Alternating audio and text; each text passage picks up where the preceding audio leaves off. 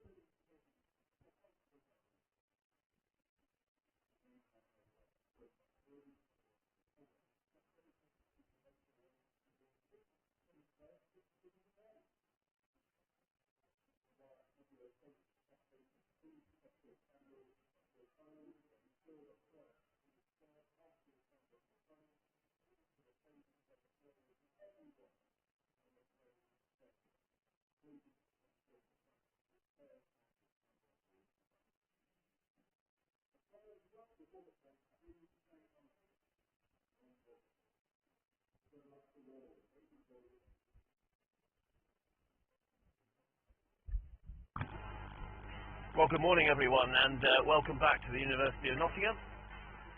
And it's day 3 of the World Masters Indoor Hockey World Cup. 4 pitches. Games start at 8 a.m.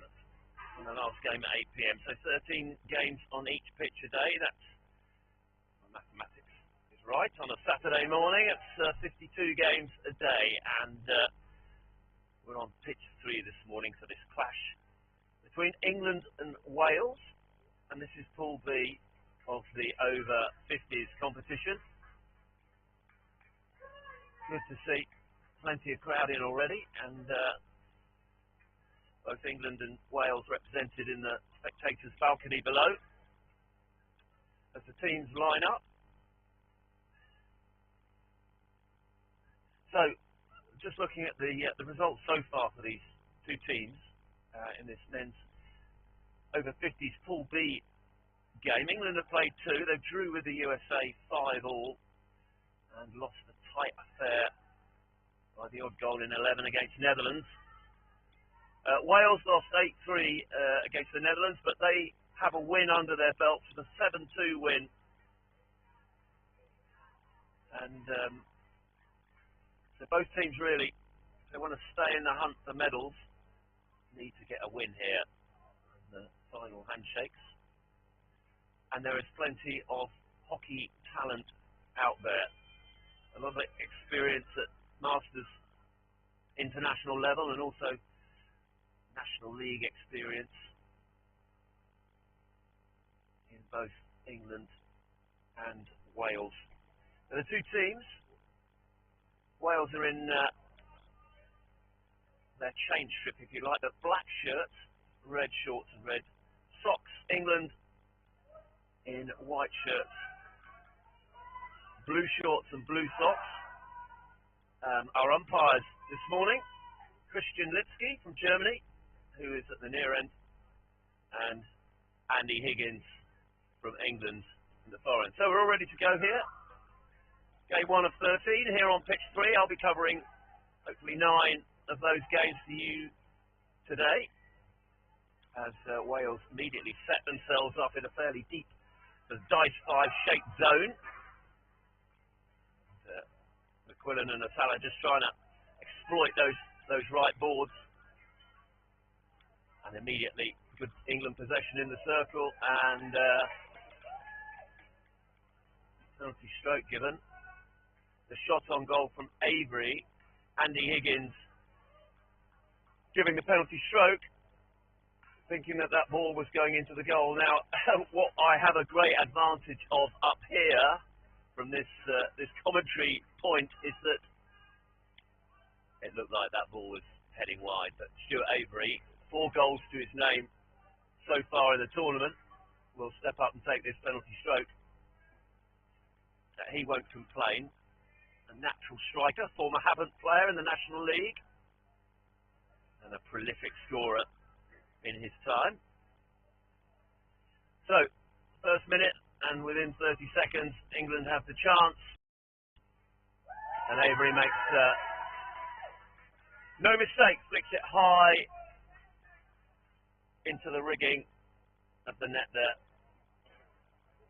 past goalkeeper Mark Isom. Interesting, Wales substituted their goalkeeper there for that penalty stroke. I don't know whether they know something about Avery's technique. And there's Avery again. And the shot at goal, but the save, and good clearing up on the line, save from Arwyn James.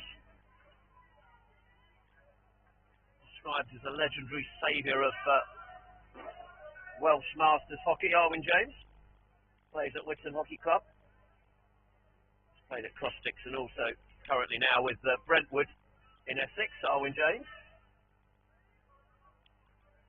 So Wales happy to sit deep in their own half and protect the space, giving England possession as Russ McQuillan, former Hounslow player.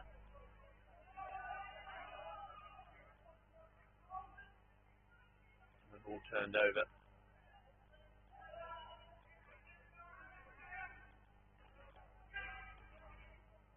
England slightly different setup. McQuillan gets it going again. This is a brilliant tournament here with over 80 teams involved, 12 different age groups. I mean, it's literally dawn till dusk hockey. We're in the pool stages at the moment, with the pool stages beginning on Thursday. And as I say, 52 games. There's good possession for England in the corner, and a chance for Pietro Atala, but very decent defending there from Richard Markham.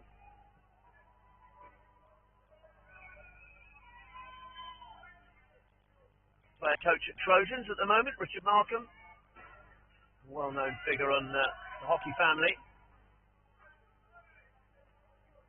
And Yannick, the top scorer for Wales, a man with German heritage, Welsh skipper.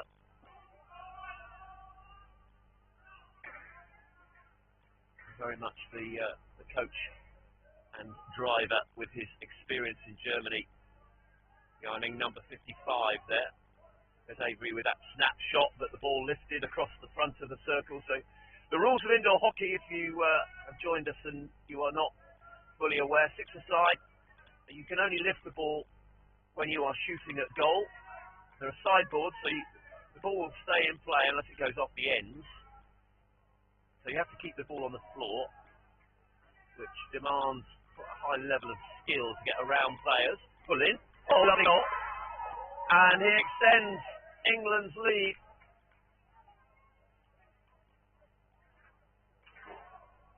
Pulling, carrying down those right balls, receiving that opportunity, shoots. As soon as he crosses the D, he shoots. The shooting D, which is a blue and red circle, which might not be that clear on your screen, but that is the shooting circle. So you cannot shoot from outside that area.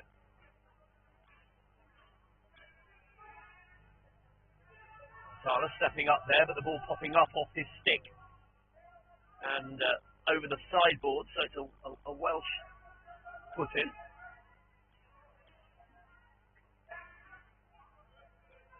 Tight marking from Atala and Dudley Bartlett. As you were, Tim Bartlett. Getting the Bartletts mixed up. There are a number that play Masters hockey. Tim Bartlett from Wharton. And there's the shot. The reverse stick snap effort, which Nick Welby in the England goal saves comfortably, and it should be a long corner for Wales. Wales coming back into this after probably a slower start. But having watched the two teams warm up, England certainly really up for this one, realising that a win is important for them if they are to maintain their chances of a medal and getting into that semi-final in this Pool B affair. So, plenty of movement off the ball, and he's over 55. Bartlett carries again, and then unfortunately loses control.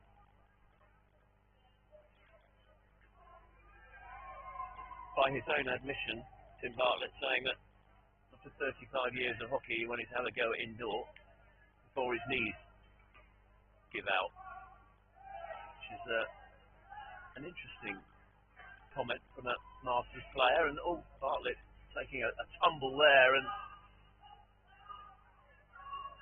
almost as if his knees might give out a little bit earlier if he carries on doing that. And here's Avery with a chance, and he scores.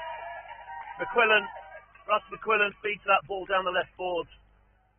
A lovely bounce off the boards and finds Avery. Good use of the boards there from Russ McQuillan. And Avery given that opportunity, and he slides that ball past Elwyn James. Really good finishing, and that's his 6th goal of this competition. And immediately Wales on the attack, and Bartlett, and the ball just pops there up off Russ McQuillan, either off his foot or his stick. But Wales have their first penalty corner, and it's the first penalty corner of the game. So the set piece in indoor hockey, defenders, goalkeeper is the only one who's allowed inside the goal. Defenders have to come from outside the goal on the far side. So King will inject. Stick stop, a drag, a shot. Welby gets out there, saves well. And the ball now back in Welsh possession at the other end. A good save for Welby. Lovely little 1-2 there. Oh, and Bartlett with the shot, snapshot, great move. Marshall carrying down the right, slipping it under his arm. And real end-to-end, some great ebb and flow to this game so far this morning.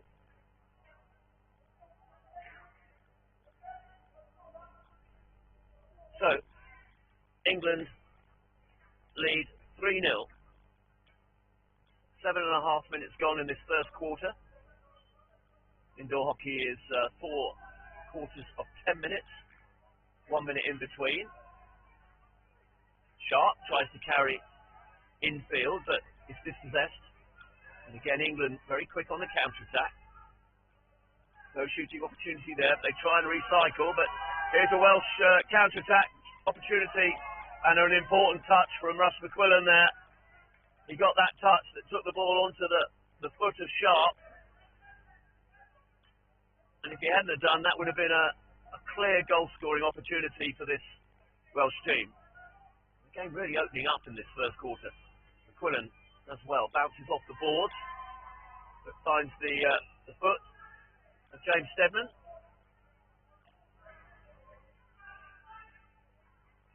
Steadman takes quickly and finds Stuart Colgate there. Good work by Steadman. Tucks under the arm.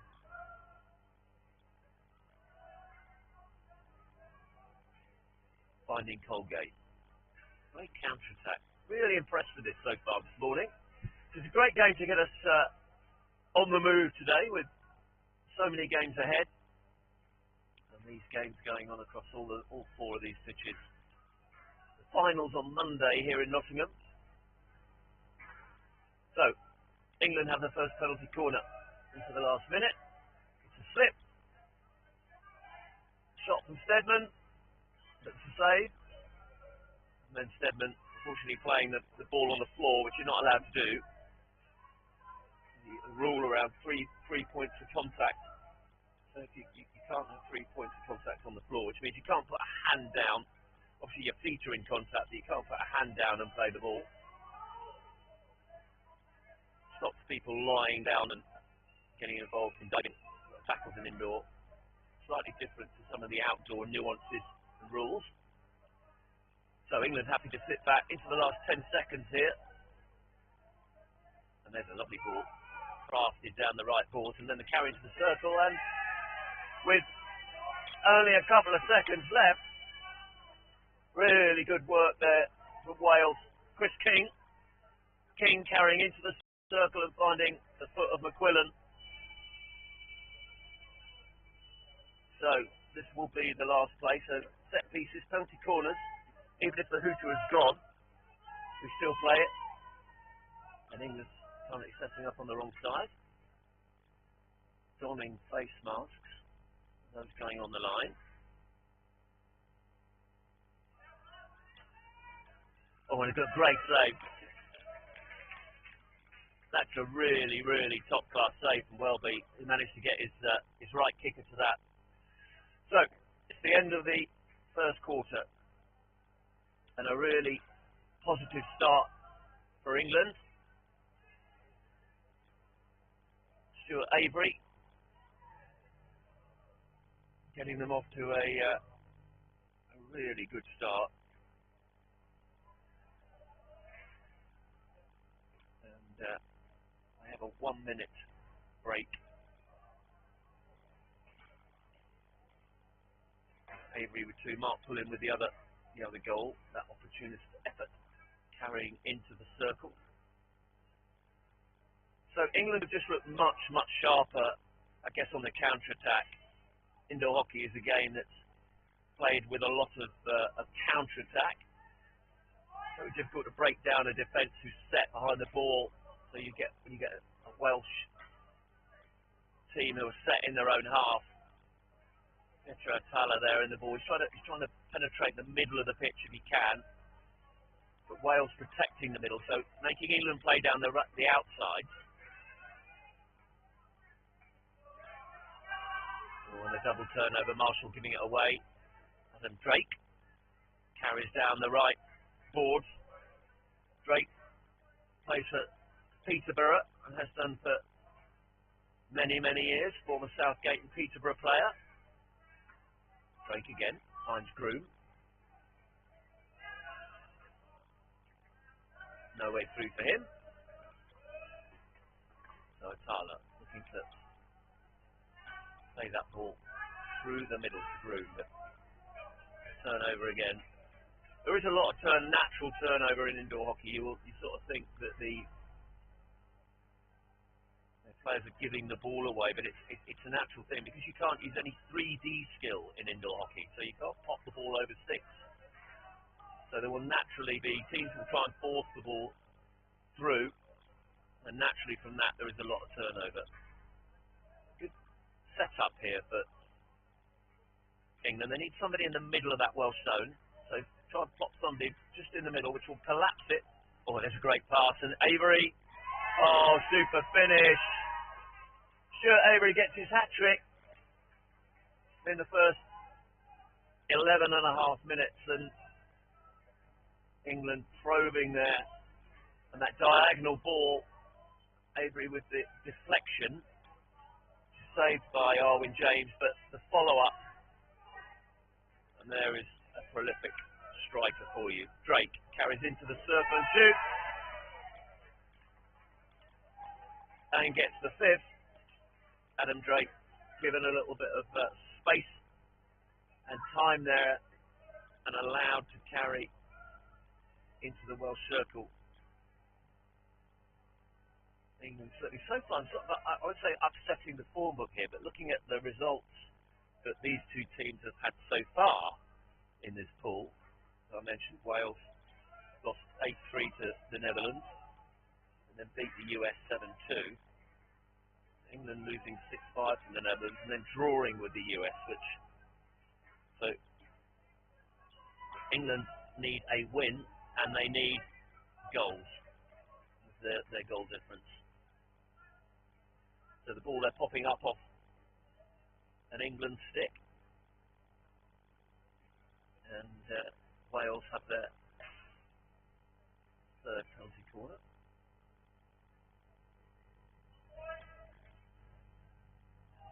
This time Marcus Welby replaced by Crampsey in the England goal. Crampsey makes a half save and Colgate on the line, but as he tries to clear, Rich Markham steps up and manages to force that ball home from the second phase of that corner. And Wales are on the board, and deservedly so. Pulling, trying to difficult skill out on the backhand, trying to receive that pass on those boards upright, and the ball popping over the board. So it'd be a Welsh restart. Andy Higgins there, the umpire. Love these shirts that the umpires are wearing. Multicoloured. I describe them as a tutti frutti type shirt, and you don't get any colour clashes with the umpires.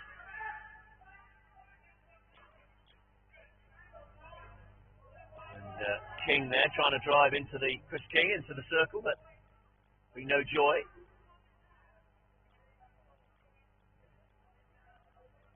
So England will reset. This time they go to a back two. Tyler carries to the middle. He'll want Matt Bisbee to step forward, and then the lifted pass from Avery. And Matt Bisbee, another one of the true masters, dedicated masters players. Very, very fit, as most of these masters players are. Quite a variety of different bodily shapes and sizes.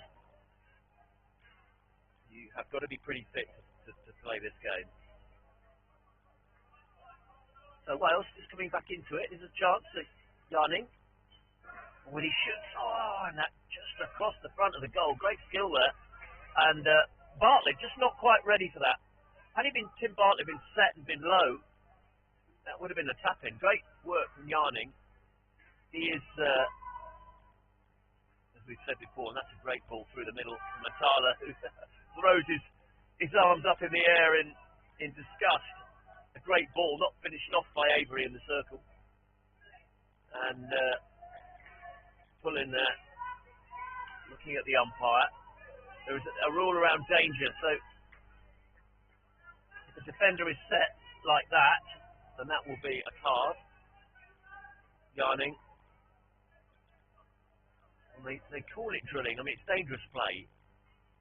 So defender set in front of the player on the ball. If the defender is set within 3 metres, you cannot try and attempt to play the ball through the defender.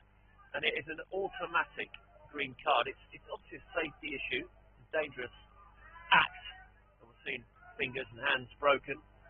And that'll be a penalty corner there. Gareth Hayes. Free hit given against him, and Andy Higgins, the former Royal Navy and Hockey for Heroes member, came out of the Navy a couple of years ago, and a familiar face on the National League circuit around England, umpire Andy Higgins. So, penalty corner. England looking for their 6th. Oh, and it's a slip and a little bit of misunderstanding, I think, from Matala there. Finding Stedman, the ball back in the circle, and tempting Clive Hardy there to take his mask off, literally as he was carrying the ball out the circle. You will see the players, they don defensive kit, but they have to get rid of it as soon as the corner is over. So generally, it's the phase of play. Once that phase of play is finished, they have to get rid of the kit. You cannot wear penalty corner kit in the opposition half. So if there's a counter-attack opportunity, you've got to take your mask off before you get into the opposition half. So England will reset here. Beersby on the right board. Tries to carry, but loses control as he goes around Marshall. Marshall plays back to Hayes. Hayes looking for his right defender there, but he's not there, so plays out and then leads through, creating the space for Lee Marshall. Marshall plays off the left board. Nice play from Wales. Played out of that press really well.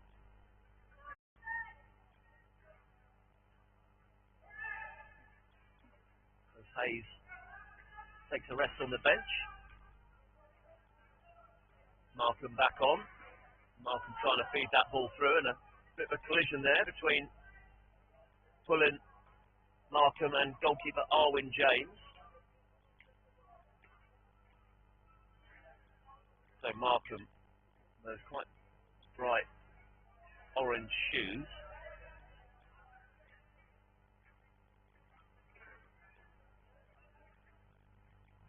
Very involved again with Marshall's hockey, and a great pass there, a shield pass down the left boards, and Sharp getting a shot on target. Ball bouncing off those boards, and Gavin Elliott can't do anything with it. And Drake carries down the right boards, but throwing that diagonal pass, and the ball lifted. So free hit against.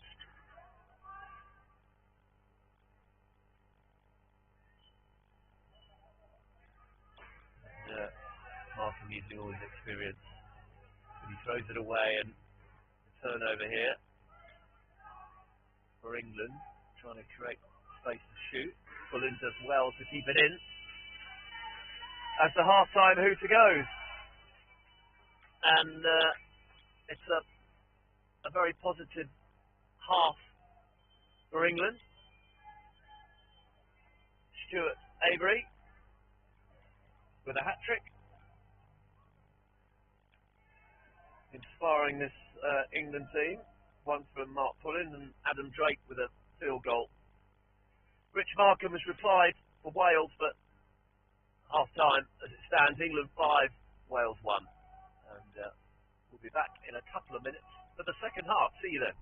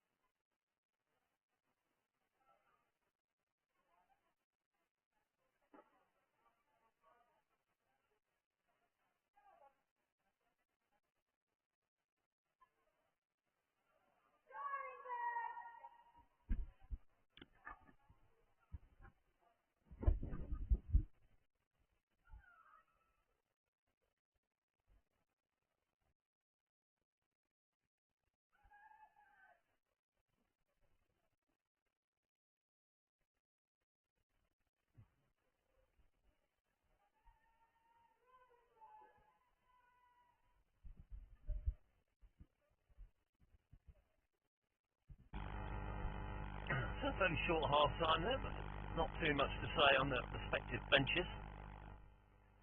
Join us for the second half. Wales will, in the black shirts, will get us underway. Just doing a little bit of housekeeping around the front of the Welsh bench there. I presume that must be sweat. They're working so hard. Just a little bit of liquid spillage, which can get a little bit slippery. So we're ready to go. And Yarnig gets us away in the second half. Richard Markham, Gareth Hayes at the back for Wales.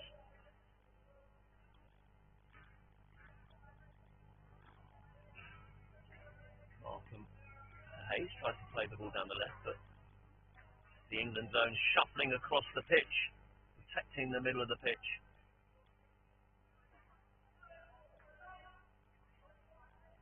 Hayes, Markham plays a first time pass down those right boards, where Tom Sharp wins the free hit. Sharp plays at Stroud, alongside his wife. Also played at Banbury Hockey Club and had a spell over in Australia playing for Randwick in Sydney.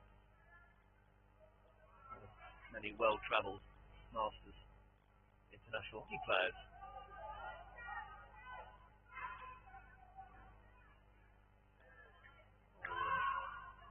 Frustration there from Stedman. That was a lovely pass from McQuillan. Russ McQuillan feeding that ball down off those boards, bypassing Markham as he did. Markham on the ball. Plays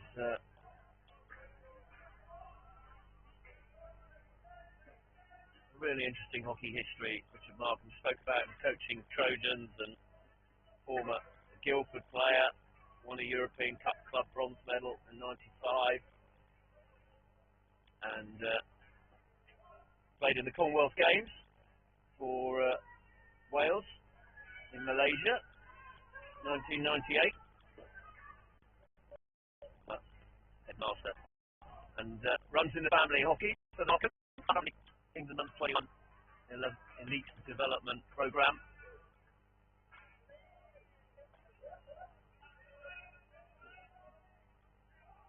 Hayes closed down by Stedman and Pullin. Play out by Markham. Markham throws off the boards. Richards a half stop there. Andy Richards, number 3. Ross McQuillan having a bit of a chat with Andy Higgins. Always a chatty fellow in his Hounslow days, certainly. Good to see him pulling on the England Masters shirt, please, over 55. Plays the ball off the board to Richards, who recycles. This Welsh zone set quite wide. Oh, and a shot from Andy Richards. The problem with the Welsh zone, as you'll see from this angle, is if you get pulled too far apart, it's very easy to play through the middle of that zone, which England were able to do there. From this vantage point, tactically, this is probably the best view to watch a hockey match from. You get the idea of the way the teams are trying to set up and what they're trying to do. There's Hayes, good defending from him. Plays out to Markham on the right boards, but he's immediately under pressure, but just manages to regain possession. These two England forwards, very narrow. Markham just needs a little bit more pace on that ball, but Drake steps up, plays off the board, and then the ball tucks back, but Arwin James knew exactly what Pullin was trying to do there. Oh, and that's not a good tackle from Andy Richards, and I think, yeah, off he goes for a green card. I can't believe he's looking quizzically at the umpire there, Andy Richards. That was shaking his head as he walks off. I mean, that was clear as day, really, with that tackle. Well, I'd love to have a conversation with him afterwards. I think he might see the error of his ways there. But so England are down to 5. They'll set up in a sort of box, a deep defensive box, and inviting Wales to come and break them down.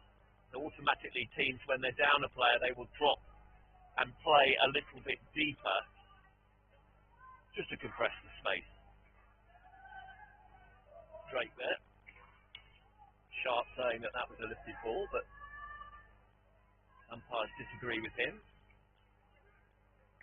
Talla, Petro Talla, former Southgate player in the National League many years ago.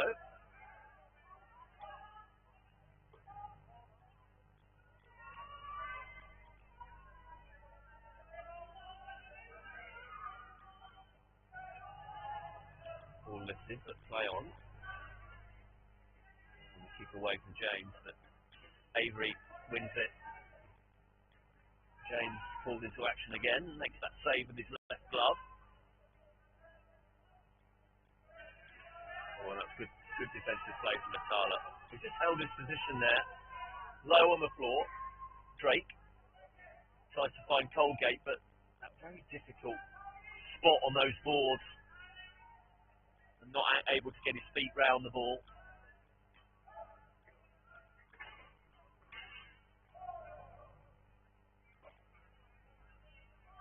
Ball bounced off the boards, and Richards now back on. Nothing comes of that Welsh attack. Lee Marshall carrying down those right boards. So Adam Drake. Talla. Drake looking to try and feed those balls, but Tom Bartlett blocks that off. There Talla, lovely pass. Oh, that's a great opportunity and a really good effort there from Stuart Avery. Tries to play that first time deflection. Talla opening up that Welsh zone with that move, and there's a great lead from Marshall, and firing wide there. The Welsh. The opportunity for Clive Hardy, former Royal Navy player, plays at Firebrands, Bristol club, down in the west.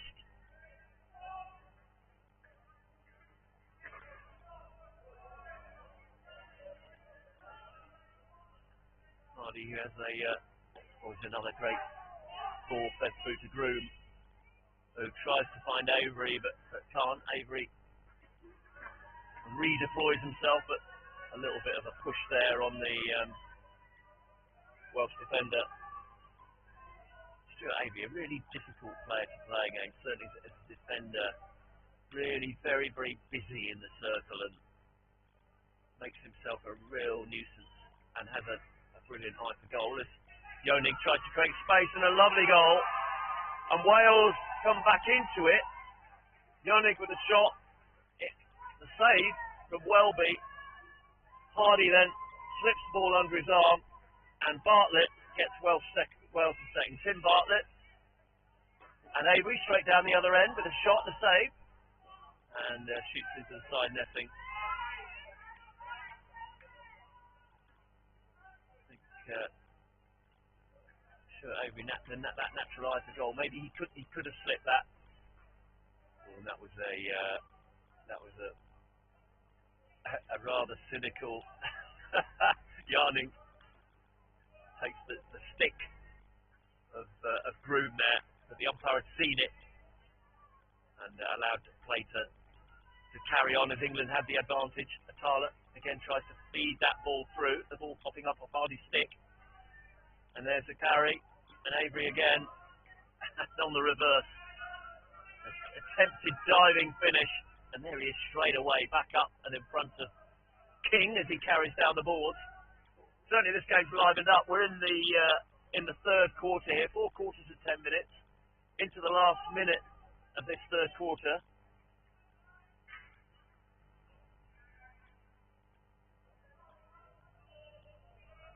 And Wales have just dragged themselves back into this game. Again, this Welsh zone, quite an effective step in there by Yoni, asking for the three, but doesn't get it. King plays off the boards. There's Markham. And that's penalty corner.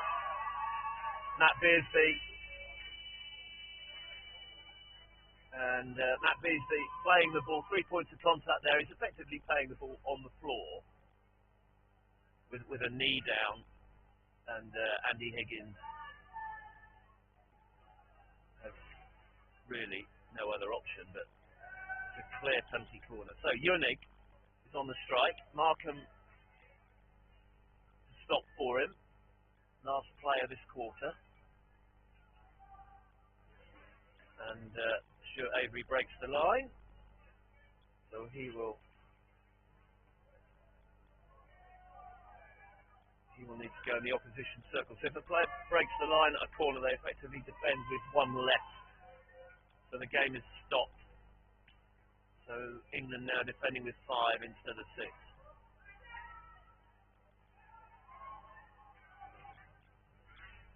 Oh, and the move well read by Groom. Matt Groom there stepping in. Yonig playing the ball back to King. Chris King for the tap in on the left post.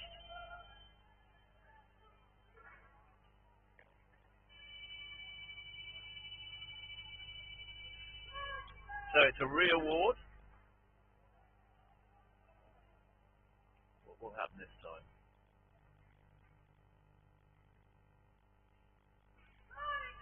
It's the shot from Yannick. And he scores. Jorgen Yannick, the skipper and coach, has dragged Wales back into this. Just a few moments of ill discipline creeping into the England display. They were in complete control of this game, but Wales have really stuck at it. And you often find these home international clashes, England-Wales, Scotland-Wales, England-Scotland, really, really tight. And they give nothing away. These teams, incredibly competitive on the pitch. And then this is the good thing about Masters hockey, is that you find that they will knock all sorts out of each other on the pitch yet 5 minutes after the game. They will all be in the bar having a beer together. So, an intriguing last 10 minutes here with let's say England are hanging on. They're not hanging on, but they have a 2-goal advantage. But you just feel that they've let the game slip a little in that last quarter. Certainly it was Wales' best period of the game.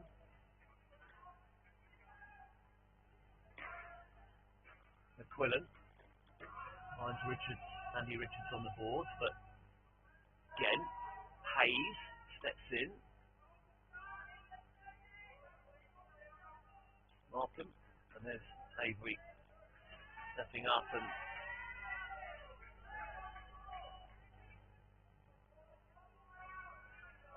on the reverse decision there for a lift. Ball lifted into the defender.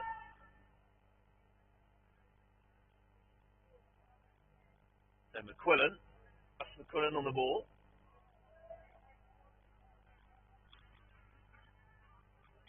Richards sort of leaves the ball behind, but then regains it. Avery with the shot from a very narrow angle. And Arwin James has it covered at his near post. So the ball into the sideboard. Wales will restart.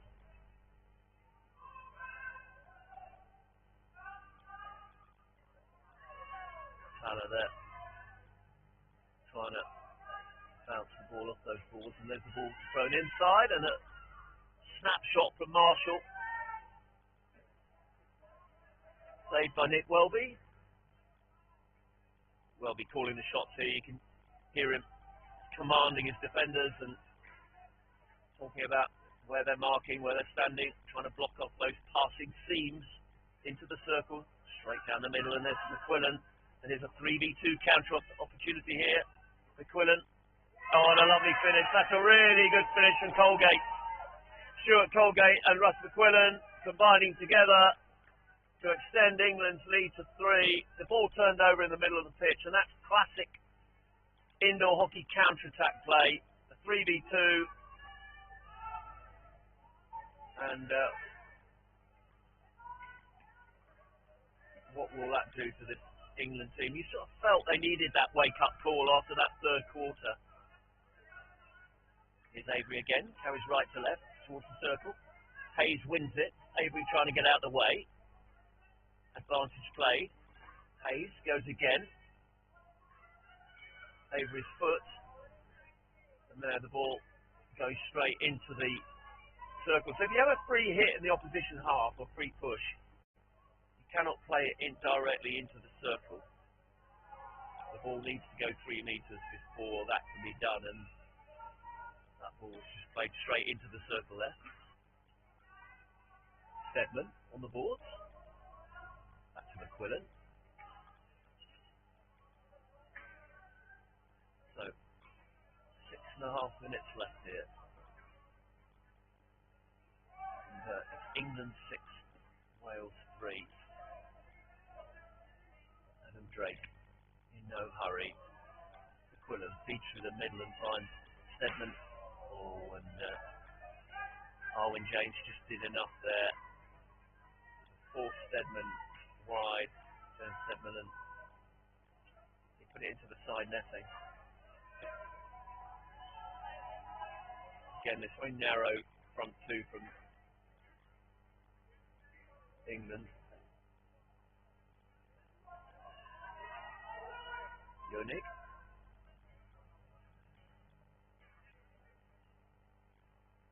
Very much the driver of this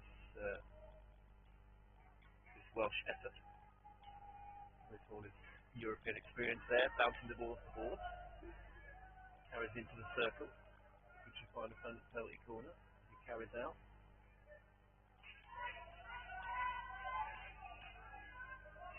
So you're probably wondering what that was actually given for. Andy Higgins there. So the umpire saying that you have to, if you cannot trap a player on the board. You have to give him a route out, but that player must then take that route out.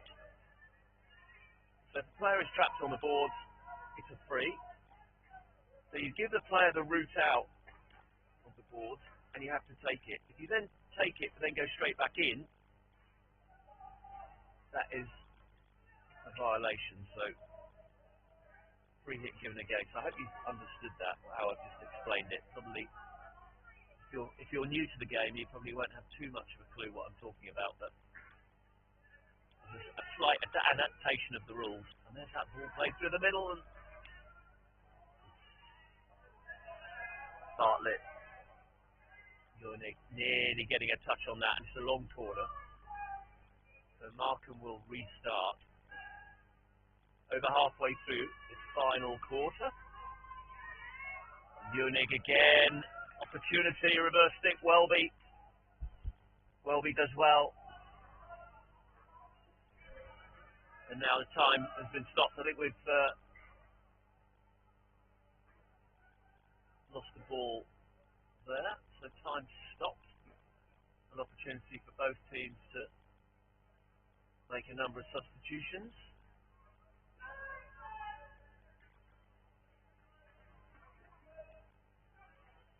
Hayes gets the ball in play. Pullen does well. Finds Drake. Drake down those right boards. The deflection, but Groom tries to throw it back up the pitch, and that's penalty corner. That's not a great tackle there from Richard Markham. A little bit of fatigue starting to creep into this Welsh performance. So England here, and if they score this, I think you sense it will be curtains with 3.5 minutes left. Pullen will inject. Pietro Atala on the strike. Adam Drake on the slip.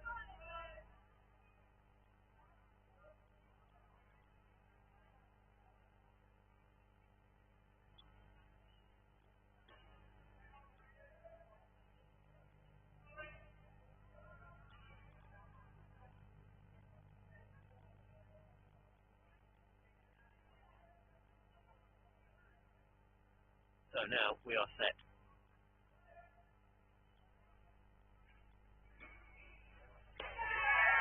And Atala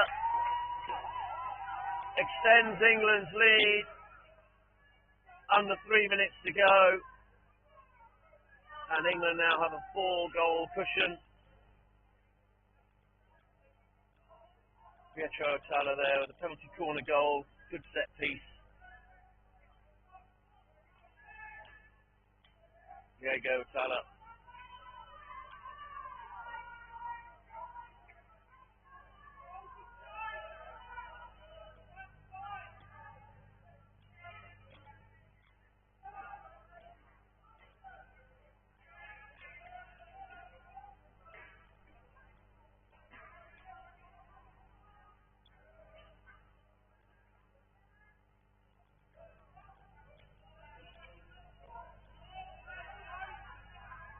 So England now sitting deep, protecting their lead. Quite happy with what they have. Wales still working hard. Pull-in. Keeps it alive. Atala. Diego Atala. And then that ball given away from Drake. Chris King finds Marshall. Marshall bounces the ball. Atala is wise to it.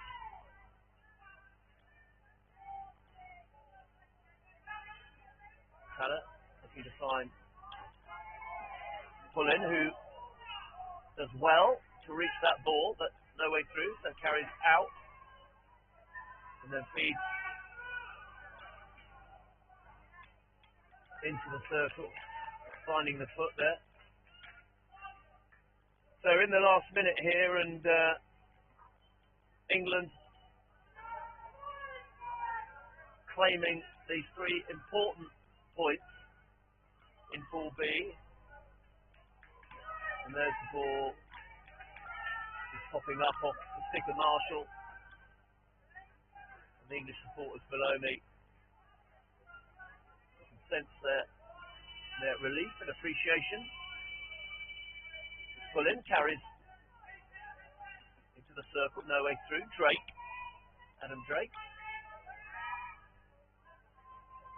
And again, Drake does well. Cool under pressure there. Warner, a lovely little opportunity with that ball bounced off those left boards, but Groom cannot find it. So the hoots are about to go. Hayes plays through the middle. And England take the win. Pool B encounter men's over 50s. The first game of the day. And it's England 7. Wales 3. Wales, who fought their way back into the game, clawing back to a 3-5 deficit at one stage, but a little bit of feet on the gas for England to draw away towards the end. And in the end, it deserved a victory for the English. They keep their hopes of a semi-final place alive. So, opening game today, here on pitch 3, is done. And in a little over 10 minutes' time, it's our second game here on pitch 3. And again, it's England's interest as we go into the men's 55 group. And England will play Australia. That should be a cracking game. So, hope you can join me for that. I'll be back in about 10 minutes and see you then.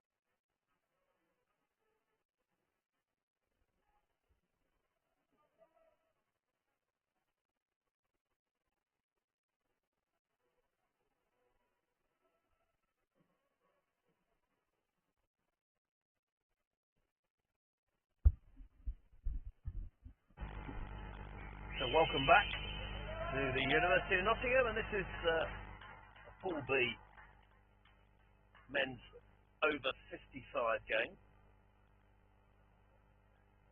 between England and Australia. The two teams line up. A few handshakes before the game gets going.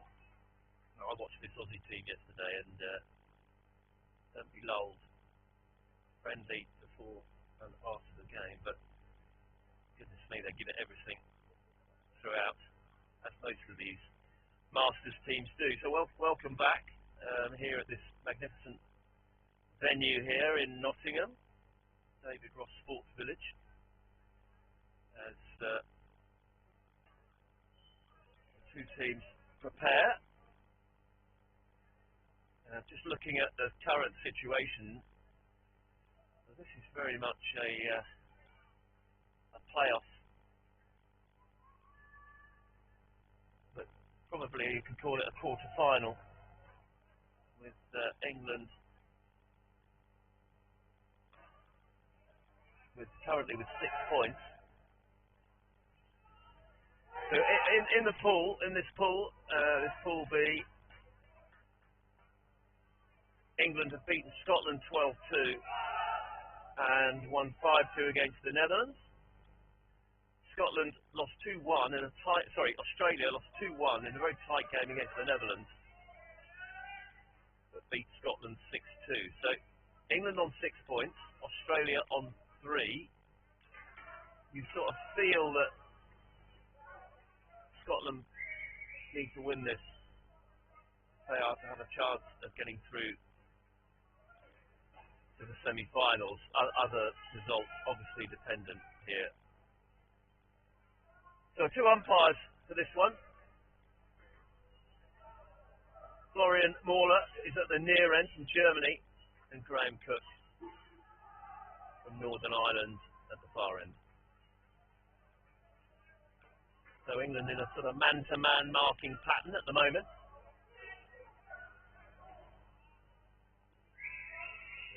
Heggie, very dominant in Australia's game yesterday against Scotland, a comfortable win for them in the end against the Scottish team, understandably visibly tired towards the end, but so Paxton for England, the back.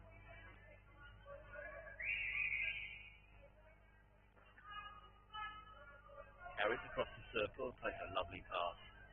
Delightful, weighted pass down the right. Finding Martin Oates, who wins the free.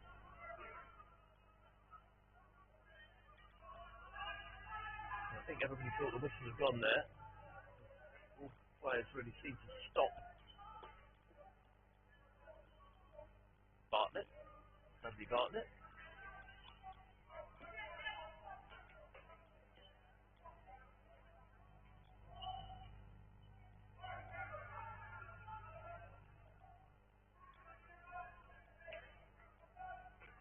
Heggie.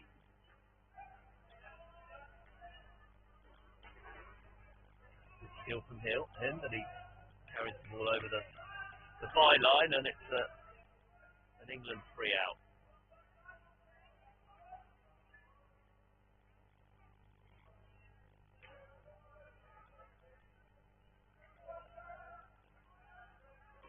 Rolling substitutions in hockey.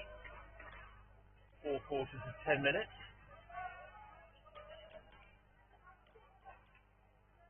Adam Orduna there, turning that ball over, but Bartlett sweeping up at the back. Finds Paxton. Paxton to Oates. Oates just goes over the top of the ball there and takes the stick. Heggie carries into the circle. Nobody diving in, just allowing that ball out. Oh, lovely little drop pass from Johnson. Finds Lombardo, but And then the ball into the circle. Heggie, shoot. Binns as well. Chris Binns in goal for this England team. Straight down the other end, and here's a chance for the first one, but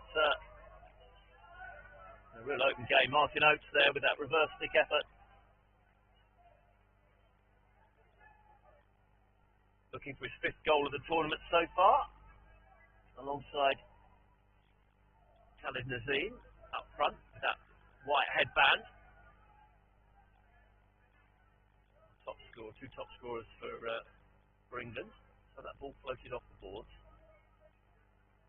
See, both teams will use the boards almost as an extra player to bounce the board off. Oh, and that ball given away.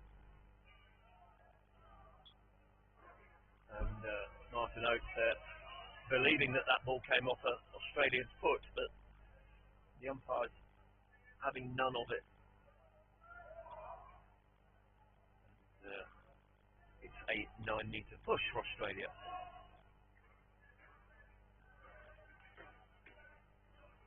Stolt loses out there. The ball finds his foot.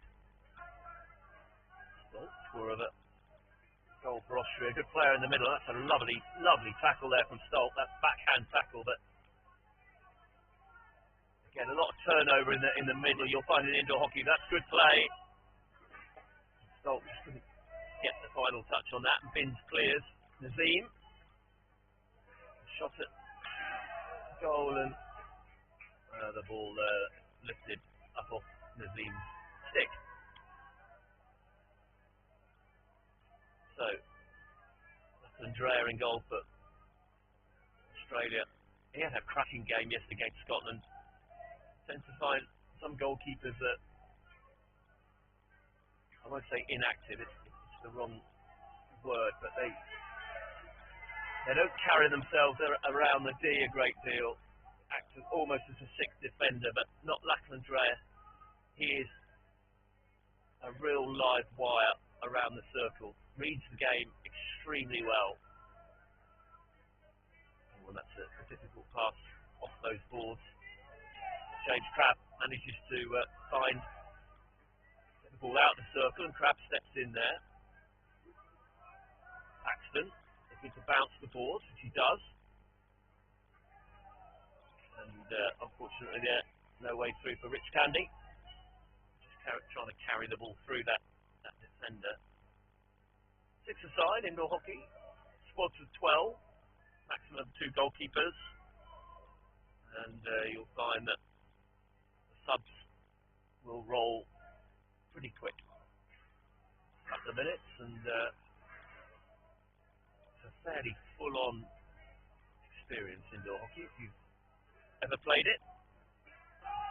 Stolt tries to throw that ball down the boards. Chris Stolt, 55-year-old. Jones gets the ball in play. Richard Jones, member of the civil service hockey team.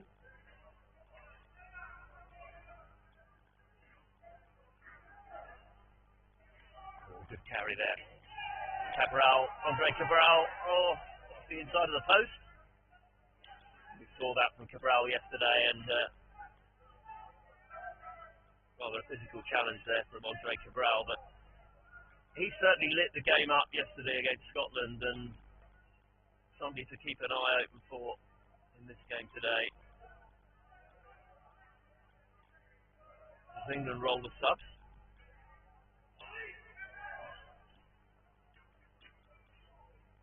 Silcox and Spooner on at the back. Andrew Silcox and Andy Spooner.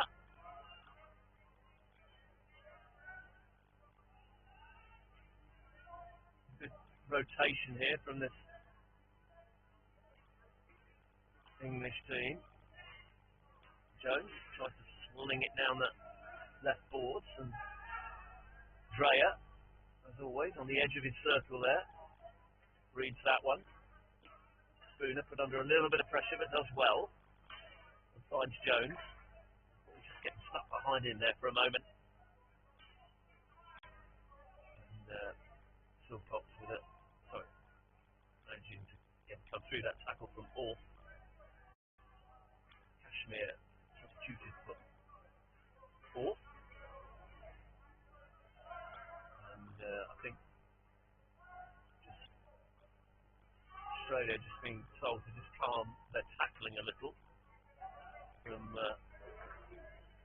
Brad Cook, the umpire. It's not just the teams that come from around the world, and so there's 12 different age groups playing in this competition across these 4 pitches over 5 days. The officials and the umpires as well, all over the world. Australia report their officials with them and umpires, and they're all volunteers for this event. It's great to see Masters Hockey, World Masters Hockey, well and truly alive.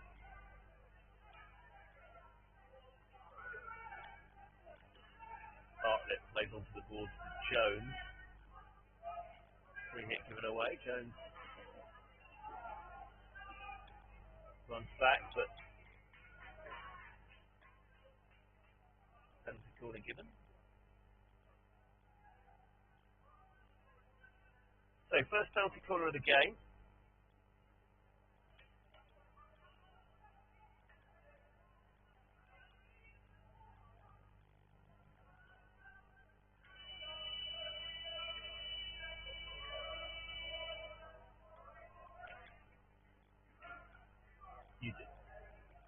The injection, and it's the end of the quarter, so all 4 Australian players around the circle edge. And we saw that.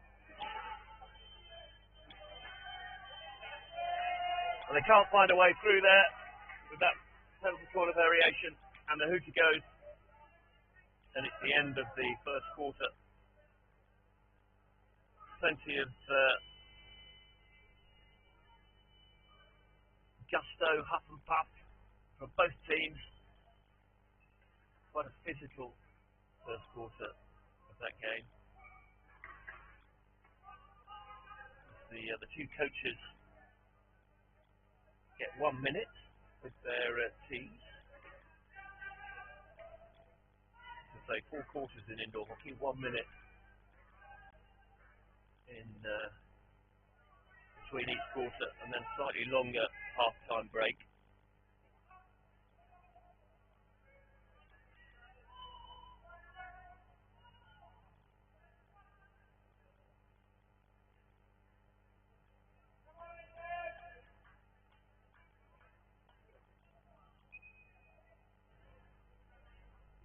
England coach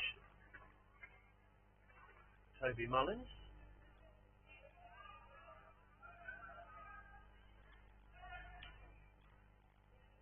His counterpart from Australia, Peter Huck, former Australian indoor international player. Show my age a little bit here, so I played against him back in the early 1990s, 35 years ago, when Australia toured England.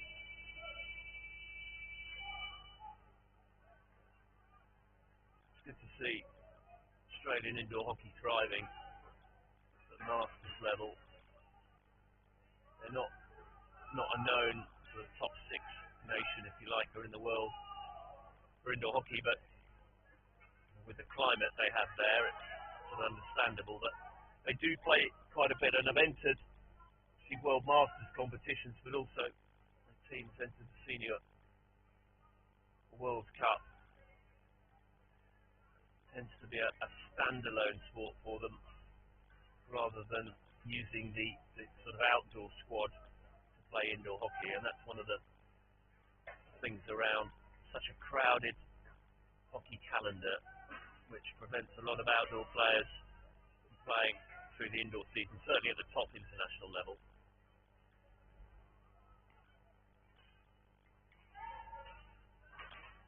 But with lots of different versions of the game available at the moment to play. Indoor, outdoor, hockey 5s. So England. Just trying to break down this quite resolute Australian zone, setting a dice 5 type formation, trying to block these passing seams that England are trying to create. Spooner that gives it away there. Utic carries down the right.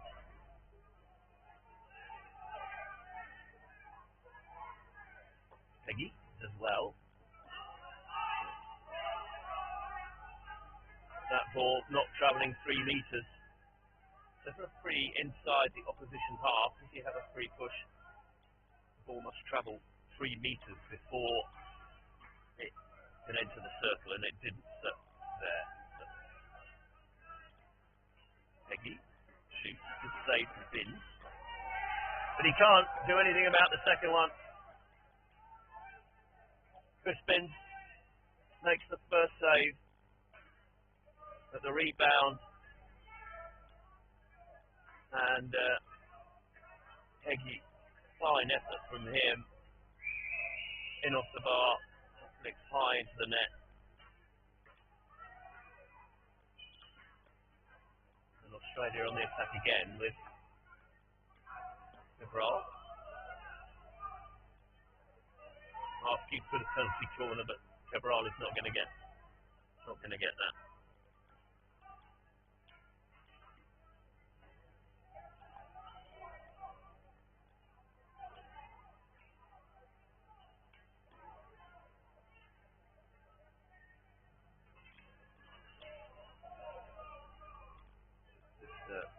England carrying into flat sticks there. Oates needed to look for the next pass, really. Immediately he gets the ball surrounded by 3 Australian shirts. Australia playing in a rather uncustomary white top today, and there's a chance for Nazim. Saved by keeper.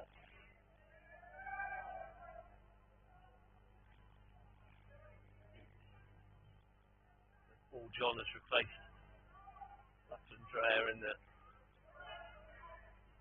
Australia goal for this second quarter. Cabral tries to get the game going, but takes that free from the wrong place.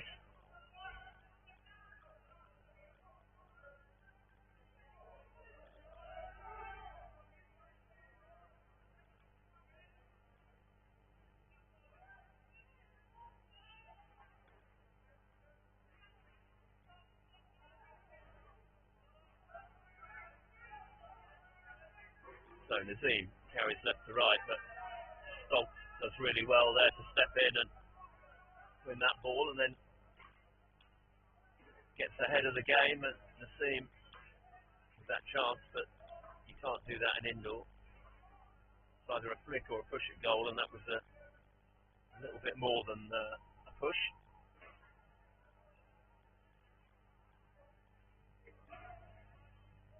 So currently, things stand. Netherlands lead Scotland 5-2 in the other game, which means they have a goal difference of +1. They'd be on 6 points. Australia have a goal difference of +1 and would be on 6 points. And England with a goal difference of 13 would also be on 6 points. So, and there's Nazim gets the goal to drag England back into the game. Good work from that front two. Martin Oates hearing that command from out on the pitch there from Paxton. Keep the ball moving. That's really important that they do. Nazim there does really well, gets his 5th of the tournament so far.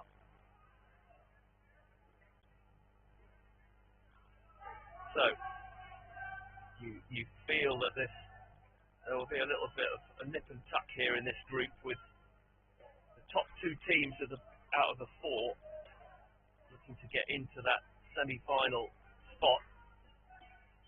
As Oduna. Adam Oduna lifts that ball. So penalty corner.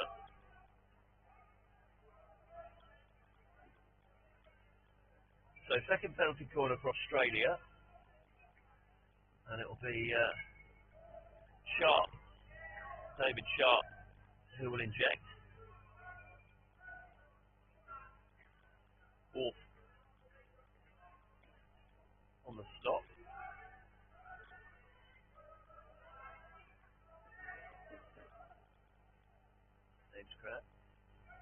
James Crabb puts his mouth guard in, ready now to flick. And he scores. James Crabb really got hold of that one. Not much that the England defence could do with that. Spins closed him down, but he flicks it hard and low, just off the ground, next to that post. And Australia back in the lead.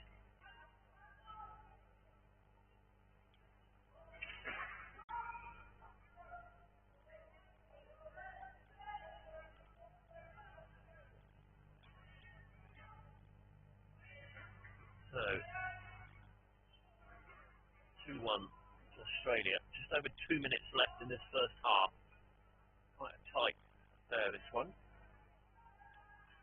So scrappy at times, but no real clear shooting opportunities.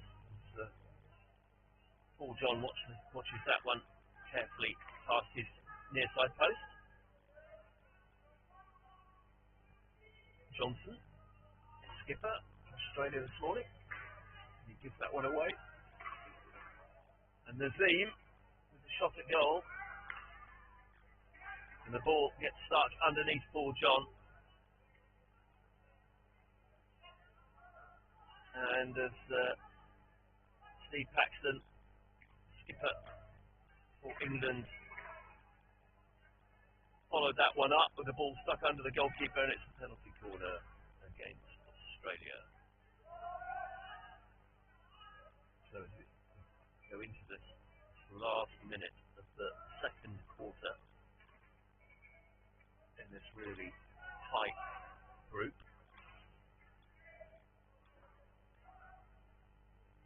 Nazim throws, but it's saved by John.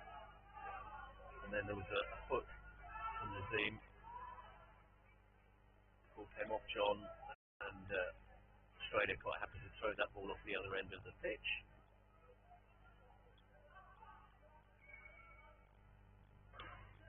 It's the last 30 seconds now. Paxton. Duna tries to go play down the left ball. Beauty. Carries. Touch.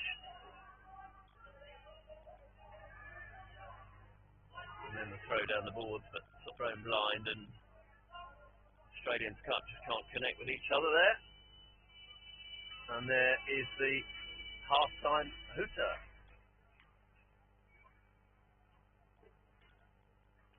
So, the slenderest of leads for Australia. Australia 2, England 1 here at half-time in this men's over 55 Pool B encounter. And if it stays as it is at the moment, it will be England and the Netherlands.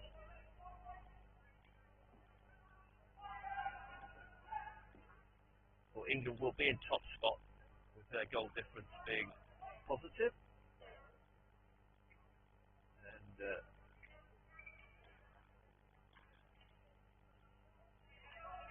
it will be on goals scored currently between the Netherlands and Australia. With Australia having scored 9 and the Netherlands having scored 10.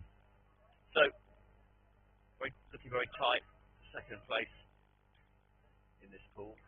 The two coaches talk to their players, and I'll be back in a couple of minutes for the second half.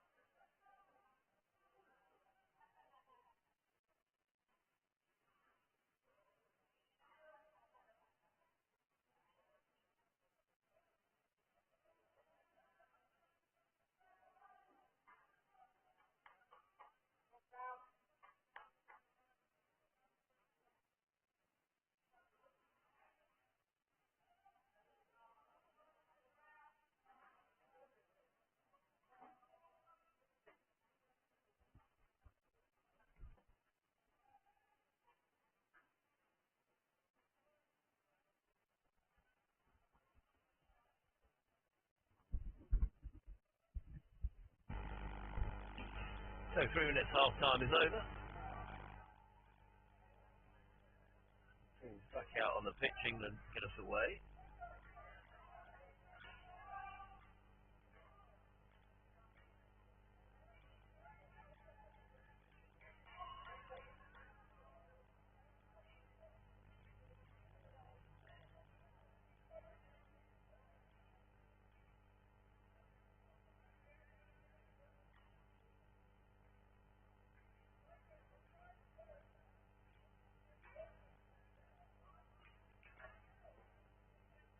England trying to feed that ball through, which is Wesencraft. Just couldn't get on the end of that.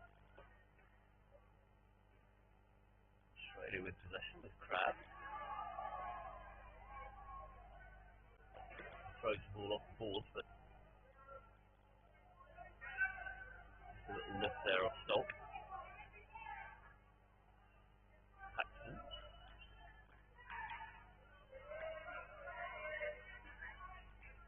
Norduna there, just trying to force that ball into the circle, but Cabral equal to it.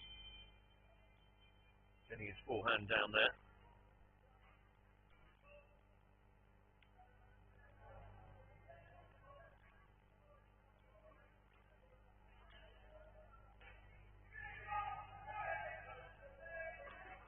Oh, and caught sure how Andrew Silcox managed to wriggle out of that, but he ended up just popping the ball over the boards.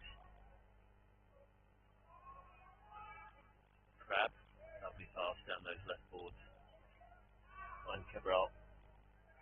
Andre Cabral. Wearing that skull cap. Jones. Sees the face back off the board.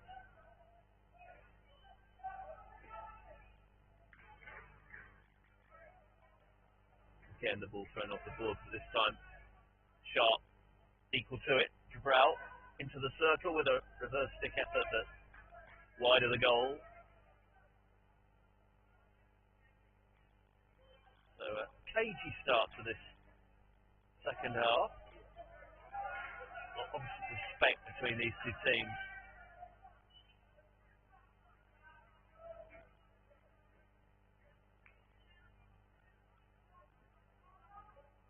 Sharp leads the field.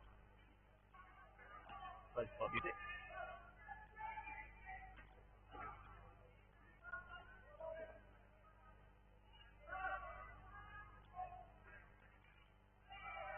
And that's very close to a penalty corner there with 3 points of contact, but a free hit given, and we continue. Now here's a chance for a counter-attack from England. Oh, and just wide. Wesencraft there. Playing that first time. Lachlan-Dreher immediately out to the top of the circle. Wesencraft almost made to hurry that shot. Played it first time and only about a foot wide. Johnson bounces the boards. Finds Heggie. Heggie's dispossessed, but illegally.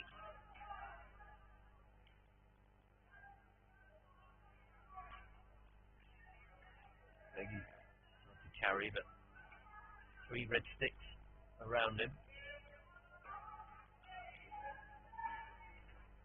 Budic there, throws the ball away.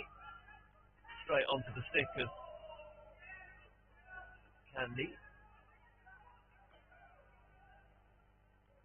Slightly misplaced pass. Australia step up.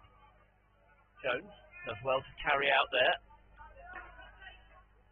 And for the third time, oh, lovely play down that left-hand side. Richard Jones there, using those boards to his advantage. And in the end, the ball going into the sideboards from Candy. Jones stepping in there, and Heggie ends up on the floor.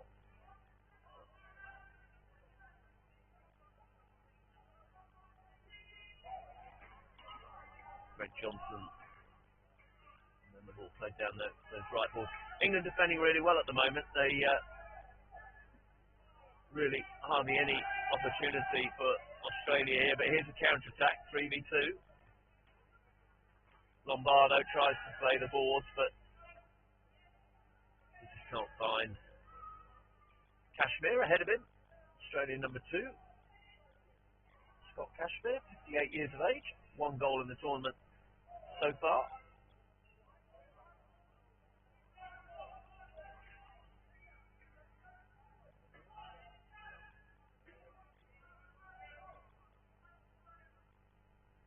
So, over halfway through this third quarter, and it's a slim Australian lead. Australia 2, England 1 in this crucial final pool game here in Pool B. Jones tries to carry, but carries too far. He's robbed by Johnson. Johnson carries into the circle, trying to win the penalty corner, and does. And I think England are a little bit upset by that decision.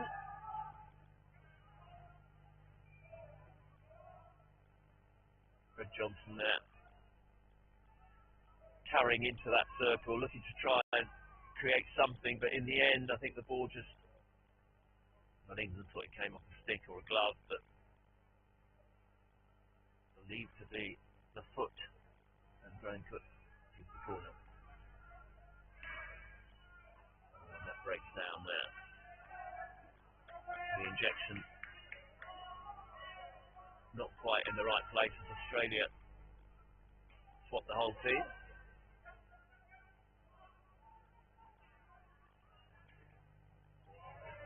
Stolt. Strong on the reverse. Nazim. Little trip there on Johnson, but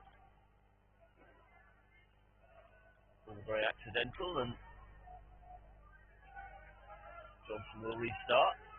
He bounces the board, but well stepped in from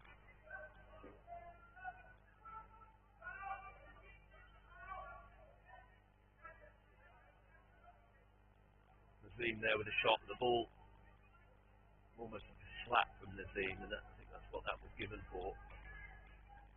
England protesting, saying the ball came up off the Australian stick as Cabral carries into the England circle.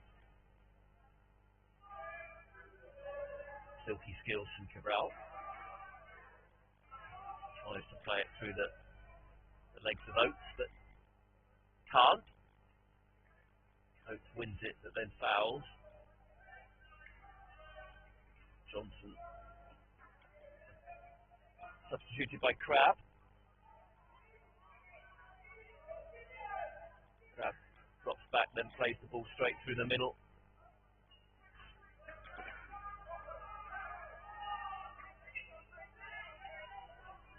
And Oates doesn't realise that he's carried the ball over the edge of the pitch there. A lot of lines on this pitch.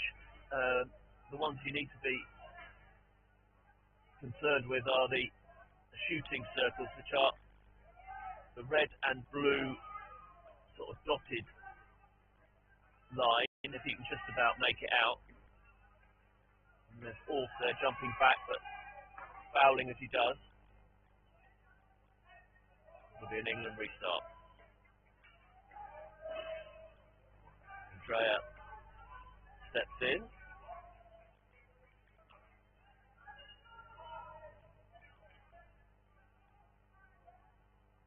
So James Crabb.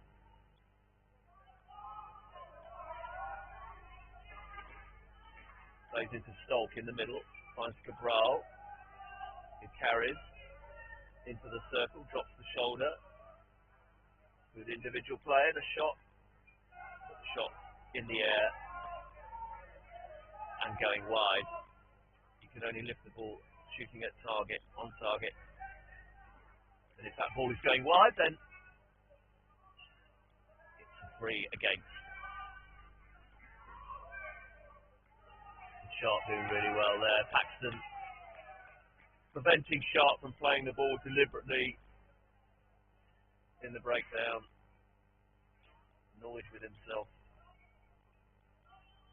the Paxton, the England skipper.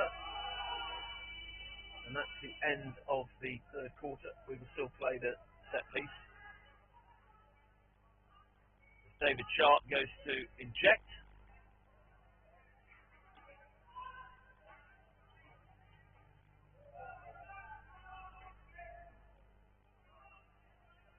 So England is on the penalty corner defensive kit, the masks. Last play of this third quarter. That's a decent save, but follow up in the second phase there. An England infringement. And it's penalty corner re-award. Australia decide to go to the other side.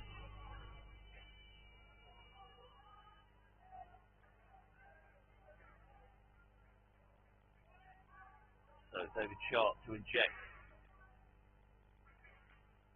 Crab shoots and he scores. And Philip Hargreaves there beaten in his near post. It's a difficult one with that ball coming out and a very, very simple routine, ball out and coming back at you. So Australia on the stroke of that end of that third quarter, and it's the end of the third quarter, and they extend their lead. So 3-1 Australia as we go into this final quarter. For those of you who are keeping an eye on what is going on in the other game,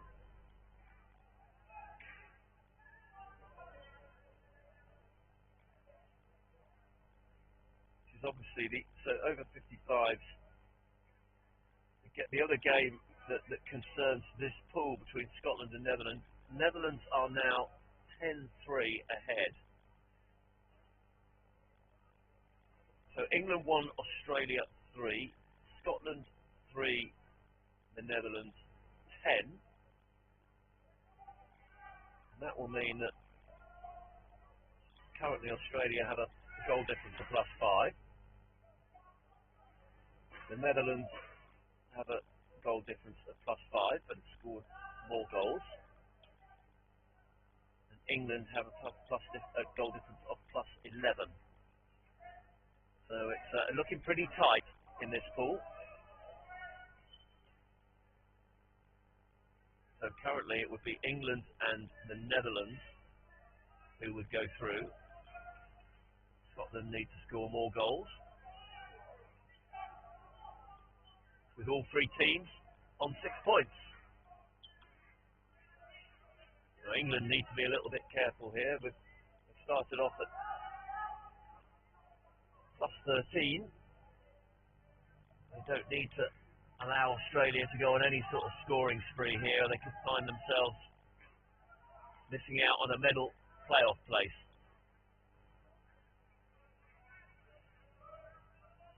So red sticks around the ball, and that's penalty corner because the player is trapped.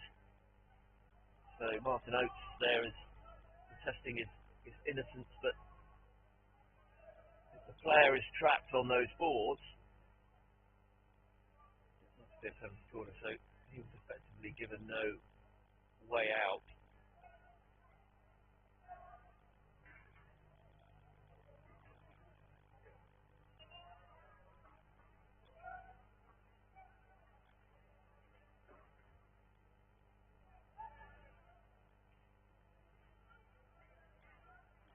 Slip to Heggie.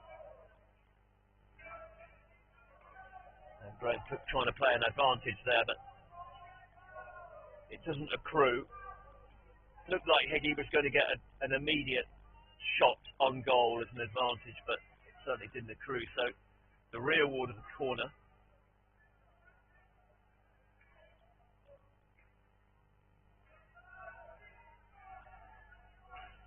This time it goes to the middle to Heggie, who shoots. Good save there from Philip Hargreaves. Nazim as well. Beats two, but can't beat John in the Australian goal. Now here's what looks like a chance for a counter-attack, but England managing to get their troops back behind the ball. Music plays to Johnson. Feeds those left boards and finds Kashmir.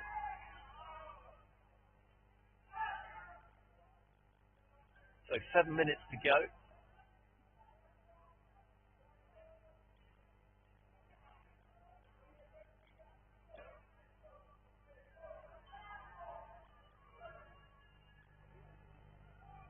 And that will be, I think, a card there for drilling. That shot coming in, but sort of straight into the defender. So another dangerous play. And I think Andrew Silcock's unaware that took that ball on the arm and unaware that play had started again.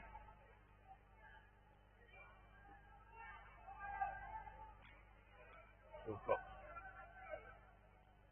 carries into the circle, but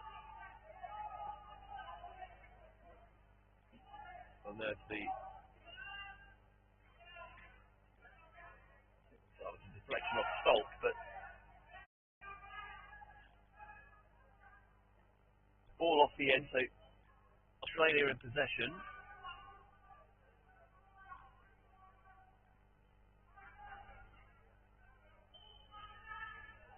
Stolk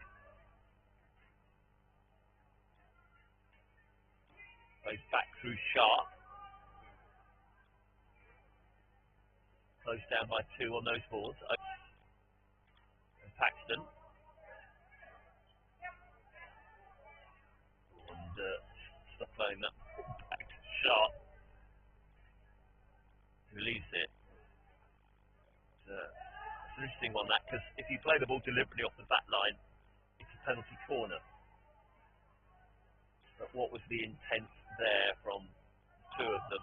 So if you just leave it, that's not a penalty corner, but you can see the little nuance in the rule. Martin Oates carried, and that's the ball into the circle, and protestation from the English bench, feeling that that should have been a penalty corner. Toby Mullins, arms raised on the England bench, the coach. Crab tries to throw the ball down the right boards. Spooner carries towards the circle. Nazim, nice pass across the front to find Jones. Jones reverse, finds Oates, but that was just a slight lift. Oates and stick. So just over 4 minutes to go. Sharp carries down the right boards, but Richard Jones smart to it and wins the free. Gets on with it. Finds Spooner. Plays across the circle, but only Spooner there lifting that ball.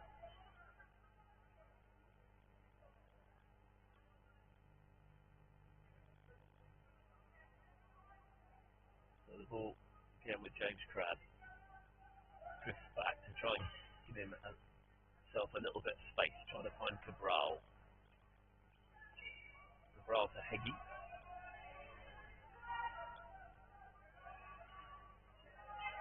And there's a ball thrown from one end of the pitch to the other. And off the end.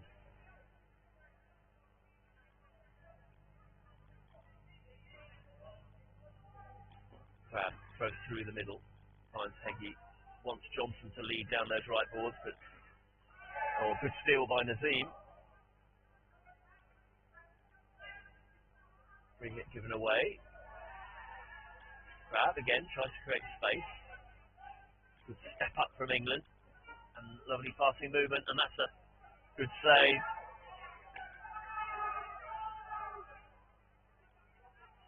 And penalty corner given there. It looked like it Nazim walks away trying not to limp, because I think the ball did hit his foot. I'm not sure quite what happened before that, but yeah.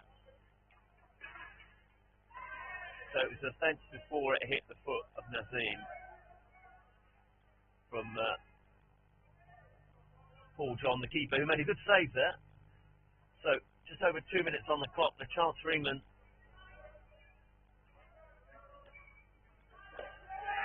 And Richard Jones produces the arrears. And, I think it was a clash between Oates and Crabb. A slight collision there. James Crabb taking a knock on the head, but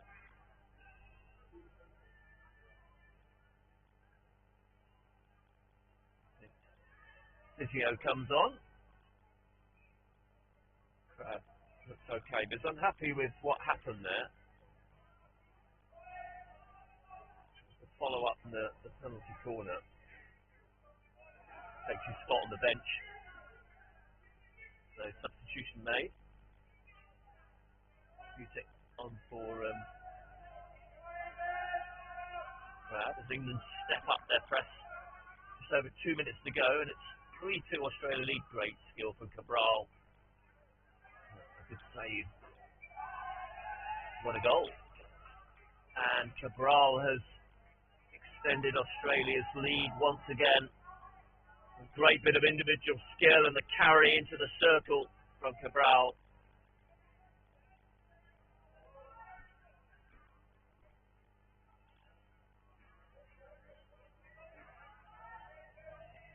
So, a minute and a half on the clock.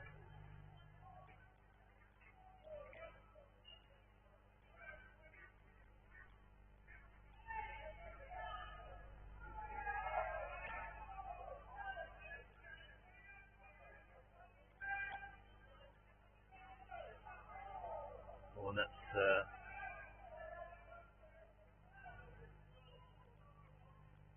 I think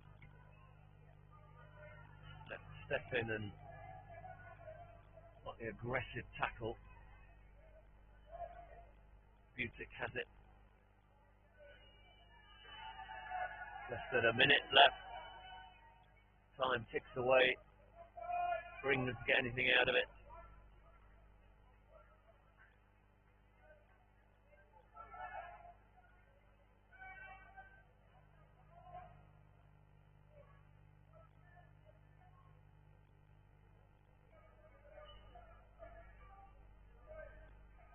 England knowing that their semi-final slot is assured, even with this defeat in this game. Ball trying to find Candy now on the left boards, but Johnson steps into the last 5 seconds. And there we have it. So, it's a victory for Australia in the end. 4 goals to 2.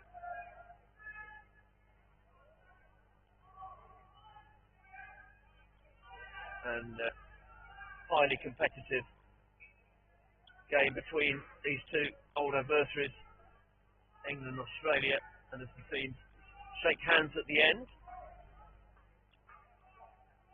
So what does this mean with the Netherlands 13-4 up against Scotland?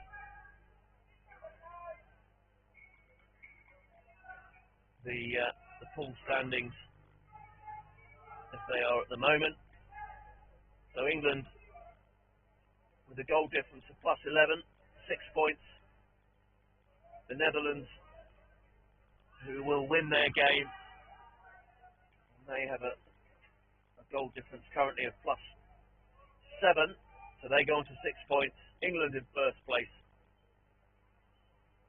Netherlands will finish in second. Australia are edged out despite the win there. Australia edged out into third. So it'll be England and the Netherlands who go forward. So I hope you enjoyed that one. A win for Australia. We'll be back in about 10 minutes' time for a game from the men's 60s, over 60s competition, Pool B, and another crucial one, England against Italy. See you in 10 minutes.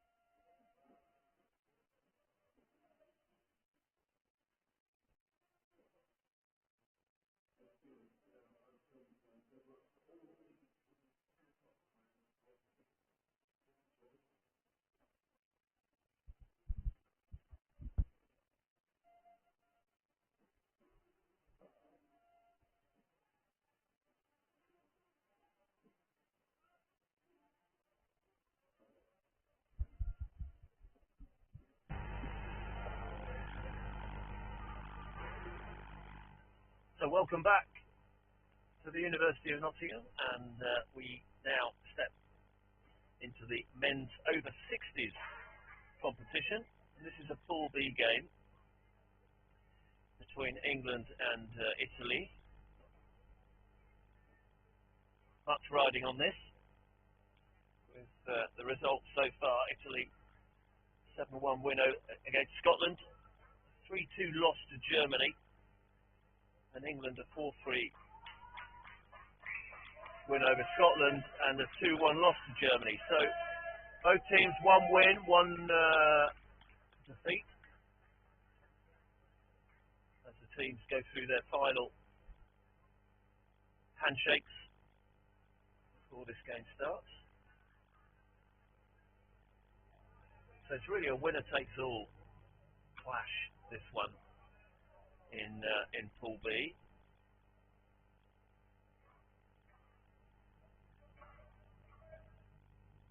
This is the third day of competition. 12 different age groups here, men's and women's, starting at over 35s and up to over 60s. And it's an amazing effort here at this fantastic sports centre, the University of Nottingham, part of their sports complex with the outdoor facilities. Alex Chang gets us away for England. And we are into the first quarter of this game, just looking at the two pools. So Germany topped the pool with 2 wins from 2, with a goal difference of +2. They've got 6 points. They play Scotland on the other pitch in this pool. So this is definitely a game that where the winners will certainly make it through to the semi-finals and a medal possibility of a medal playoff game. Now the other pool is made up of Netherlands, Wales, Switzerland and the United States. Netherlands with 2 wins from 2 so far. Wales with 4 points, a win and a draw. So it looks like the Netherlands will be through. They are through from that pool to the semi-finals, and they will be joined by either Wales or Switzerland. Clear as mud. So this certainly a highly talented look at this England team on paper against an Italian team that yesterday played pretty well against Scotland and in the end were comfortable victors in this competition. 2 umpires for this one. We've got at the far end Max Davidson, and near end here it's Kevin Tate from Scotland, Max Davidson from England. As Britain carries into the circle and around the keeper and a chance, but he fires wide. Having done all the hard work there, Rob Britton, just on the cusp as a 60-year-old, he did all the hard work and then managed to shoot wide. Smith carried through, but that free is taken from the wrong place. Kevin Smith.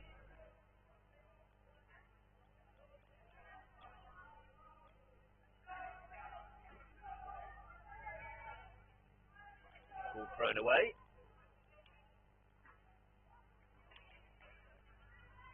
And a turnover. And I think it was a bit of a misunderstanding there from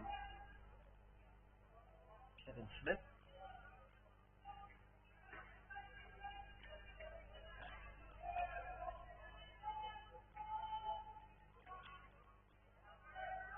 So Italy managing to play through that English zone. Smith does well, finds Chang, but he can't control that ball. And it goes out for an Italian restart.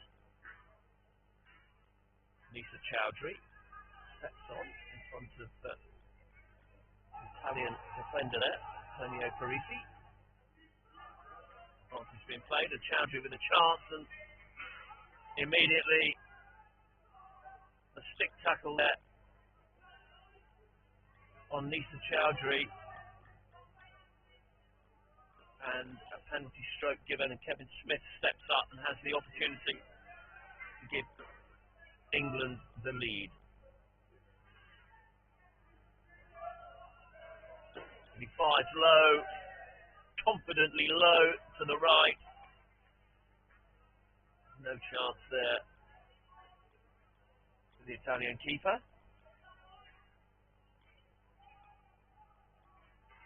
So England take an early lead within the first 4 minutes here. And at the other end, Barron, English keeper, called in action. Chowdhury tidies up.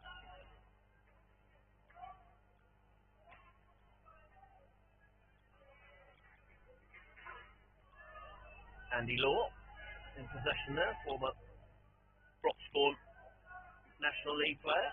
He has gone by. And there that ball, Kevin Smith trying to find him, but Law can't get on the end of it. And the ball off the end of the pitch. So,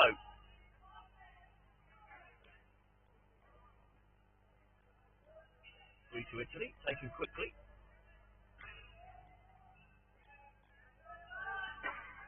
Mike Pell does well there with backhand tackle. And the Italian skipper Paolo De Bertoli, who did very much the craftsman, if you like, of this team. Good play by Chowdhury and draws the penalty corner there. Just drops the shoulder. Really good skill from Nisa Chowdhury. drops that shoulder, draws the tackle from Parisi, and Max Davidson awarding the penalty corner and judging that to be a deliberate foul. Poor tackle there from Parisi. So first penalty corner for England. Can they extend their lead? Just over halfway through this first quarter. Injection doesn't quite come out right, but shot fired in. Organ in the circle. Tries to play through Italian stick and draws the stick tackle. Saying that there's a back stick there from Italy.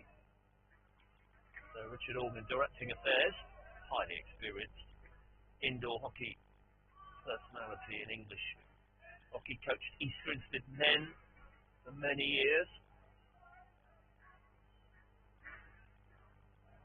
So second corner, Pell slips, but the injection doesn't come out, probably a little bit too far. Outside Mike Pell's right foot there. He goes to slip it, but the Italian runner lifts the ball. So it's a re-award.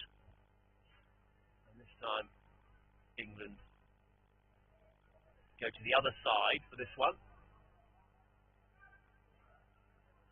And Organ flicks himself and fires it high into the roof of the net.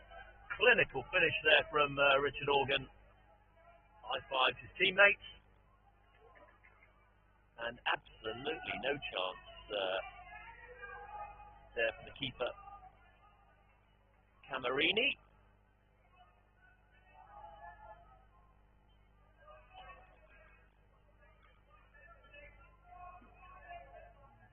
There's Devatoli trying to create something in the middle of the pitch, gets the ball in play again, throws down the right board.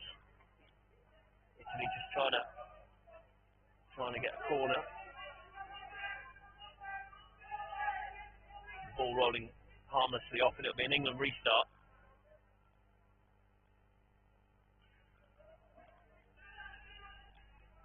Organ trying to play that ball diagonally, but he's out.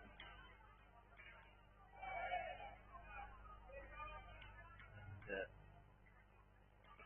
Naughty stepping in, Rod Naughty making that tackle.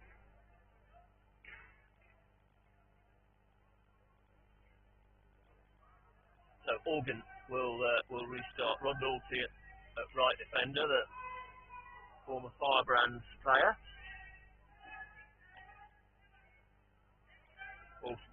Organ carries to the middle. Naughty bounces the board, finds Britain.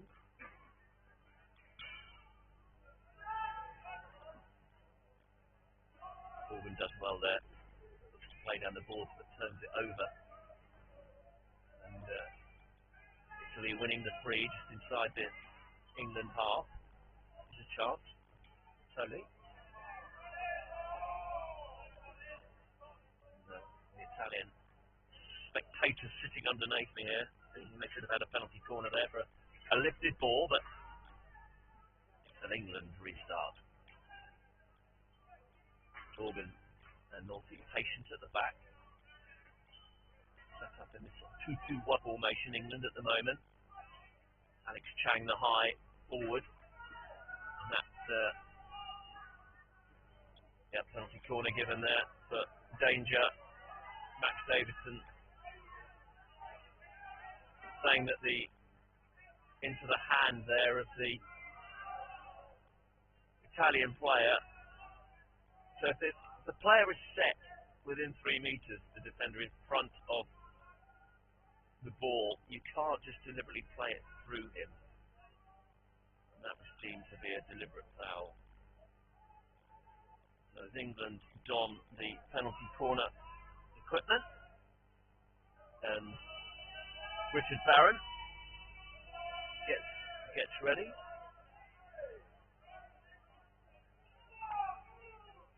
And Organ breaks the line. It was stop time here. And umpire Kevin Tate having a word with Richard Organ. England quite slow to get themselves ready for that penalty corner.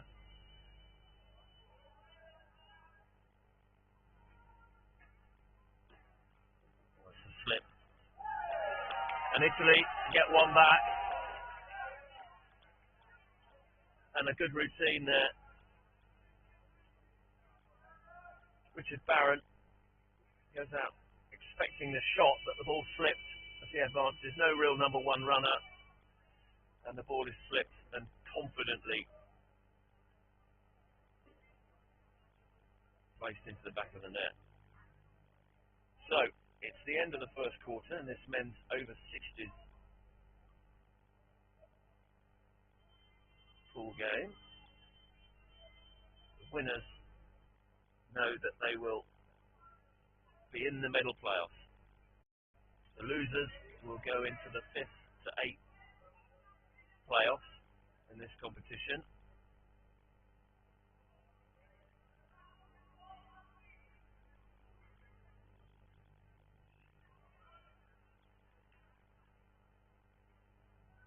So quick words of wisdom from the two coaches during this, after the first of 4 10-minute quarters.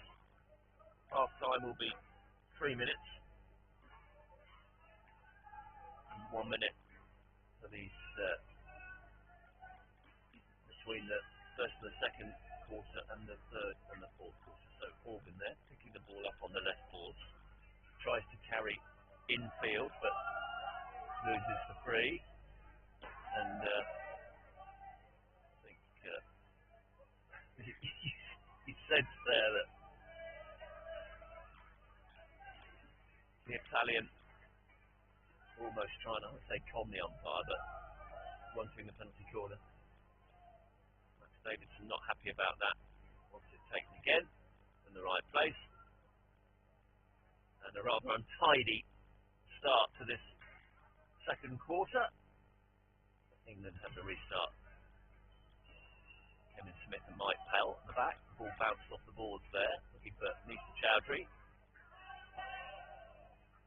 Nibs, as he's known in hockey circles. Done a lot of hockey development work in Birmingham.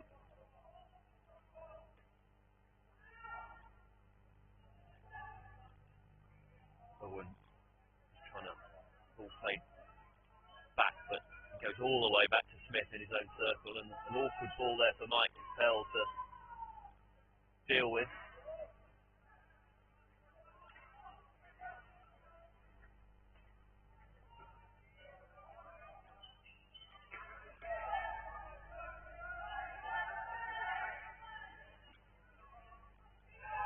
Oh, and seems to be a slight misunderstanding here. And there's a chance for Italy. Richard Organ is furious with I think everybody thought that well, England certainly stopped there. Italy didn't. And England almost paying the price as a result. But normality is resumed here. As White steps in, tries to make the tackle. Thought he should have won the free, but didn't. Devertoli plays the ball back. Devertoli again. And that ball rebounding off Richard Organ's foot.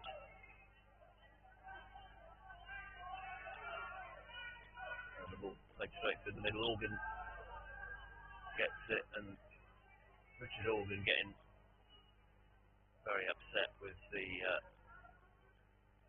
umpire, wanting the advantage there. Tony tries to carry it, finds the stick of Mike Pell, throws it through the middle, finds White. White carries into the circle, good skill there, but fair tackle. Devertoli scores on the counter-attack. And the ball turned over at the top of the circle. England not happy with that decision from the umpire. It looked okay from up here. And Italy regain parity.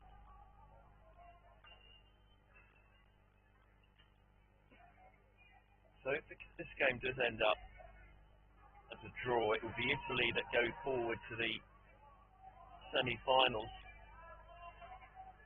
as they have a better goal difference. They're on +5, England on level 0 goal difference. Italy's win against Scotland and their 1-goal defeat against Germany would mean that they would go through.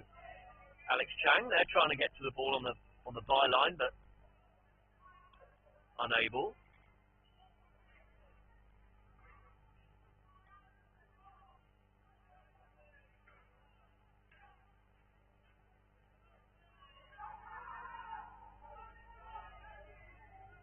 Kevin Tate there, late whistle. Ball hitting Chang's foot. Alex Chang, former West Hearts, Oxford University. Chang carries into the circle. So Italy looking to counter once again. Tony, the skipper, wins the penalty corner there for it. Kevin Tate seeing the foot. So England just need to get themselves back onto this game plan. I sense at the moment they're allowing themselves to get rather frustrated with some of the umpiring decisions in this game.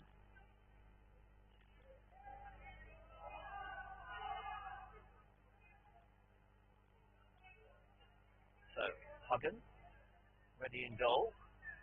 The injection comes out in the routine, saved by Huggan. And then the ball tied it up by Mike Pell.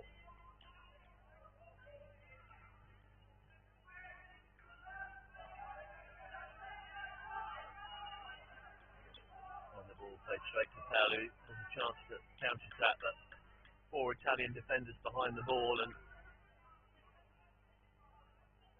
Pell gives the ball away to Massimo Massara. Currently has 3 goals for this Italian team. And there's a lifted ball. And Max Davidson gives the penalty corner.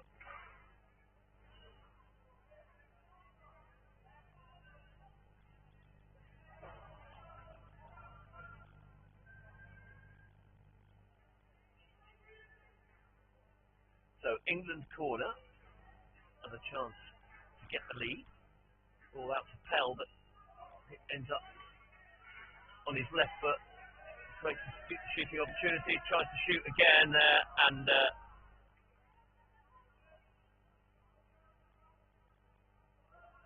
ball. Italians arguing that maybe that ball was lifted, but Max Davidson gives the corner. So real Ward, and less than 3 minutes left in the first half of this game.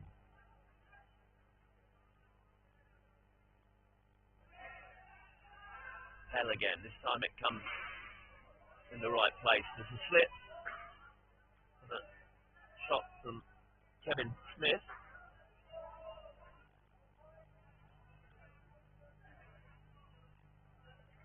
So tight game as we expected between these two teams.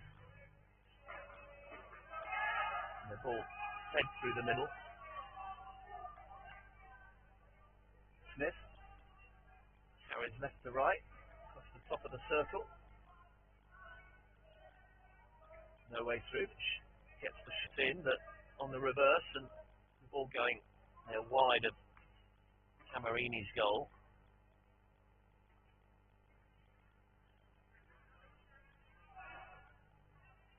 Into the last 2 minutes.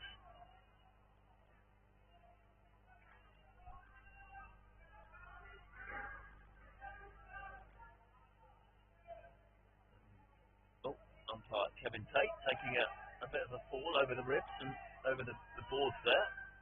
Onto his ribs. It's a chance. Oh, good save. Camarini does well. I just hope Kevin Tate's alright. He's holding his back there. Camarini there with an excellent double save from England. maintaining the parity in the game, keeping it 2-2.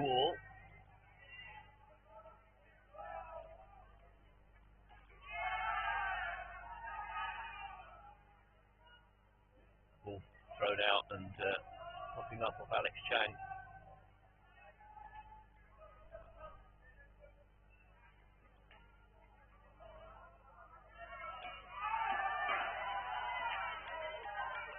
And that's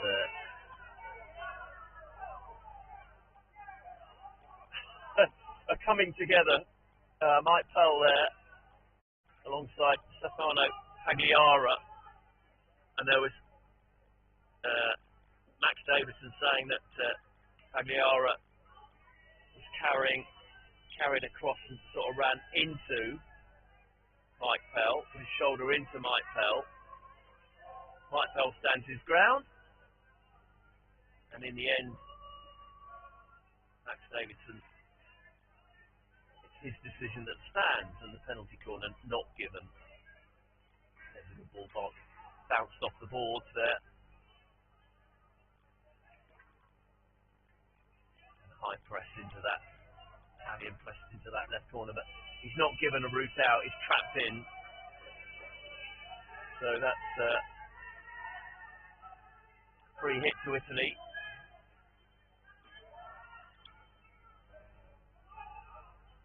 And there's that ball lifted from the skipper. As the hooter goes at the end of a rather frantic second quarter. Maybe not as much quality as we saw in that first quarter. So, much to talk about on the benches as Richard Organ dons the coaching board with his team.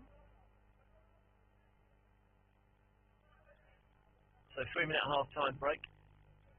Lots at stake in this game. And as it stands, Italy will be the team who will be going forward to the semi-finals alongside Germany. So it's a winner-takes-all second half. We'll be back in a couple of minutes.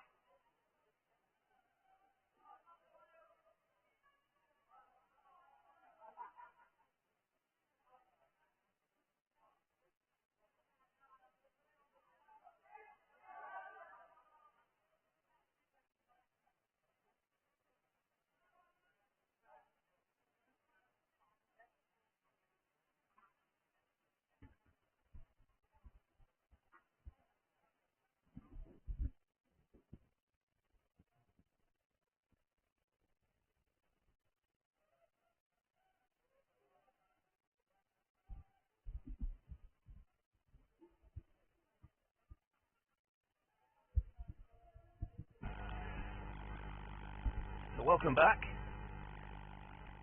The two teams having had a half-time break. A few tactical inputs from both coaches. Organ does well and draws the foul. Andy Law on the ball.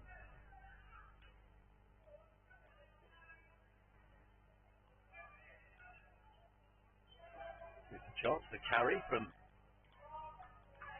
Joe Naughty. as you were, Rod Naughty, Joe Naughty's son, Welsh international, big hockey family. As Organ carries into the circle, but there's a tackle there. Andy Law, but Law dispossessed, and just a simple free hit given. Max Davidson remaining calm in front of that Italian bench.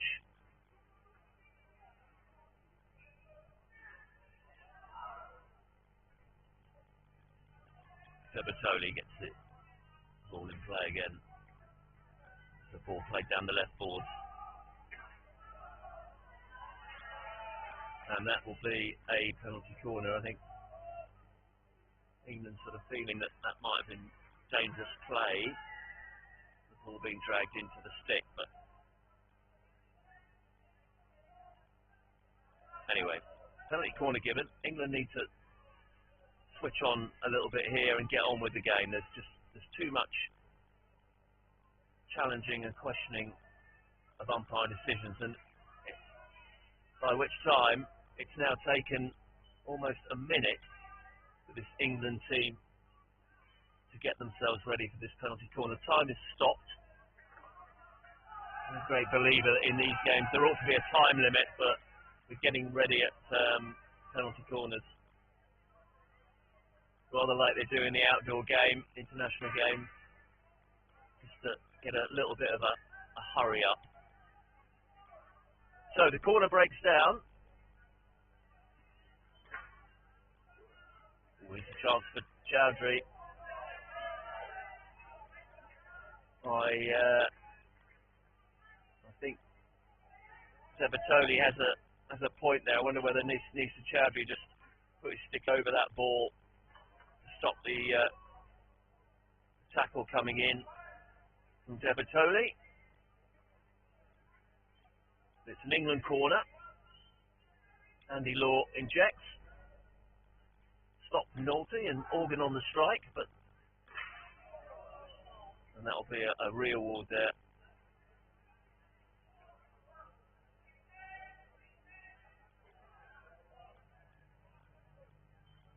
So the injection slightly awry from Law.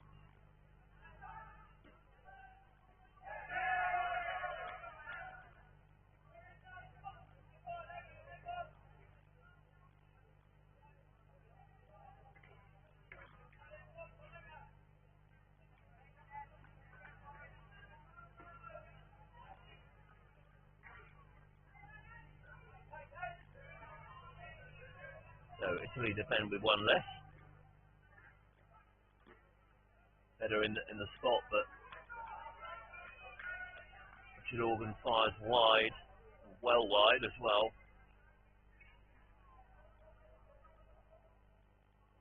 Parisi plays out to Roberto Pucci, who finds his skipper on the board, but Chowdhury again carries, and that's another penalty corner. And the Italians thinking that that is another stick block from Chowdhury, protecting the ball. However, corner is given. Chowdhury earns another penalty corner for England, but they need to dispatch one of these to get the lead back. And look, Organ misses the target again. Flixon misses high left. That's two on the bounce. Two great opportunities for this England team to get their noses ahead in this real tense game. The ball just popping up off the Italian stick here, but play on, nobody near him. Naughty almost jousting in and out of that board area. Parisi carries across the circle to Pucci. Pucci looking to play through the middle, but Organ is blocking the way, and there's a foot there off Britton, the England number 10, Rob Britton. And then the foot of Alex Chang.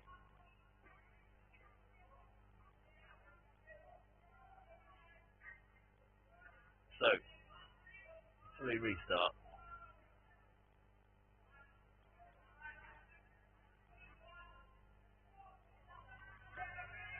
Parisi gets forward onto those right boards, gives the ball away.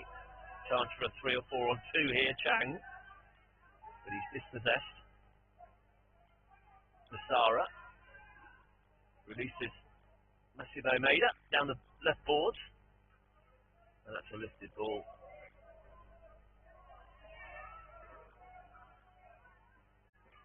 Massimo Maida saying it was a shot at goal. But the ball was going wide. So England trying to make their goalkeeper change.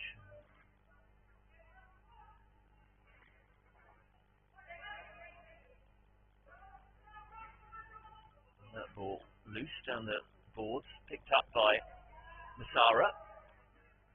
Can't do anything with it. It's been a pretty untidy quarter this.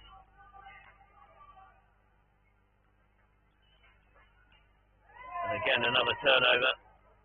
Nicholson.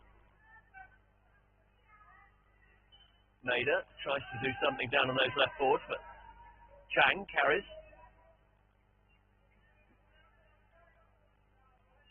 But the ball safely marshalled out by Roberto Pucci. So 3 England sticks in front in their zone.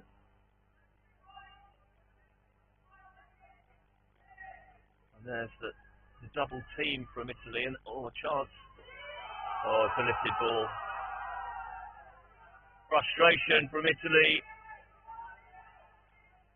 That disallowed goal for a lifted. Good tackle. Britain's just got to be a bit careful with his tackle there, but another turnover. Naughty finds Chang. Chang slings it across, the ball popping up off those boards. Naughty stepping in well. Law carries towards the circle top, slips left. Chance for Nicholson, but it's a lift. The game has suddenly opened up here. Maida looking for the shot. Oh, but finds Masara, who can't get the ball on target. Real end to end. Chang. And Chang just runs across the forehand of Bertoli. And Italy on the attack again. Another shot at goal. And in the last 2 minutes, this game really opening up here. Andy Law clears.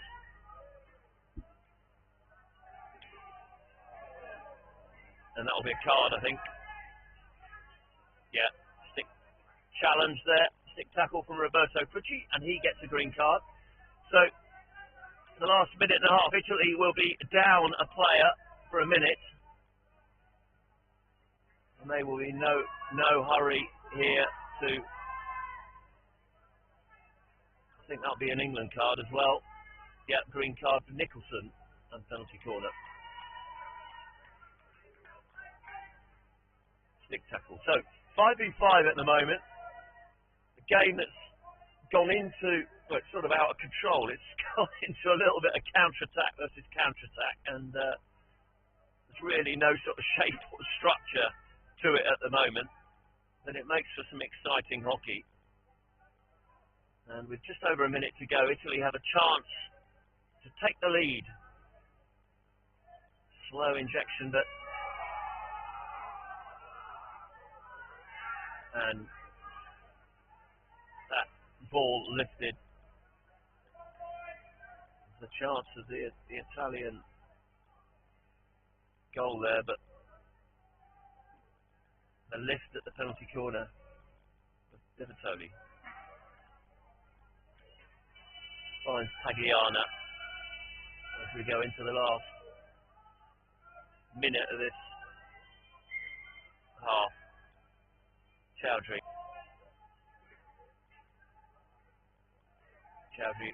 gets it again, but loses it. So, England restart. Game has sort of lost its flow at the moment. Smith, Patel, Both teams now back to their full quota as we get into the last 20 seconds. Nicholson trying to find space. Pell finds Chowdhury, who gets a shot on goal. The slip and the save.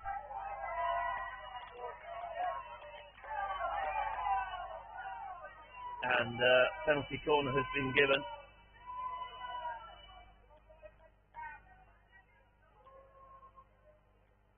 So everybody getting quite animated here, including the Italian supporters underneath me. And we've probably got the best view of that. The ball coming off the foot. So England, in the final throes of this third quarter, have a penalty corner. Ejection comes a bit slow and a decent save. And they get the lead. Nicholson. That ball coming off the Italian stick onto the far side, and Nicholson is there to tap the ball in at the end of this third quarter. So I wouldn't say that there was a lot of real flowing hockey, a lot of breakdown there, but it was still fairly exciting stuff for this very tense. You can sense the tension amongst the spectators below me, but also the tension of these two teams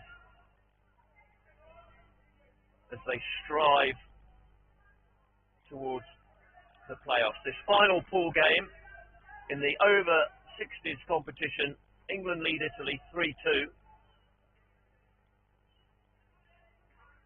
And, goalkeeper substitutions being made, I think. With Paolo Tossetto in for Italy.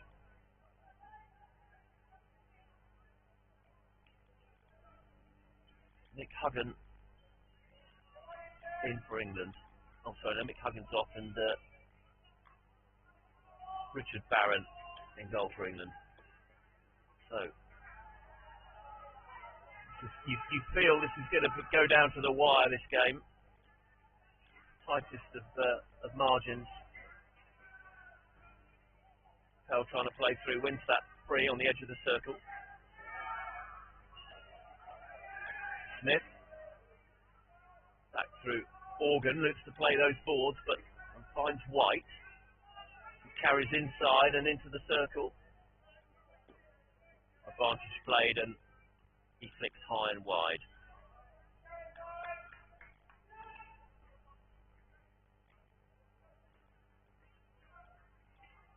So Italy trying, what can they produce in this last quarter of the game? De Bertoli there carries through, advantage played. Smith deep in his own circle, gets his feet round the ball so he can play it on the forehand. Plays off the ball and finds Organ. De Bertoli on the ball, just popping up off De Bertoli's stick. Rather irate reaction from the Italian bench, quite animated there. Pell plays it straight to De Bertoli, but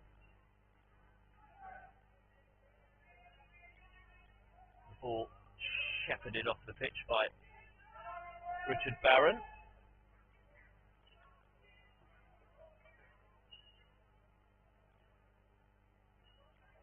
So currently, and that's a yellow card for that challenge from White.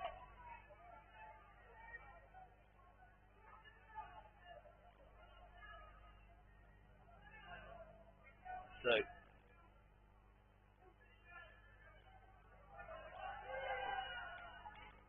Italy have the extra player here now. England will sit a little deeper.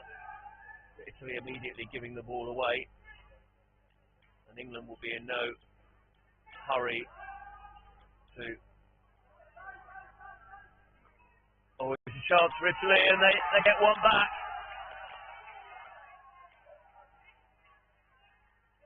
And Richard Organ, again angry with the umpire, but on the counter-attack, and Italy with the extra player.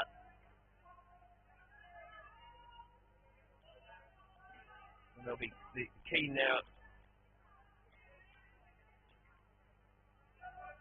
England to try and get through this period. Player down with this yellow card. And Italy have drawn level. And if the result stays the same, that will mean Italy are through. And there's another chance here for Maida.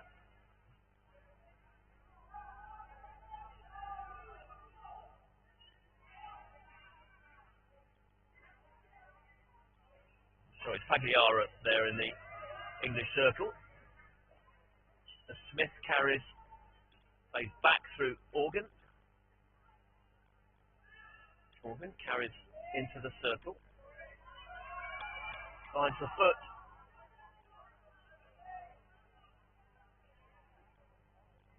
It's a clear foot there for me. Teffatoli saying no, but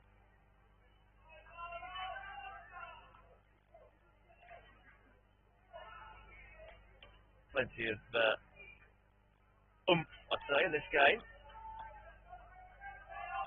So England is 3-3, still down a player.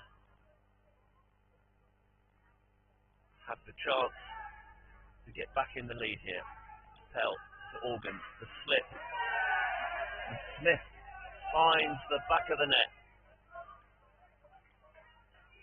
Quite sure what goalkeeper Tossetto is saying about that, but it's a fairly clear goal for me. So, England now back to full strength.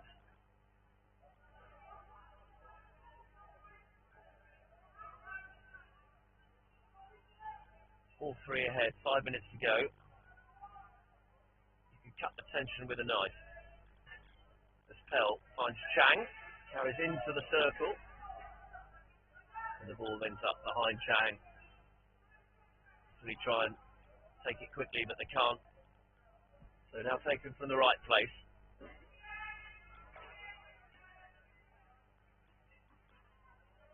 The ball played into the middle, popping over the stick of Massimo Massara.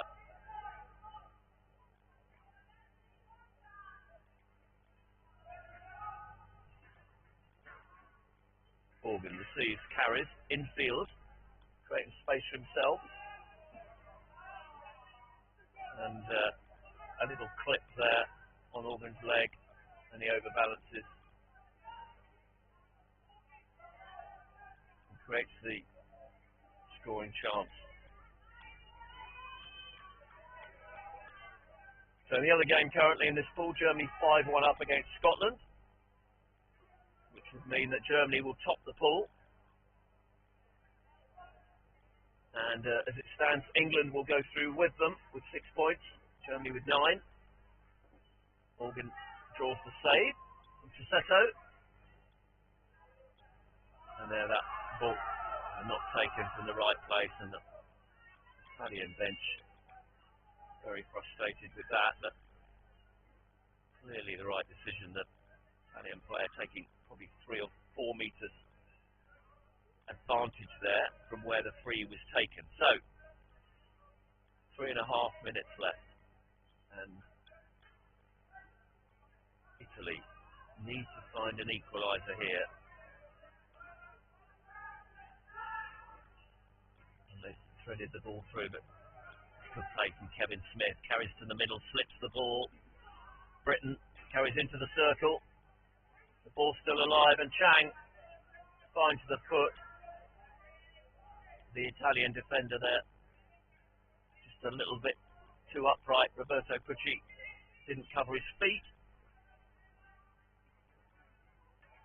And England have the corner. I presume they will take, yes, they're taking their time here. Time has been stopped.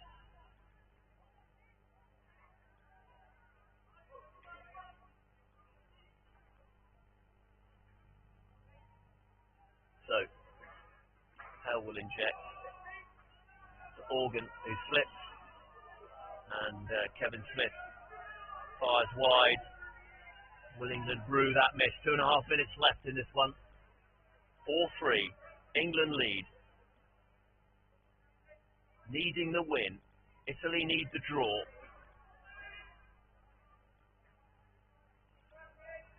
What can they create? Bertoli into the circle. Corner given. The foot of Mike Pell. And with 2 minutes to go, here is Italy's chance. We always said that this game was going to be tight.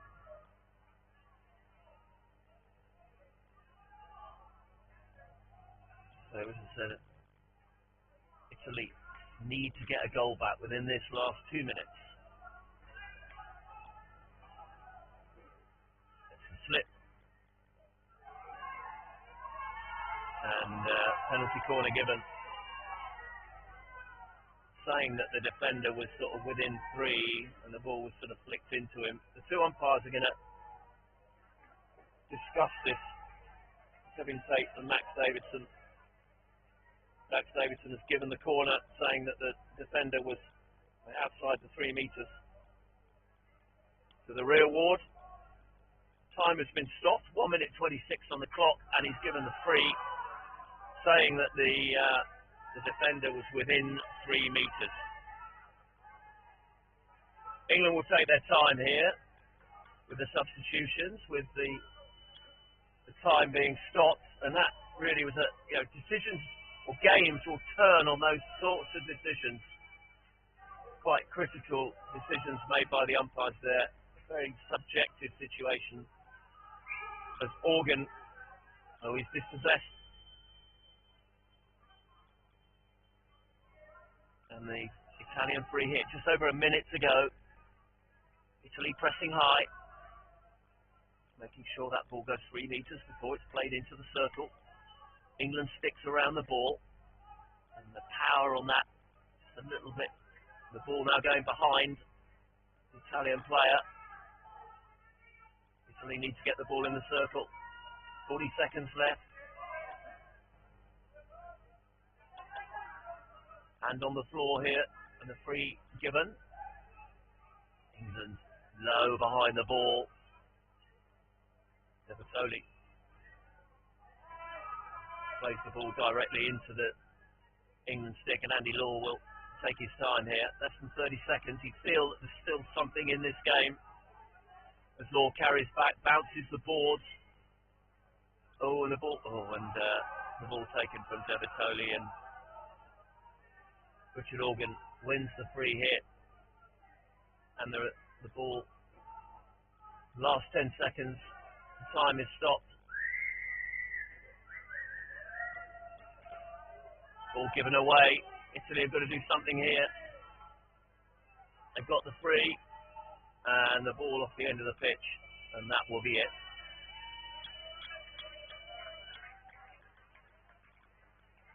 So, not really a game for the purist. Entertaining encounter. A lot of tension.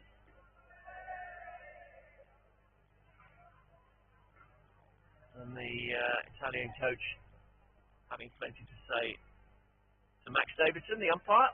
Don't really want to see that.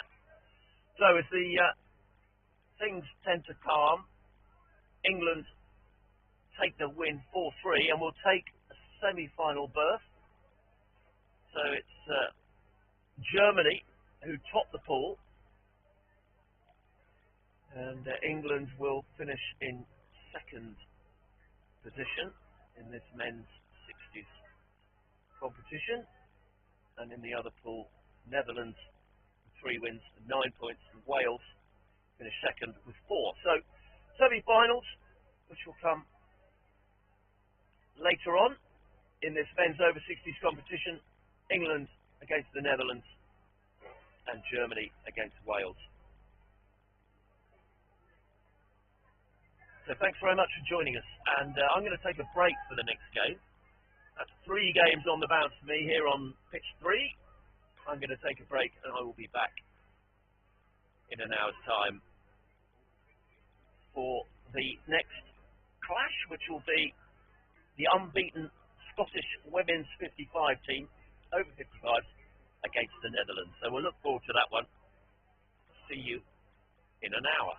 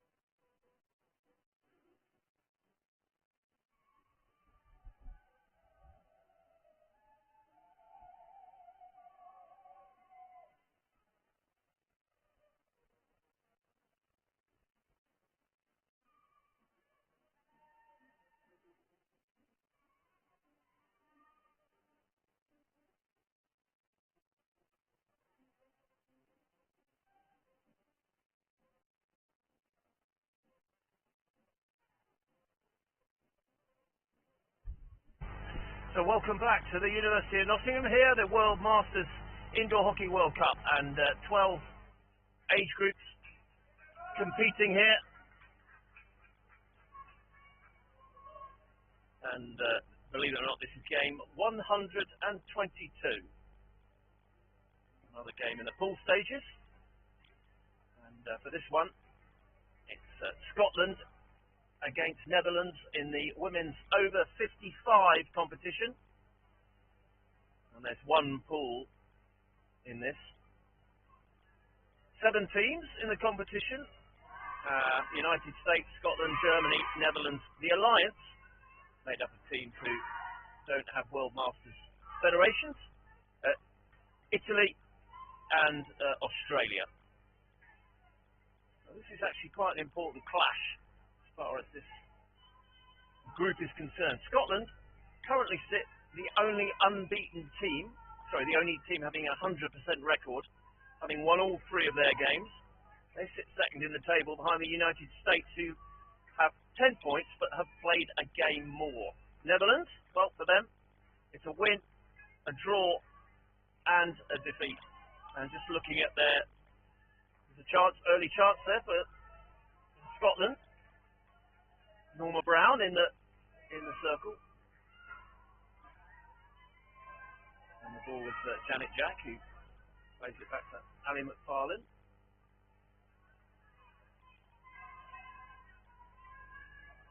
So coming back to this competition, to say there are 12 different age groups. Starts at over 35 and all the way up to over 60. And Farland, they're just trying to tidy up at the back, playing the ball out. And there's an advantage played and a chance, a double shot on the reverse there. from Norma Brown.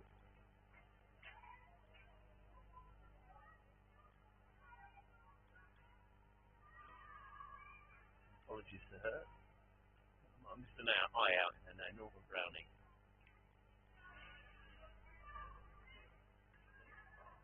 There are, if you can imagine, there are over 80 teams here and a lot of names to learn for a commentator.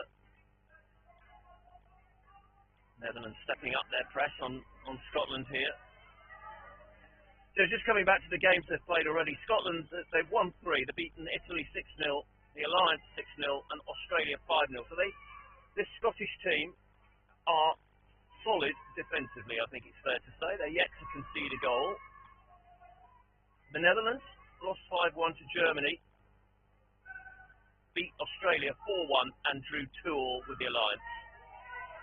There's Ali McFarlane looking to carry and counter-attack there, carry down the right boards. But the barrier of naked Jacobs.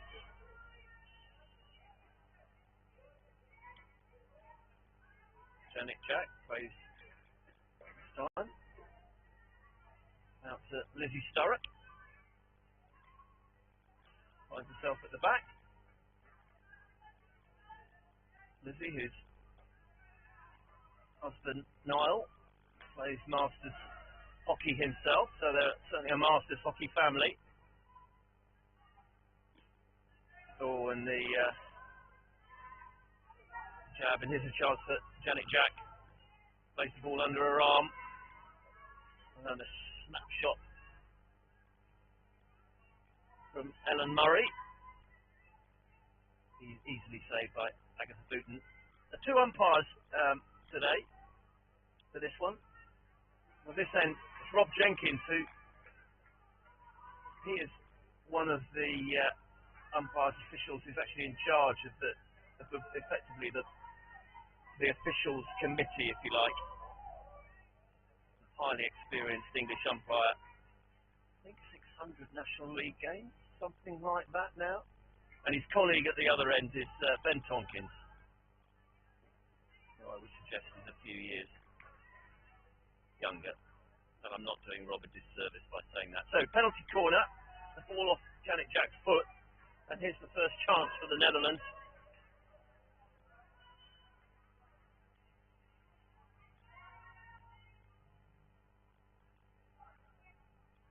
I suggest this might be a slip.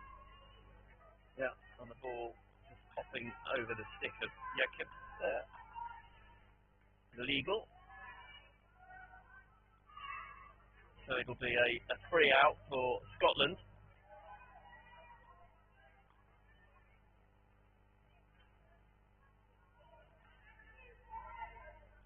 And Menzies plays to Janet Jack.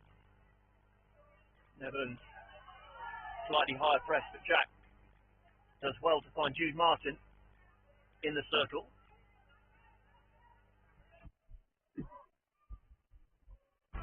Martin gives the ball to Jack, but the free given against her.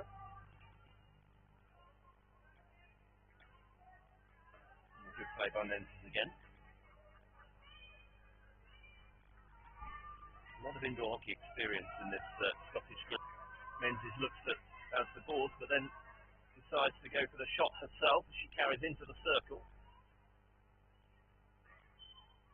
And the ball given away, and unfortunately there, popping up off the stick of Maggie Conacher.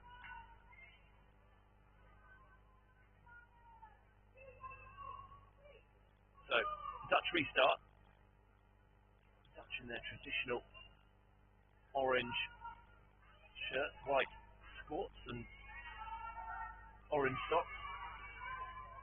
Scotland in their all blue strip.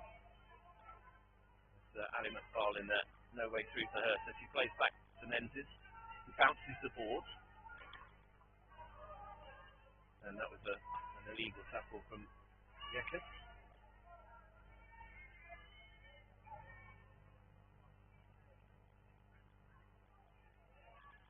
So 6 minutes gone in this over 55 encounter.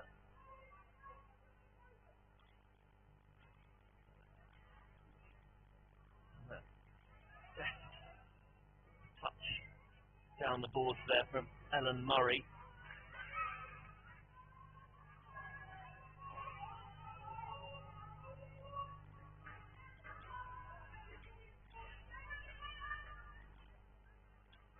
And the Scottish defenders shepherding that ball out of their own circle. And that goes wide. And that was a slightly lifted pass there from Miranda Durbin.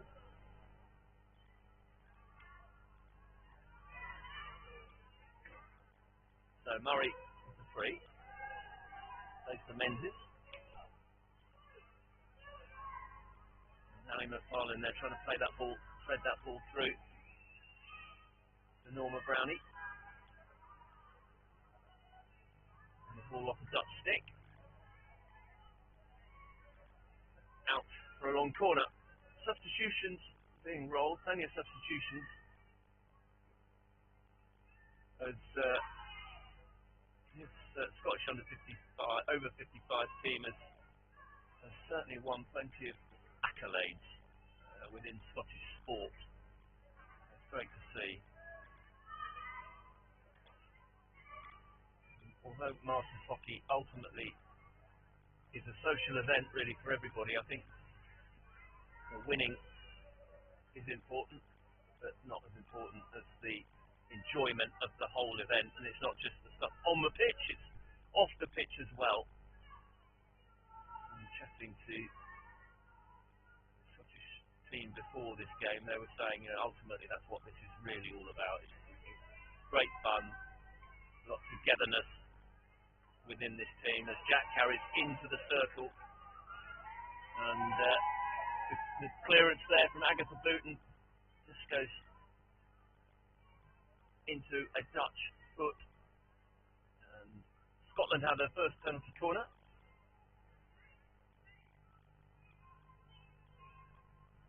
Ellen Murray will inject.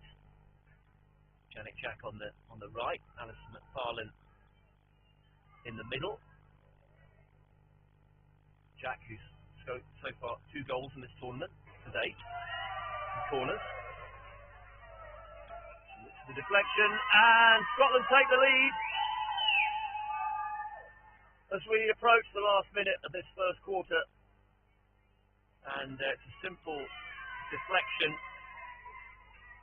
Murray injects and then follows into the far post, and Janet Jack accurately finds her stick and she deflects into the goal, and Scotland have the lead.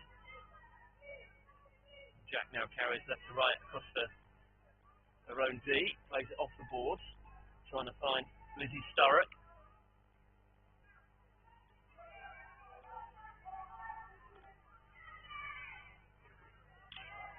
Oh, and again, good work from the skipper, Ali McFarlane. She is an Olympic bronze medalist for Great Britain from the 90s.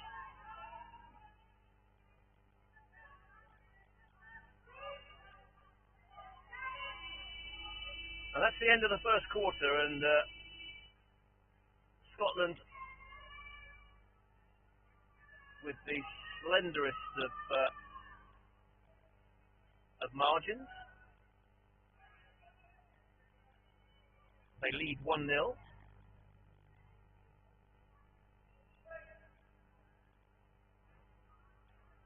And currently, I think for Scotland, the game going to plan. Wendy Justice, Scottish coach, gets to work on the tactics board. Don't have long between these quarters, so it's a 1-minute change. And certainly, at the moment, Agatha Booten has been probably the busiest of the 2 goalkeepers, Sue Mitchell at the other end. Formerly Sue Laurie used to play National League in England and capped many times for Scotland outdoors in their senior team. Interesting little fact that Janet Jack and Sue Mitchell's children both sort of know each other very well, and there was a coming together between two of them in a little bit of an argument, and until they realised actually who their mothers were, which is quite an interesting fact there from how life changes for hockey families as Murray carries into the circle there, looking to try and force another penalty corner, and does. Sure, if the ball came off a foot there, couldn't really see from this far away, but the infringement from the Netherlands means Scotland have their second penalty corner. Now, what will the routine be this time?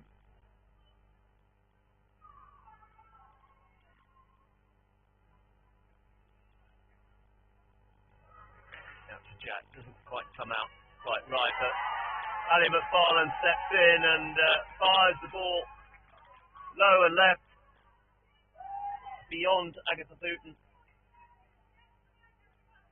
and Scotland take a 2-0 lead.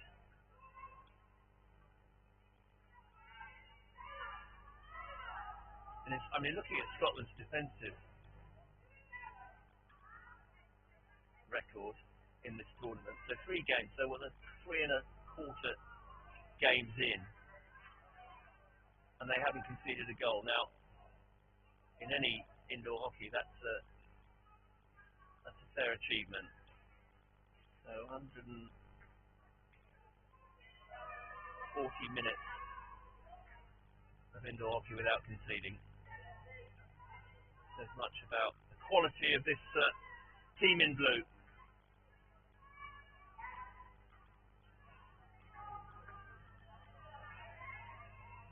And Ali McFarlane in that sweeper role plays the ball forward. Scotland ring the subs.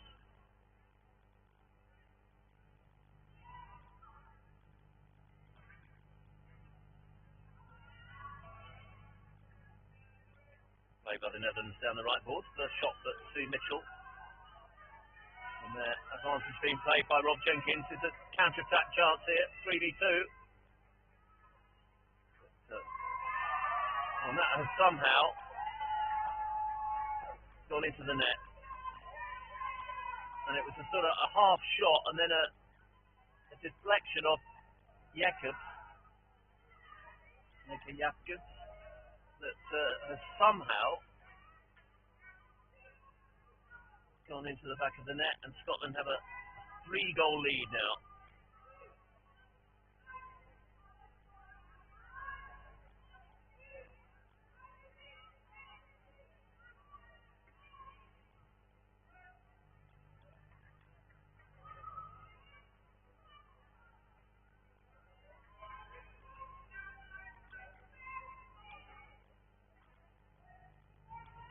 Menzies plays down the left, trying to find Janet Jack, but she's lifted that pass and free push against her. Thielens again, edge of the circle, trying to create space for the shot. And then the ball ended up on her foot.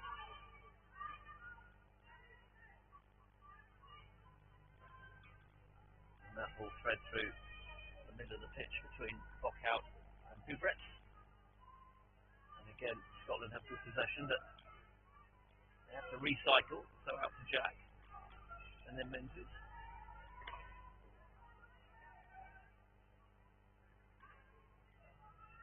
And Janet Jack takes a well-earned breather, replaced by Ali McFarlane. As the Netherlands look to try and build something.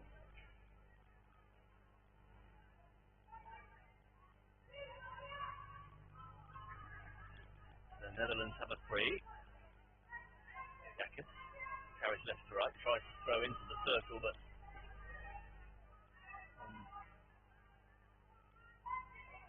Jude Martin there, giving away the free hit. Jakob's in possession, tries to create herself some space by carrying the ball away from Martin. Pace on that ball needs to be a little bit quicker from the Netherlands. There's the bounce off the boards by Jakob. She recycles. Here's a counter-attack opportunity. 2v1, but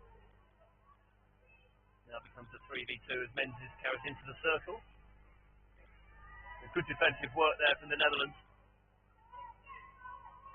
Gita Bockout, 61-year-old.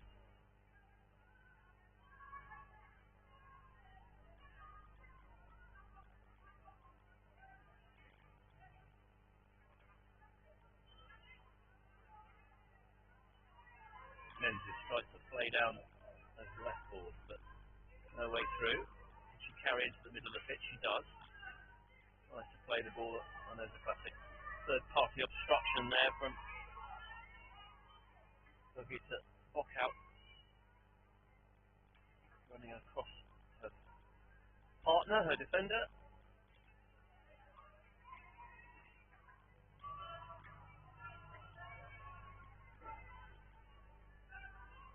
Sturrock throws the ball back to McFarlane, who throws it behind Janet Jack, who's under a little bit of pressure but manages to play out. Oh, good play there. That's a lovely little spin from Norma Brownian.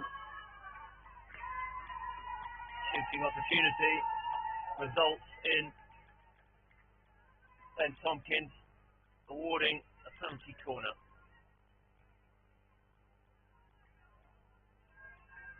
So Scotland's opportunity to take this to a 4-goal lead. Just over 2 minutes left in the first half.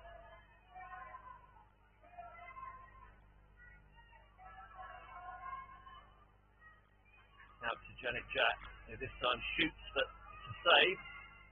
Jack has the opportunity, but that ball is popping up in the air off the stick.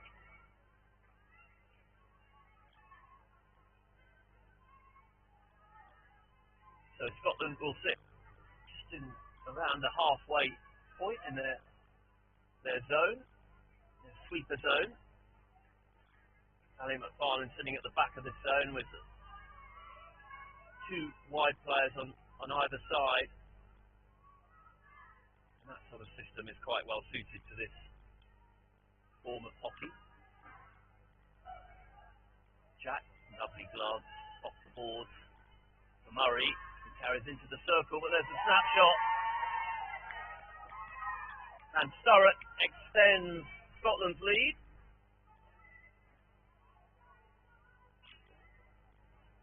Seizing on that opportunity, Lizzie Sturrock. That's her 4th goal of this competition.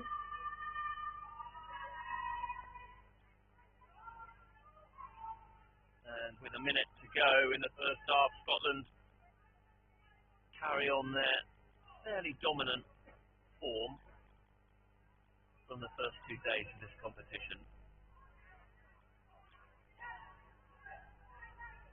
Currently, the Netherlands don't really have the answer. That's a hit pass there from Maggie Conacher. So Netherlands have the opportunity here. Ball can't go straight into the circle. Needs to go 3 metres before it can.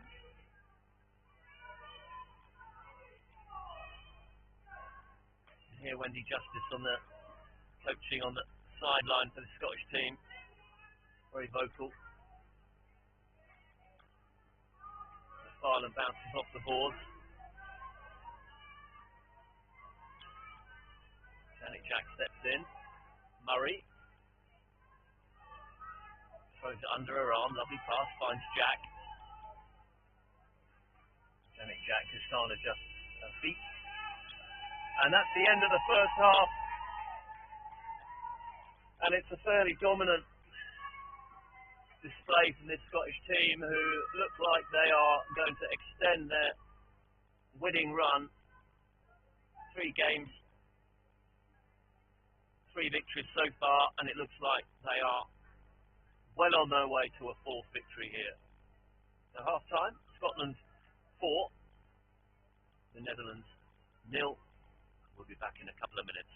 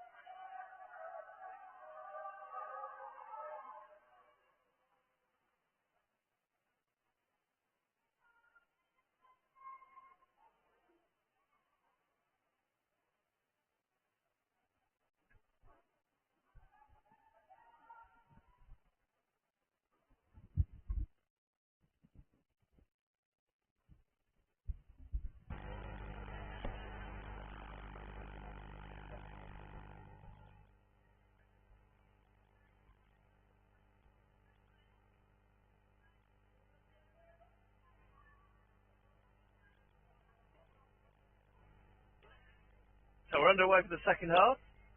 Scotland with possession. They retain possession with the ball popping over those boards off a Dutch stick.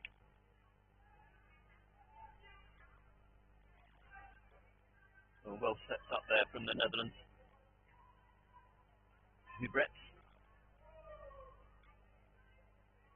Sturrock does well to play out in the back there, finding Norma Brownie. Brownie again there, finding the foot.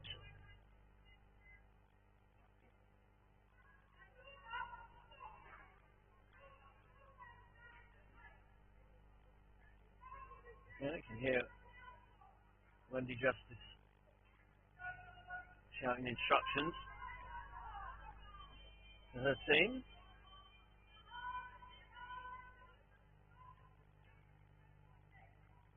As the Netherlands reset, Jacobs.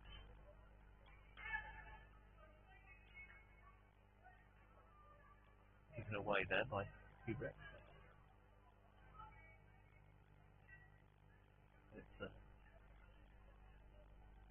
It's Francie Vinnen there, the number 8 for the Netherlands.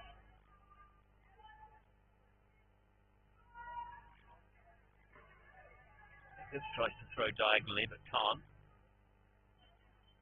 Sturrock carries into the circle but takes the stick of Jacobs there rather than the ball. Rob Jenkins awards the Netherlands.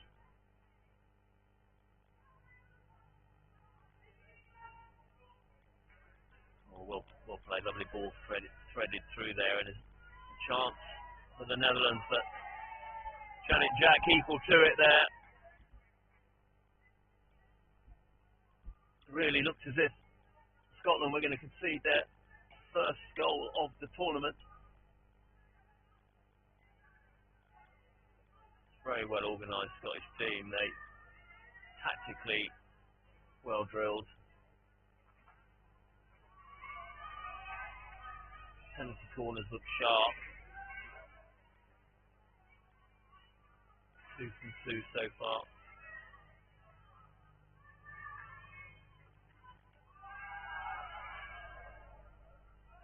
Long corner there. I thought the ball might have come off a Netherlands foot, but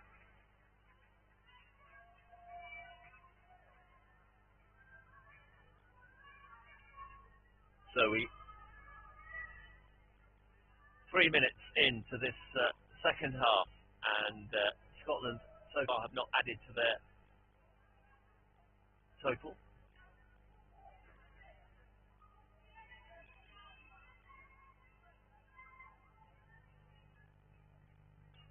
Jack feeds the ball up the boards.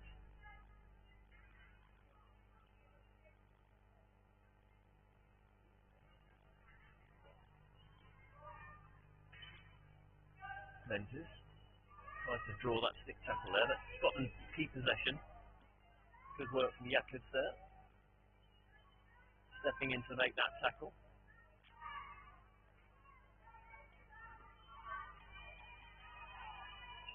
Vienan. And then the ball back at Jacobs.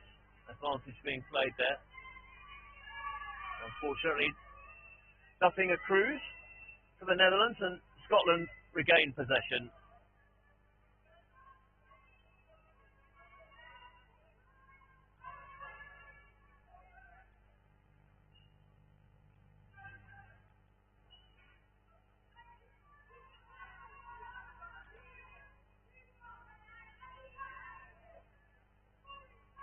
Jack feeds through the middle.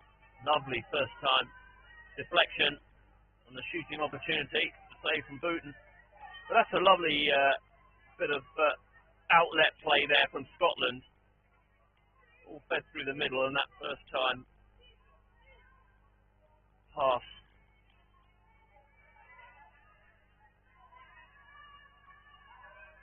Mo White, number 11, the middle of the pitch there for Scotland. Leaves the space on the boards.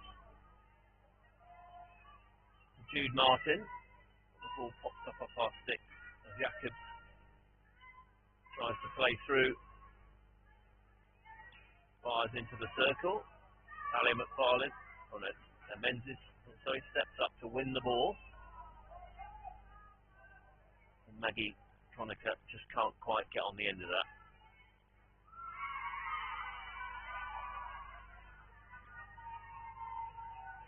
So Scotland back into their zone.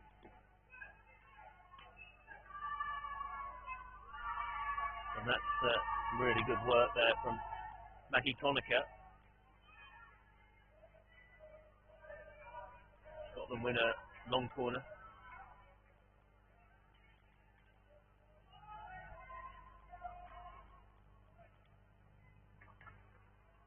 Menzies.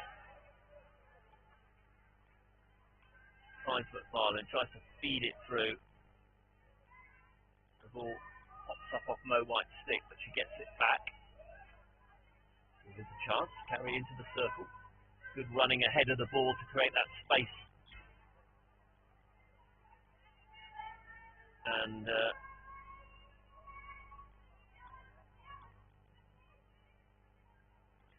Yorkshire kids having to explain to make it Jacobs there. The ball hit the back of the stick, I think, rather than the glove. Interesting to see the umpire take the stick off the player and explain exactly what that was for. So, another penalty corner.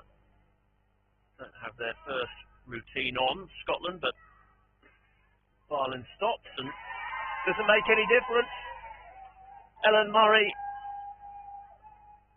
gets her 5th of the tournament so far.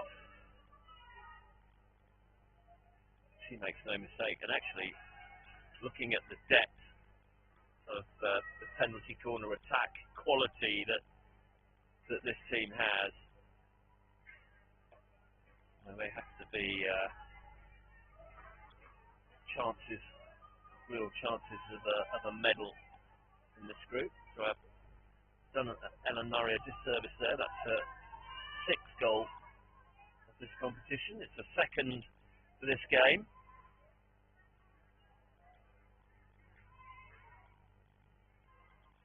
Jack loses control for a moment of the ball there. Murray jumps back but infringes.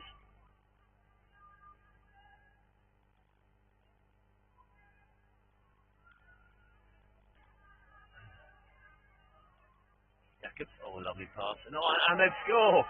They've got one back. And that was a lovely pass from Jacobs.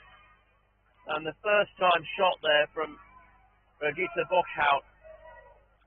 And the Scottish record of no goals conceded. Scotland straight down the other end, and 3 points of contact there from Sturrock. So finally the Netherlands open their account with under 2 minutes left of this third quarter.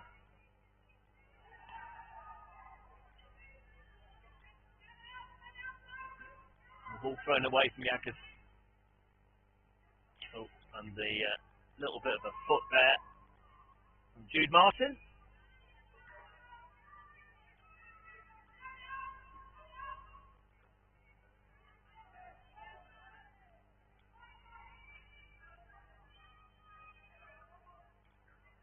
Suddenly a sense a little bit more energy in this Netherlands team, having got one. So quite an incredible record for this Scottish team. 120,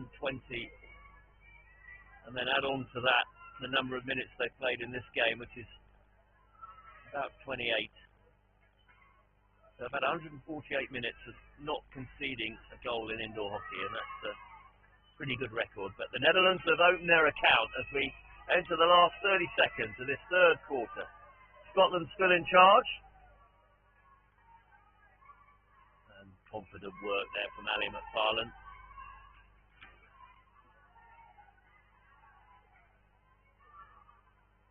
Jack retains possession.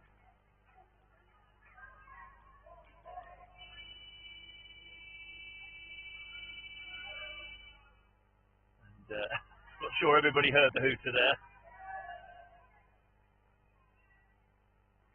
So the third quarter ends with a late salvo for the Netherlands as they grab one back. So penalty corner from Murray. Has maintained this fairly comfortable Scottish lead. They lead 5-1. Wendy Justice still talking very, very clearly about giving her instructions to the group, which is a very highly disciplined, well-structured Scottish team. They know exactly what they are doing. So much indoor experience in this team, and no surprise that this should be a really interesting last couple of days, this competition. Scotland still to play Germany. And there's the opportunity to carry down the right for McFarlane. But Mo White just couldn't get on the end of that.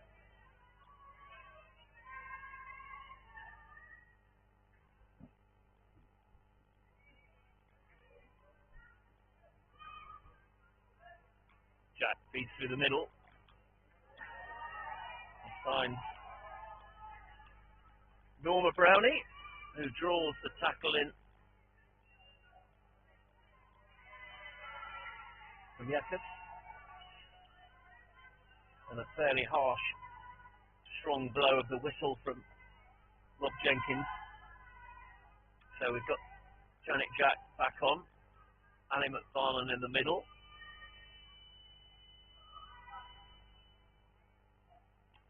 Comes to Janet Jack, she looks for the deflection there in off Murray, looking for her hat-trick. Jack carries into the circle and then treads on the ball.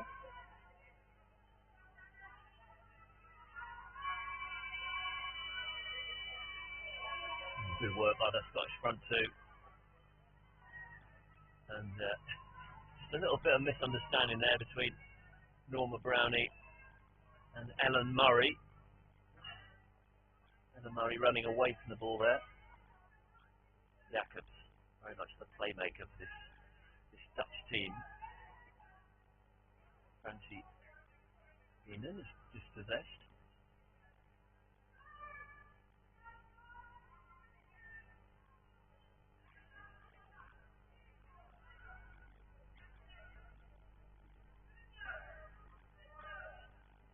Players around the ball. Jacobs is able to recycle. Jack does well. Finds Murray. Murray looking at her options. Head up. And the shot across the circle there from Norma Brownie, but it's a lifted ball and the ball not going at goal.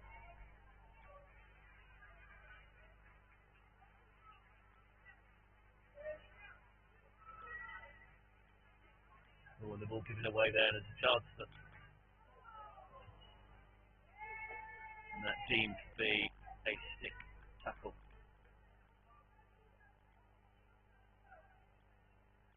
Rob Jenkins.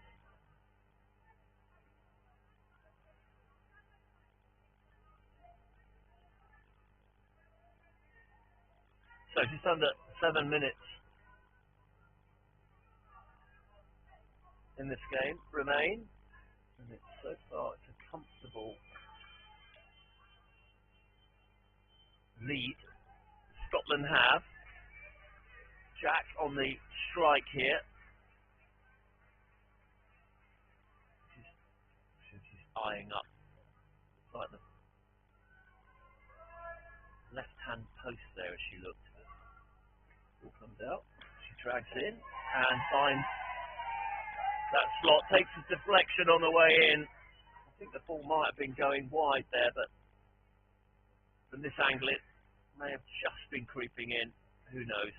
But the deflection of the Dutch defender goes in and Janet Jack extends the lead.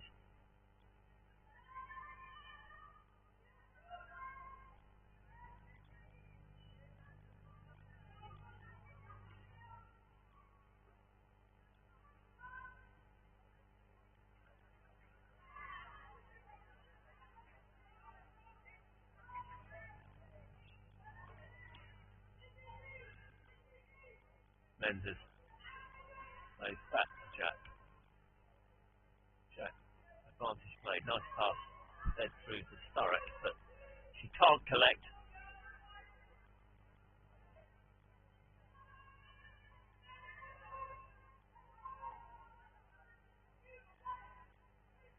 And Tompkins there signalling that there was a hand on the floor. Can't use 3 points of contact in indoor hockey.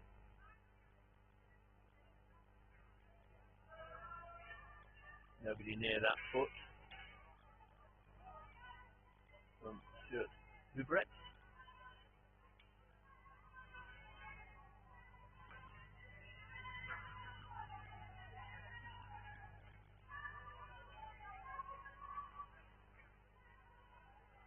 So into the last 5 minutes here, and it looks like Scotland are going to maintain their 100% record in this one pool women's over 55 event.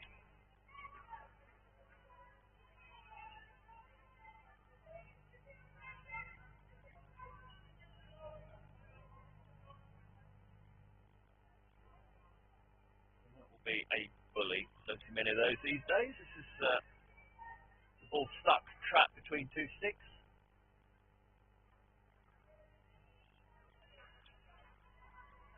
and the ball becomes almost trapped between two sticks, but ends up on a Dutch stick.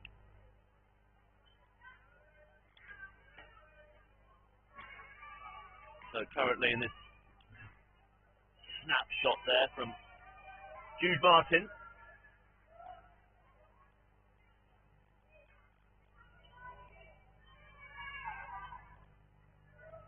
Martin again. Currently in this competition, Scotland obviously 6-1 ahead here. Germany lead Italy by 8-1. So it's the fight for medals looks like it's going to be between three teams. The United States, 3 wins and a draw. Scotland will go to 4 wins, and Germany will go to 3 wins and a draw. So looks like it will be a gold, silver, bronze will be spread between those 3 nations, but we don't quite know how that will pan out.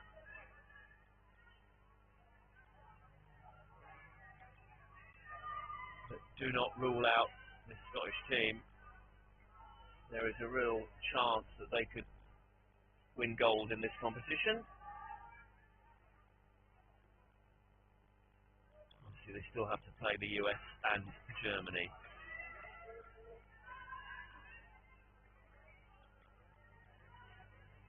Ali McFarlane there, tidying up.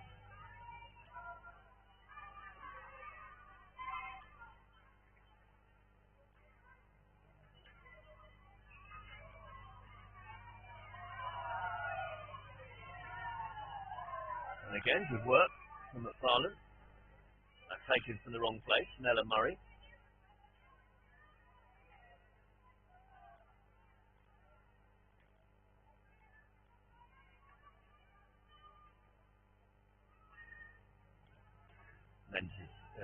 Jack feeds Sturrock, who glances that ball down the right boards.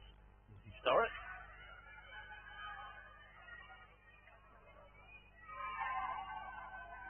Hubret, right defender, tries to feed down the boards, but straight onto the forehand of Janet Jack, who carries, plays a reverse pass, and then Ella Murray deflects. But unfortunately, Norma Brownie can't get on the end of that. Jacobs. Netherlands clear their lines. Into the last minute. And then a double bounce of the boards, but illegal challenge there from Norma Brownie.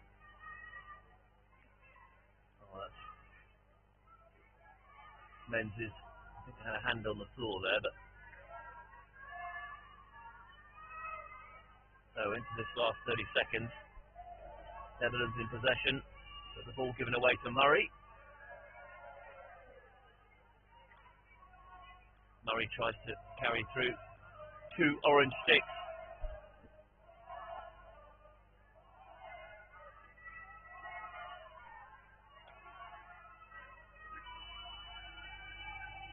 Brownie there, trying to create the shooting opportunity, but can't. And the final hooter goes, and it's a fairly one-sided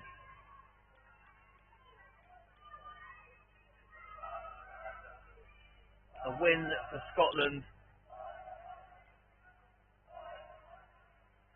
and a fairly comfortable win at that. So, Scotland go back to the top of the pool with that result. They will sit there 4 wins with a goal difference of 22. United States second at the moment with 10 points. Germany, they win their game currently, which is 9-1. They will probably go above the United States into second on goal difference. So, the end of this women's 55 game here, and a resounding win, another win for Scotland. Scotland 6, Netherlands 1. And I will be back in just over 10 minutes when we have the mouth-watering prospect of another Australia-England clash, this time in the women's 45 group. So I hope to see you then. Thanks very much. My name's Andy Halliday. Thank you for joining me, and see you again in about 10 minutes.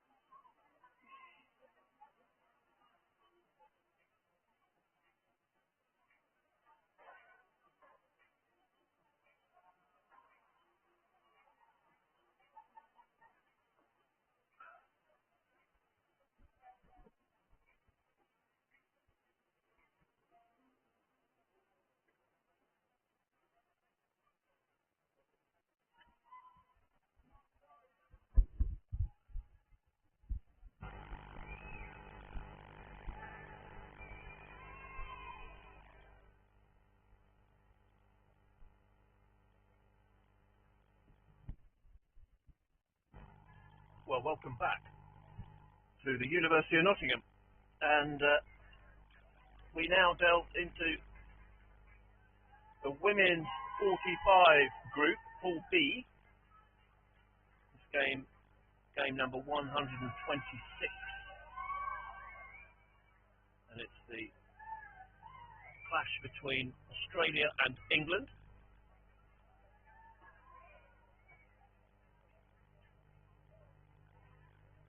Games on the hour, every hour through the day here.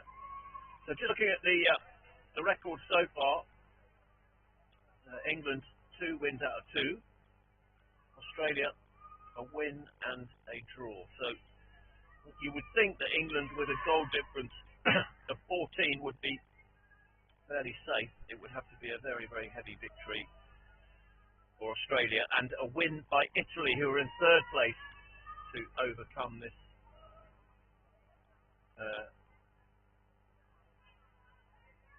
England team, who currently sit top of their pool.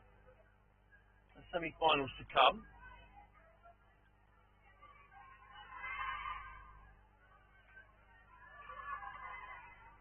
So England begin, and that diagonal pass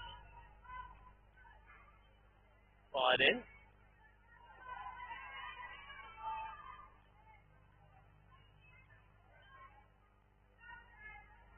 So England currently in possession, lifted ball. Umpires for this one, Martin Bogue and Phil O'Hagan.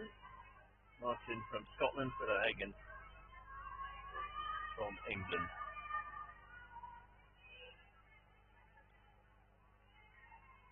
Australia in possession. Good play from Laura Collins. Carries into the circle. So that was it. Australian skipper, beg your pardon, Karen Thurston. Carries into the circle. Game a little bit scrappy at the moment, but there's a chance for England. And there's the opener.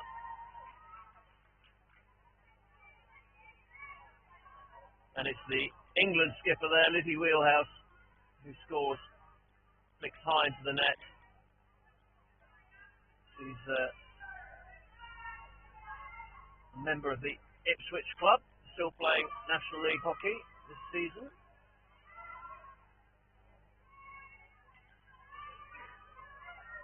There's that ball being blocked in there. You're not allowed to trap players on the board in indoor hockey. That's one of the rules. They have to have a route out. There's a lovely goal. And Joe Weston makes it 2 for England. Second goal of the tournament, and lovely little 1-2 there. So currently, certainly England's start, they are really up for this. Well, you'd expect both teams would be up for it. England-Australia game. Highly competitive. Doesn't matter what sport, doesn't matter what age group.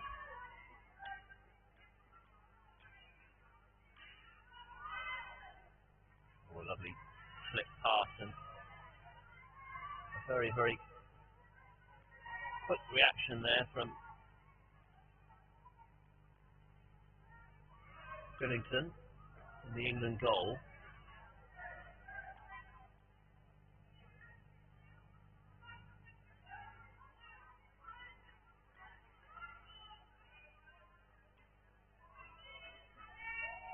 Wheelhouse again, this time. Goes on to the backhand with the shot that smartly saved from Jenny Feltham.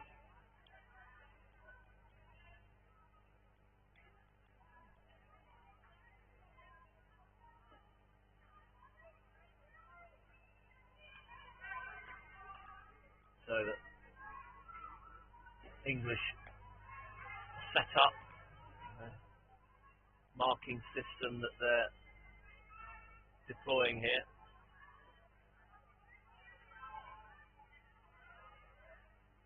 That sort of half hybrid marking zonal system, looking to block the the right ball to make Australia play down the left.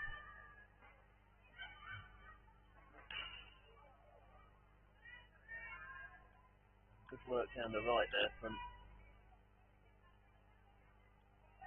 Laura Collins for England. The ball turned over. Australia have the restart.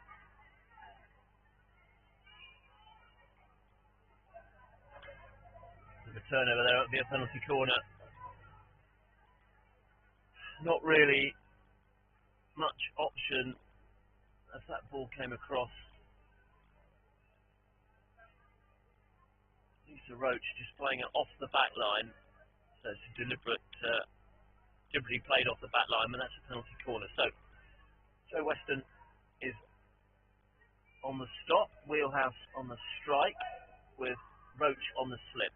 And Wheelhouse flicks, and she flicks hard, and I think that's deflected off the inside of Feltham's left leg and into the goal, and England very quickly into a 3-goal lead and a highly aggressive press coming. Australia managed to play through the middle.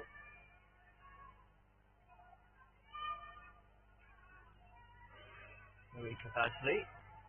There's a carry into the circle. Basley again looks to play early into the circle and straight off the foot.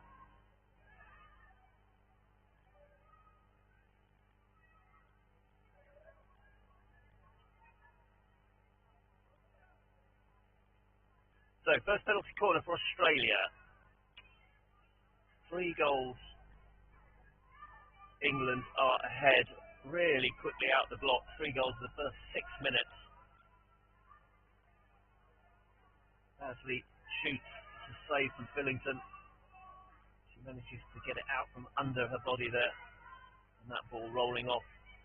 Joe Weston just marshalling that ball off the back end of the pitch, and Australia restart. Oh, that's good. Lovely ball into the circle, and again, Whittington has to be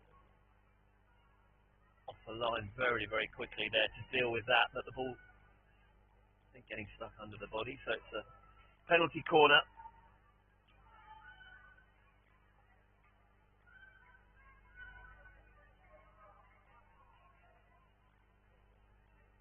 So England set and ready. Billington comes out badly. Tries to fire towards that near post there. Looking for the deflection from Barry Bell, who injected it. And that's, I think, believed to be stick block. Karen Person. So Laura Collins. Stick block and penalty corner now the other end.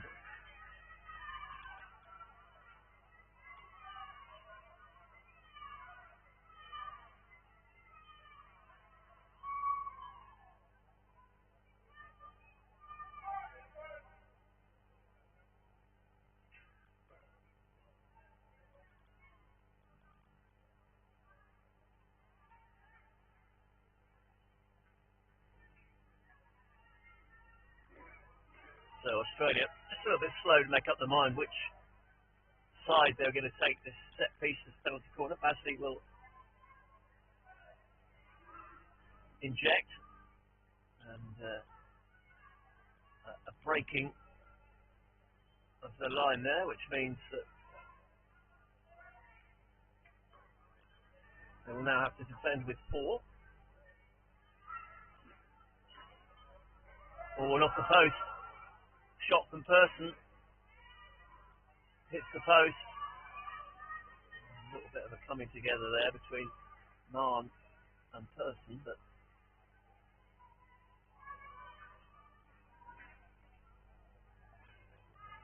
Sandeep Mann, 46-year-old.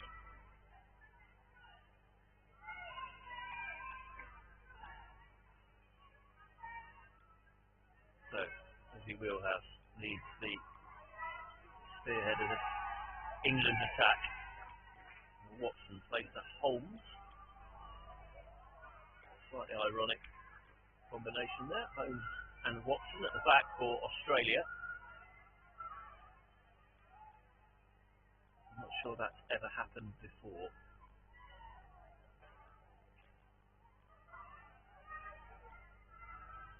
Probably will never happen again either.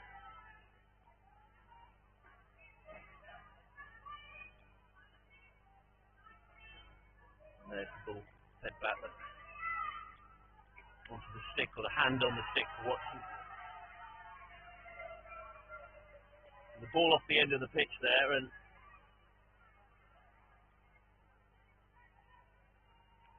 so substitutions being made as we reach the last few seconds of this first quarter.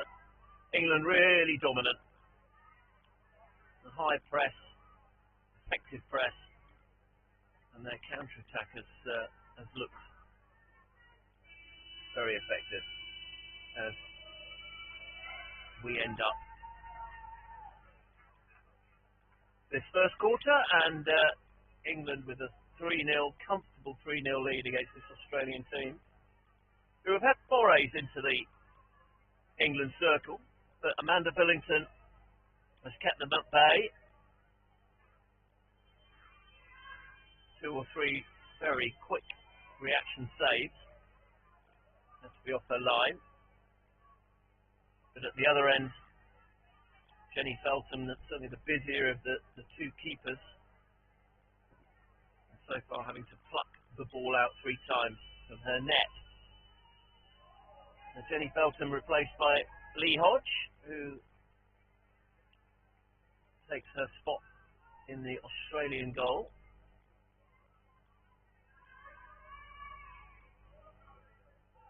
So, away we go. Second quarter.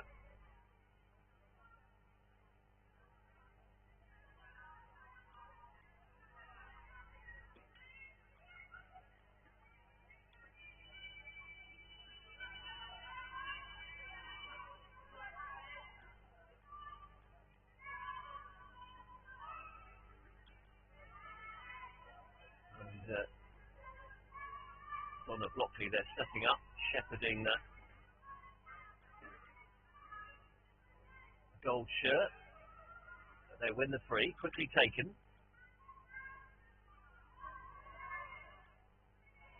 And then penalty corner.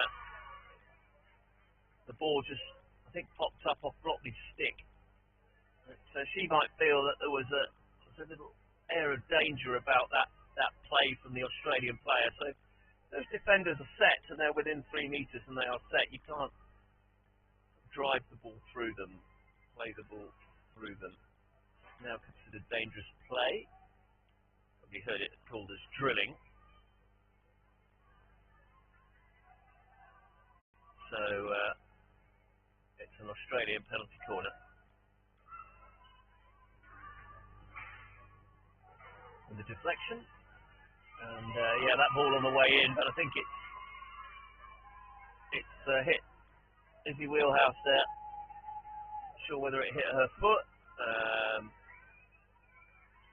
but certainly the ball going into the goal, so an illegal stop. So it will be Billington against Holmes. Billington goes for a little wander around the back of her goal, just to dampen her kickers, to tread on that damp towel behind the goal. Here's the penalty stroke opportunity, and it hits the post. So Holmes is unable to claw one back for Australia. It hits the post. So Blockley, England captain, will restart. She bounces the boards. Finds Thompson-Moore, Kerry Thompson-Moore.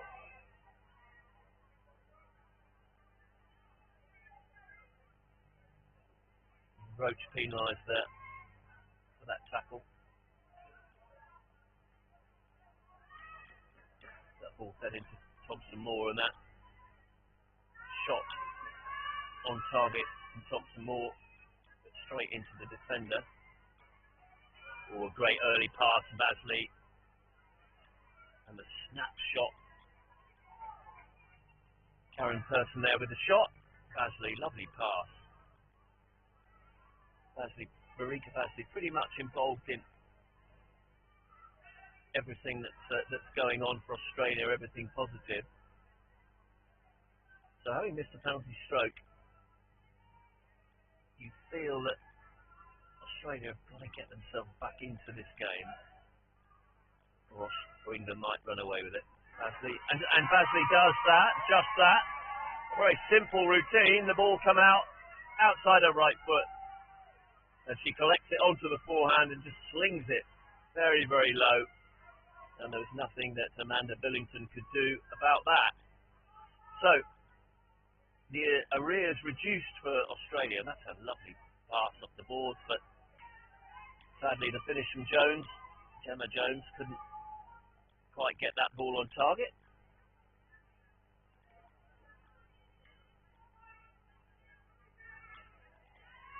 So you get the ball bounced off the board. So then you can see what Australia are trying to do. They play that ball into the board on the left, and then the diagonal pass.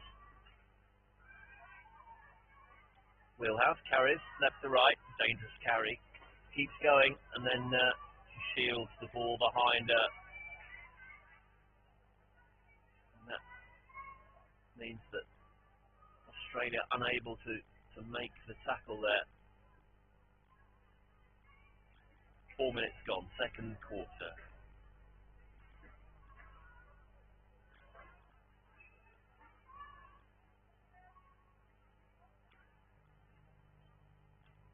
More plays the ball in. Wheelhouse tries to create herself some space, but the pass goes astray to Thompson Moore, who loses control. And Australia have the free out.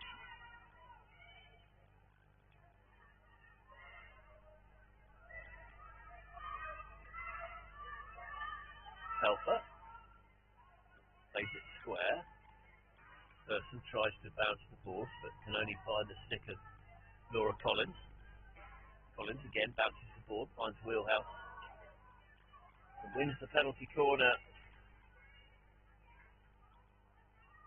Lizzie Wheelhouse there, showing all her guile and experience, just drawing that Australian defender in and finding the foot.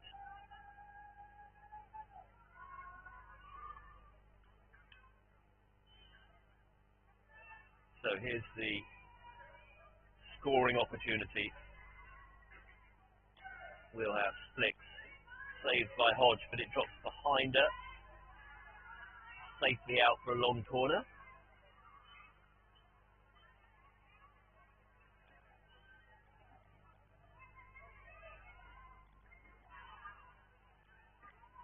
And the ball given away, a chance for Australian counter-attack here.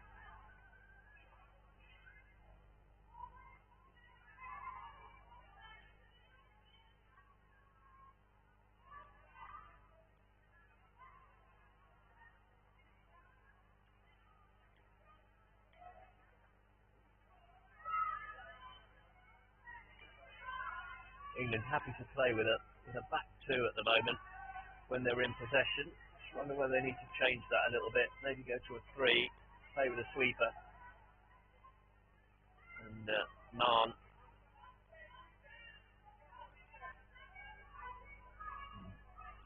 Penalised.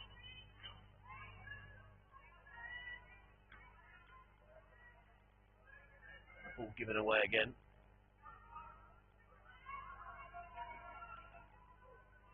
Weston, who fires it wide. Collins tries to play the ball into the circle, but Joe Weston again, really solid. And that left defender spot. Plays at the St Albans club.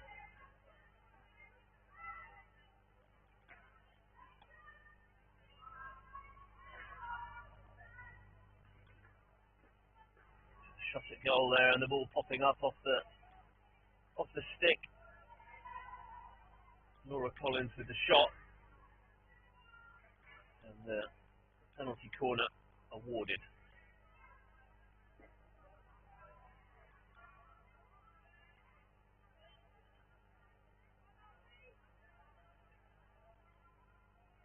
Oman will inject. Weston stops. Wheelhouse flicks the save from Hodge.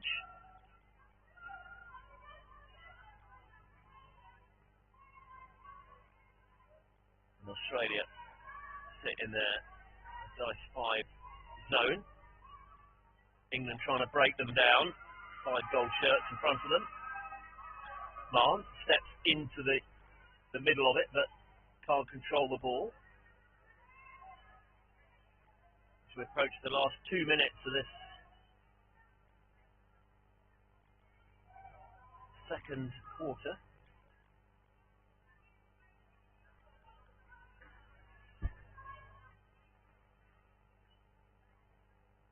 Basley, no way through, so she recycles. Holmes tries to feed the ball through there, and Mahon commits the infringement.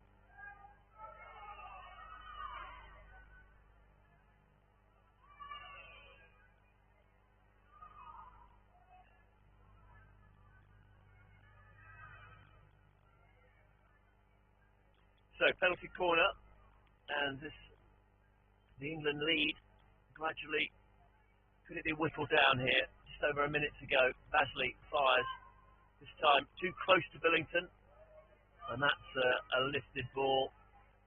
Wheelhouse just as she attempts to clear that ball, it ends up going over an Australian stick. So we have the re-award of the corner.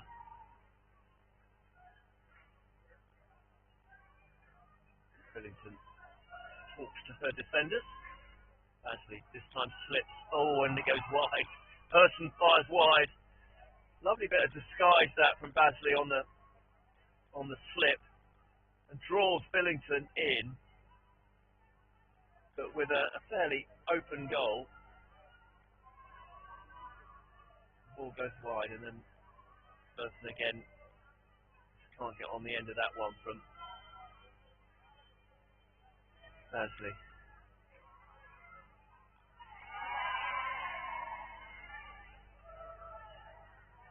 So they've gone to a back three, England.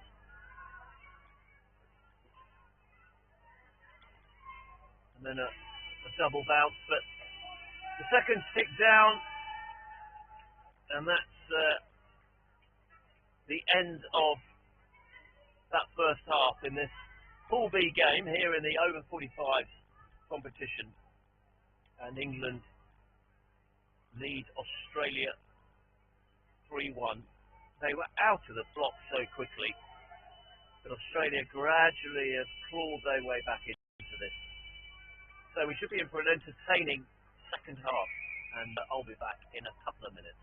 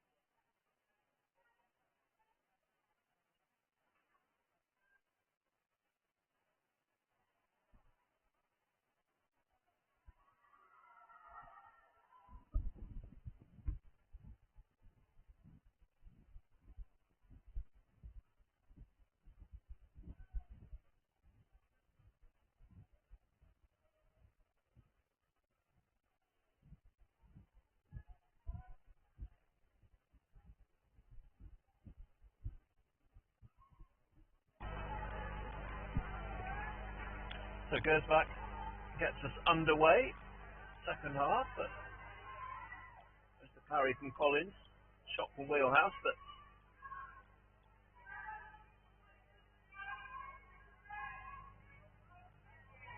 and that ball just popped up off Roach's stick.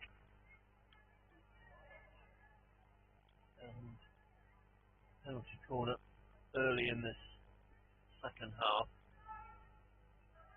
Within the first minute, Jenny Felton, the Australian keeper. Those green kickers. So Australia get themselves ready.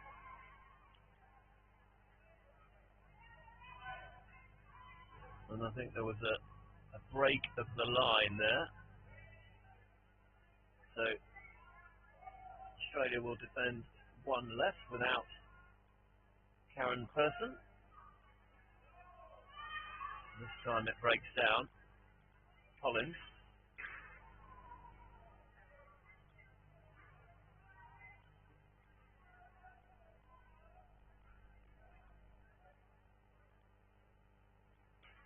Weston steps up really well on the left board. Slips it for Wheelhouse. Infringement there.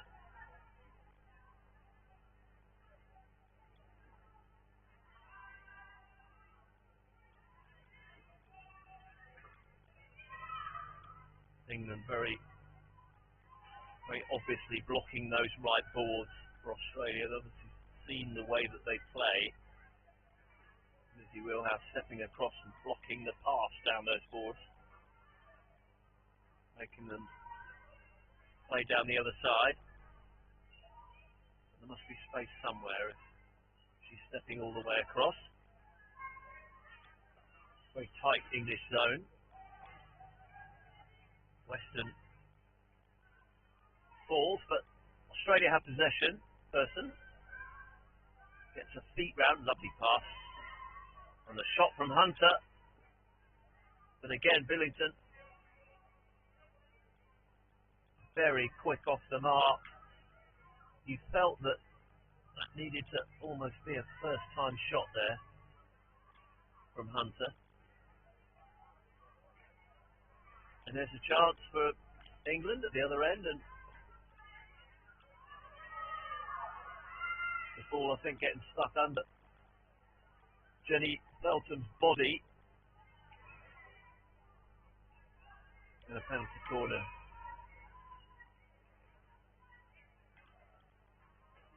Given. So, 3-1 England. I'm sure they feel they need to get a bit more of a cushion in this game.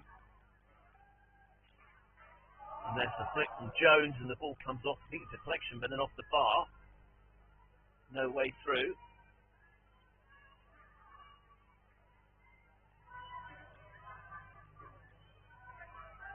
And Australia clear their lines. Collins and Weston at the back.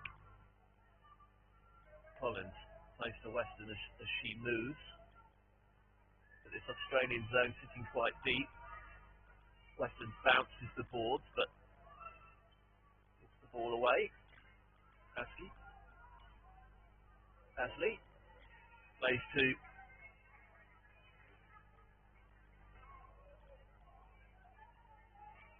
Gersbach, who wins the free.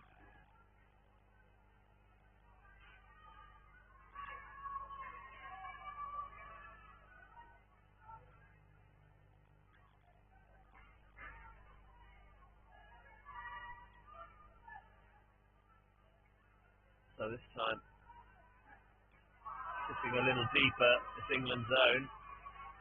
The ball turned over once again.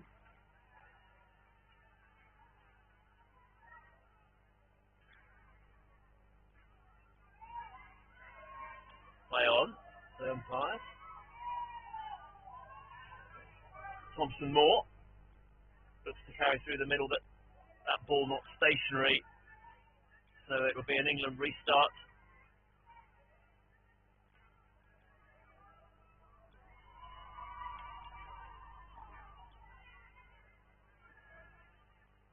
Collins, no way through. Basley. Marika Basley, the Australian goal scorer in this game so far. And there she takes that one on the reverse, but Thompson Moore, good work from her, and that seemed to be a bad tackle, a double tackle I think from Roach and Richardson there, Narelle Richardson. So another penalty corner opportunity for England.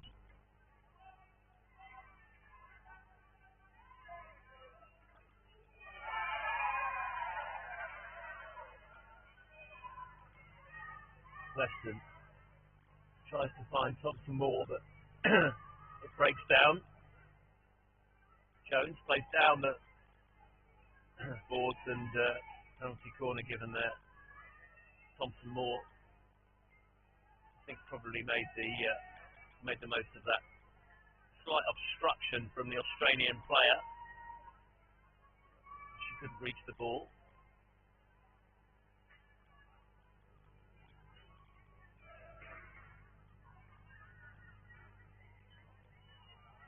Shot at goal from Jones.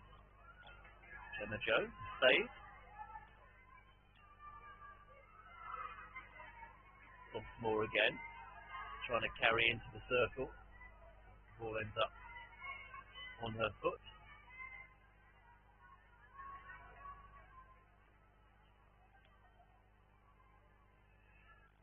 England stepping up, and the front three stepping up almost effectively there, but Roach winning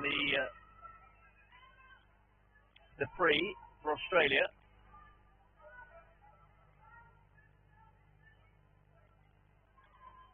Roach finds the gap, but Watson can't collect.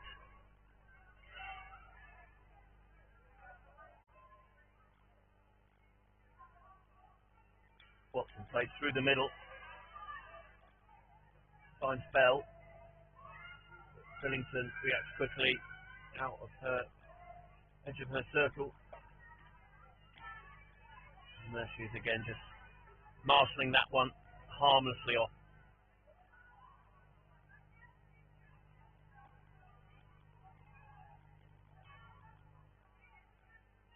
Similar. The restart. Wheelhouse. Nice bounce to the boards there. Carry left to right for Marn. Tries to play it back across goal. And here's a chance for an Australian counter-attack from Hunter. Person. No way through for her.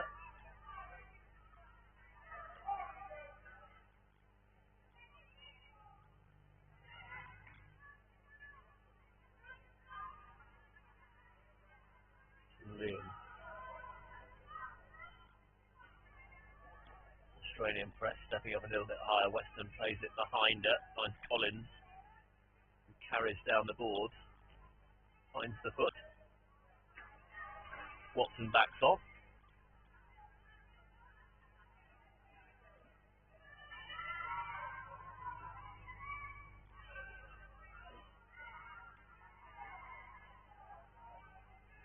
Oh, it's almost a lovely goal there. Brilliantly crafted from England. That pass from Laura Collins fired at that left-hand post.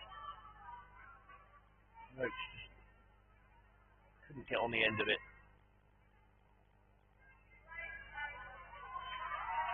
So Bond, it could have got the end of that pass, and there's a card for a tackle from Basley. So she will take a temporary suspension for 1 minute.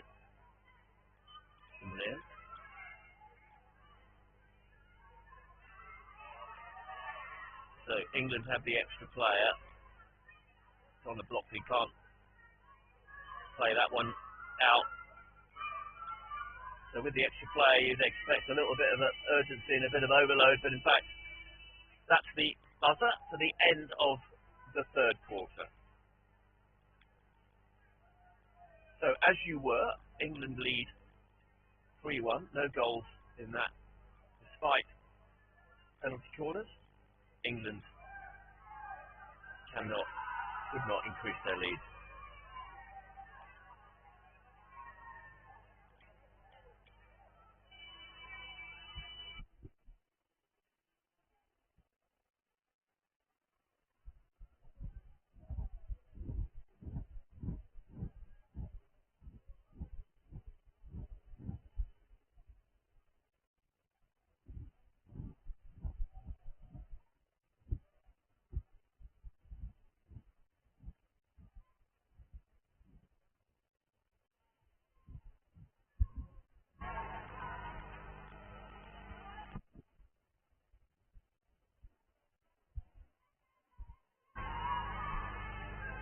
So into this last quarter, England 3, Australia 1. England currently sitting top of the pool. And if they can win this one, there's a misunderstanding there. Basley now back on the pitch after her suspension just before half time. Australia once again changed their goalkeeper Lee Hodge back on for them. Wheelhouse carries down the boards and draws the stick tackle there from Watson.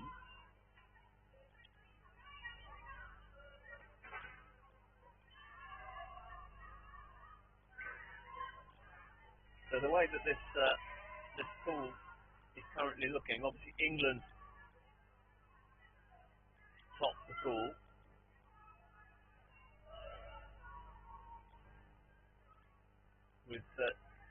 We'll top the pool with 3 wins. If they can hold out for this victory, they'll have 9 points. Australia will be on 3. Italy currently drawing with Ghana. Penalty corner shot comes in from Wheelhouse. So currently it's Italy 2, Ghana 2. So Italy would go above Australia with 4 points. And Australia would not make the semi-finals.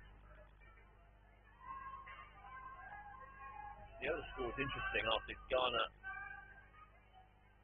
2 defeats so far and a goal difference of -13, losing both the games, but they are hanging on in there against Italy. Italy need a draw or a win to take second place in this pool.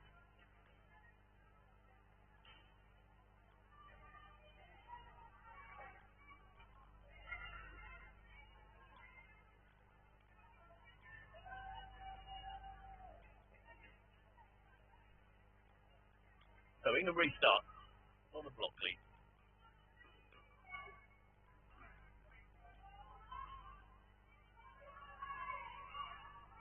Man, looking down the right, but a good jump back there from her.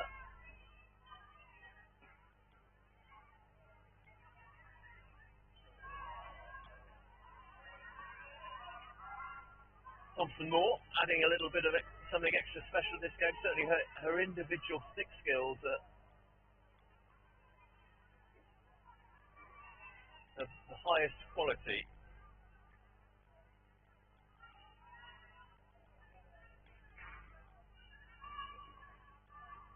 Australia patient with their build-up. Watson tries to bounce the ball, but Blockley stepped in, then plays a slightly lifted pass.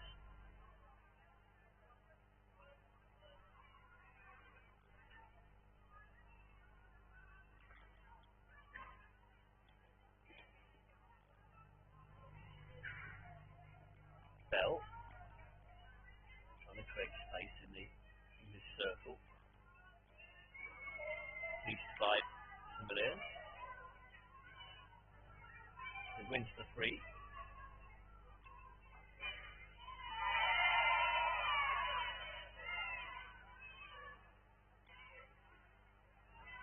Nice Thompson Moore on the left board who plays that pass straight away, but sees that gap to run into left to right.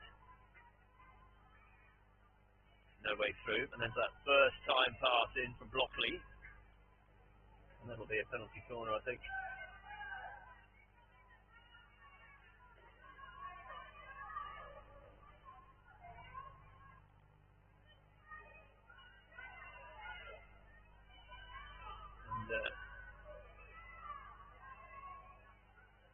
a little bit of confusion here because green card's been given.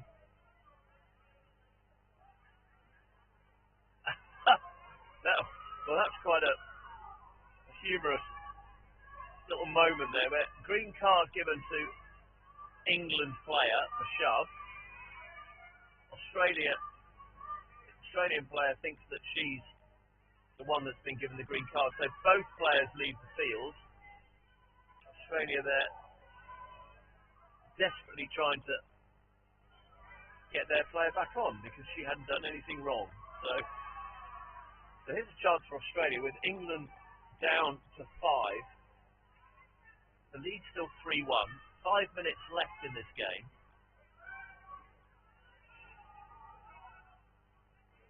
Oh, good carry. And that's a lovely goal from Thompson Moore. That's a really proper indoor hockey goal there. The carry from Laura Collins down the right flank. And Thompson Moore makes no mistake. It was the pass from Collins that was perfect.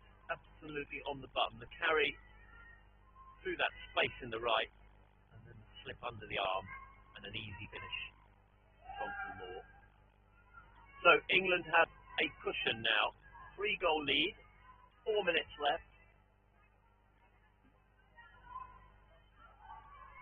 And Australia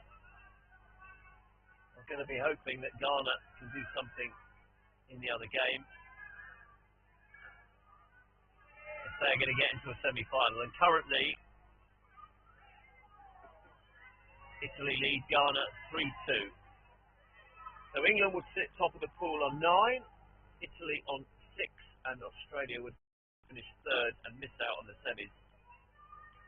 They only have 3 points. Jones shoots at the far post, but the ball goes wide.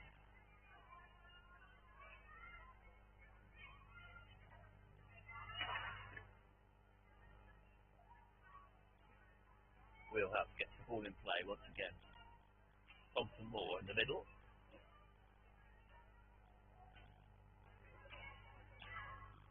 There's that ball for Weston. Joe Weston down the boards. Finds Collins. Laura Collins, who's had quite an impact on this game. Trying to create space for a shot, but she recycles it back up to Weston. Wheelhouse tries to play a first time pass down the right board. It's cut out, but she has it back again here. Collins. The lifted ball. Ball on Collins' stick.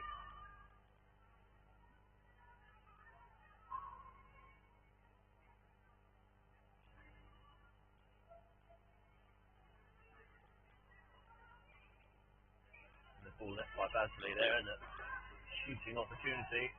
And the ball ends up behind the England keeper there, Joe Parrish. Come on for Amanda Billington.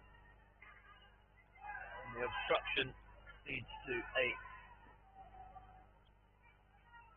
empty corner for Australia. You've sensed too little too late here. Less than 2 minutes left, and England lead 4-1. But with the injection, flicked in person. Great save on the line from Lizzie Wheelhouse. And again, and she finds Bond.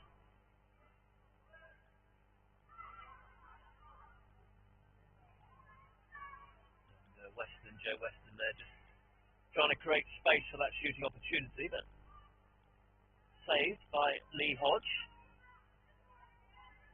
Second tick down here.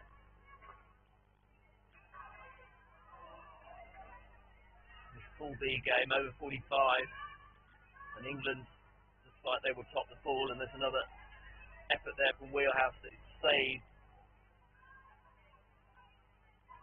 Lee Hodge getting a left glove to that, but plays it straight into her own defender. And we're now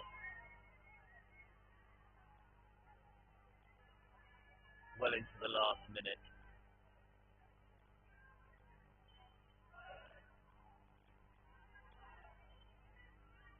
We'll have flicks and another decent save there from Hodge.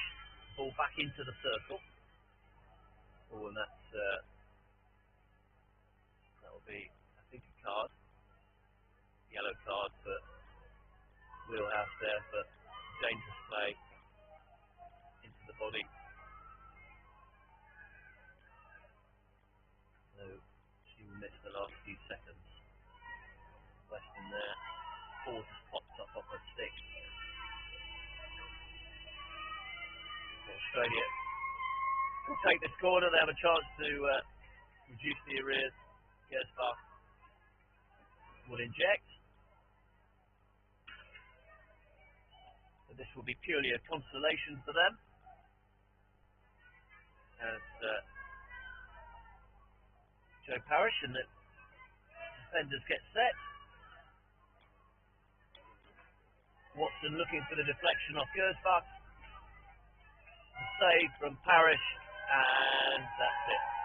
So the end of the game, end of the fourth quarter, and it's a comfortable win for this England team that make it 3 wins out of 3. They top the pool, and they will go into a semi-final berth. And with just over a minute to go in the other game between Italy and Ghana, with Italy with a 3-2 lead, looking unlikely that Australia are going to get to a semi-final. I think it's probably going to be England and Italy from this pool. So that's the end of that one, and the games come thick and fast. I will be back with you in a little over 10 minutes.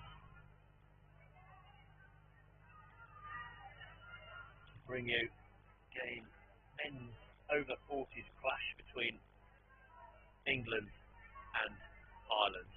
Game number 130 of this magnificent tournament. See you in about 10 minutes.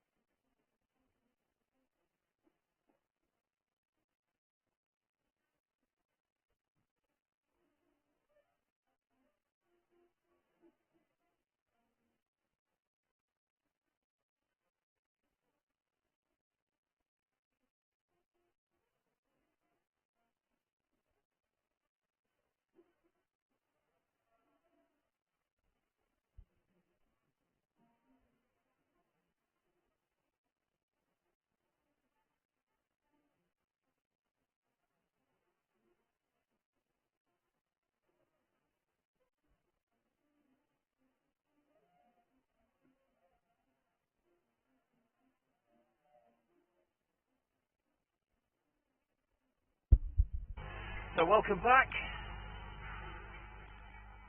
For me, this is game 6 of the day. It's not even the afternoon. But, no complaints there. We've been treated to some real top-class indoor hockey so far.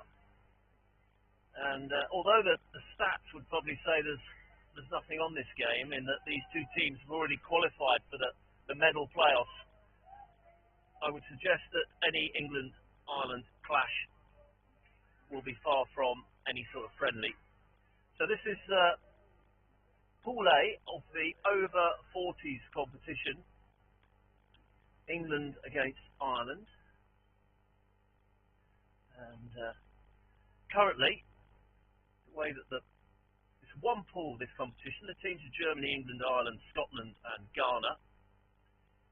Currently Germany sit on top with 4 wins, England 3 games played, 1 win and a loss, so Germany will top the pool whatever happens. Ireland sit below them, 2 wins and 1 loss.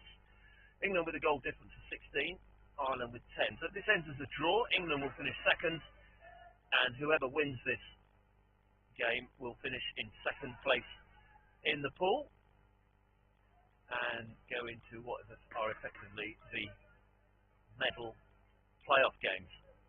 So the two teams lined up, start of the game. Ireland in their customary green shirts, white shorts, and dark green, bottle green socks. England, white shirts, navy blue shorts, and red socks. So Ireland get us underway. This marvellous facility here. Oh, and straight away, Kenny Carroll trying to play that ball through, but Smith gets in there on the backhand, and Albury with an opportunity, and was straight down the other end for a chance there, and John Baxter playing that ball straight rather dangerously into Dave Appleton. Appleton, highly skillful player. Redfern tries to play out. Ball pops up off skipper David Smith's stick. Certainly plenty of energy to the start of this game, and Ireland, Piter, very, very close. Barriona Piter, very close to giving Ireland the lead there on the far post. Appleton, right defender, and lovely little drop of the shoulder there, and very skillful player. And looks to play down those right boards straight away. Highly, highly skillful indoor player who's in his former days star of the Loughborough University setup that was so successful through the 1990s. Redfern pressed by two Irish attackers. Plays to Appleton, who carries left to right. Wants Smith to get out of that space really, and then that wasn't really taken from the right place. So I have mentioned there's two umpires for this one. Andrew Kennedy at this end. Kevin Tate from Scotland at the far end. Andrew Kennedy, a highly experienced international umpire. He took a bit of a break from umpiring for quite some years. Now plays a bit of veterans hockey up at Alderley Edge. It's great to see him back. Whistle in hand. A lot of international tournaments under his belt, and a real dependable umpire. So Appleton takes the free for England. Plays back into Redfern. Albury trying to play it through Kenny Carroll's stick. Certainly high energy start to this game, as you'd expect from these two teams. Still a number of them playing National League. And that ball just fired straight through. Albury and Smith have been in, over the years, East Grinstead Sevenoaks colours. Paul Cooper on the ball now, captain St Albans. Another club with great indoor pedigree. Paul Cooper now coaching their indoor and outdoor team. Not playing outdoors, just coaching, but part of the playing staff and coaching for the indoor setup at St Albans. And there he is on the board now. Wins it, tries to play backhand shot, but good challenge there from Robert Abbott. Again, fast-paced start to this one. Good quality indoor hockey expected here. Carroll put under pressure. Just does enough.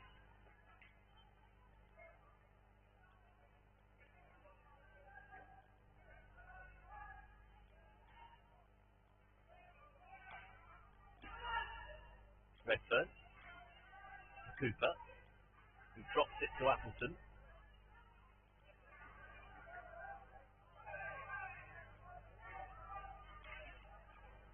England really looking to take these free hits, particularly Dave Appleton on the right there, wanting almost playing on the edge, if you like, but wants to take those free hits very, very quickly. And Ireland not retreating 3 metres, so conceding the first penalty corner. So Redfern will inject, Appleton stops, Smith on the strike, and Albury, it looks like Smith who shoots, and a decent save from Shane Daly, 46-year-old Irish goalkeeper.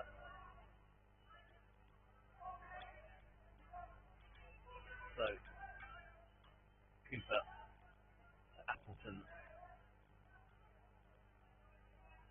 Redfern, patient build up. Redfern finds the space on the right boards, but can't connect with Ben Albury in the circle as England ring the substitutions. Gareth Andrew onto the pitch, prolific scorer over the years in the National League,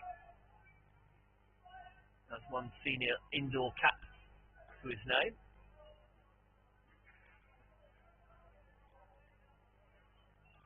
Mariano fighter there. Carroll looking to try and carry this ball. A lovely first time pass to find Piper down those right boards, but Andrew doing well, but misses his clearance. However, Appleton carries, but is dispossessed on those boards. Gareth Myburn. The intensity that's really, really high, and that's a penalty corner. And Robert Abbott with the challenge, as I say, find this England team will highly experienced play on the edge, and there was an incredible game of indoor hockey for a men's over 40s Masters game last night when England lost by the odd goal in 5 against Germany. And a game full of incident and full of fight. Gareth Andrew. Now that's Ireland are saying that ball pops up off the stick before Gareth Andrew fired it in. And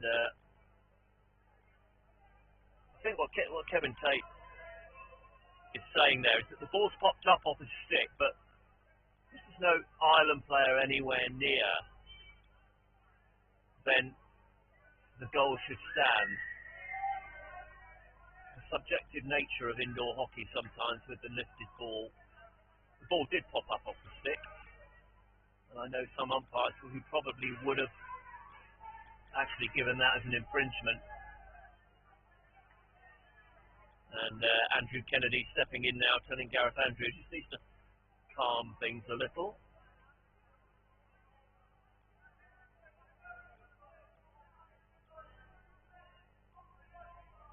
Simon Miles now on up front, in front of the ball, but for England, Carroll gets it in play.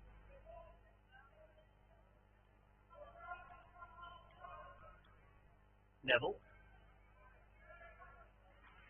Carry from Piper. 6 around him. Singh clears up at the back. Plays it to Andrew, who brilliant pass off the boards there from Gareth Andrew.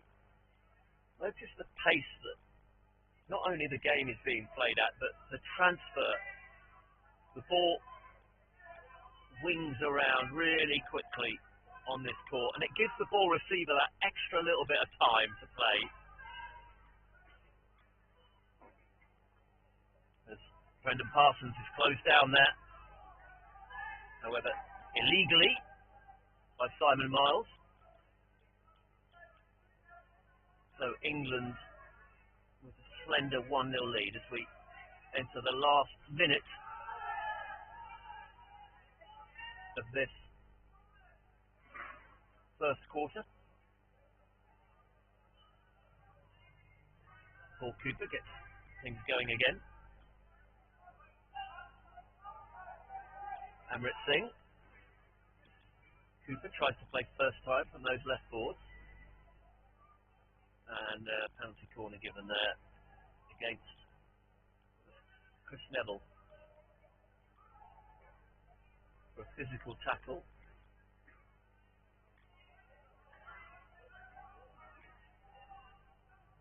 So penalty corner number 2.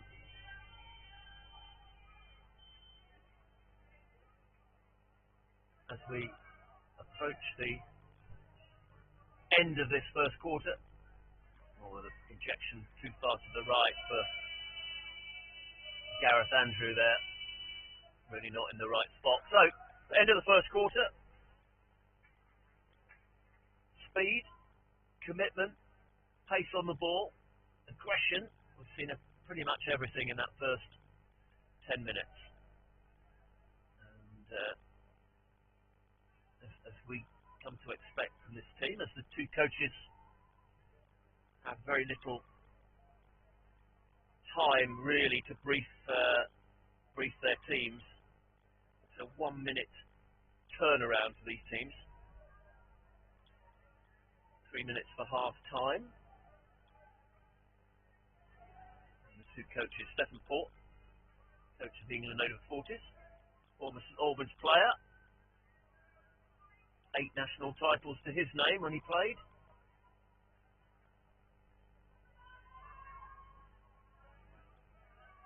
And Ireland get us away for the second quarter. Again, a fairly high press from this English team. And Simon Miles stepping in there, getting a deflection on that ball, but immediately the ball gets played in. And that's a great ball played through the middle of the pitch and a bounce off the boards. And chance, but straight onto the forehand of Singh Stick, who clears. Cooper steps in. Roland Rickson there, under pressure. Cooper takes it quickly. A double shot there, one from Andrew, one from Cooper. And Gareth Andrew fires and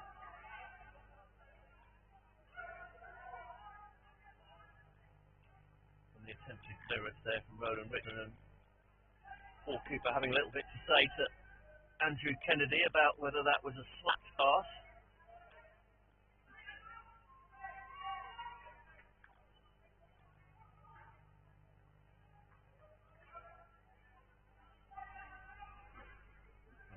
Cooper steps in, brilliant defending from him. And the opportunity there. Great little defensive ploy that. You can see the way that England set that up. Enticing Ireland to play down the right boards. Cooper stepping up with the backhand tackle. And then the quick pass and counter-attack. Forcing the error. And England have their third penalty corner. So, Cooper. That's hard. In the right place this time. Gareth Andrew flicks, but decent save from Shane Davey.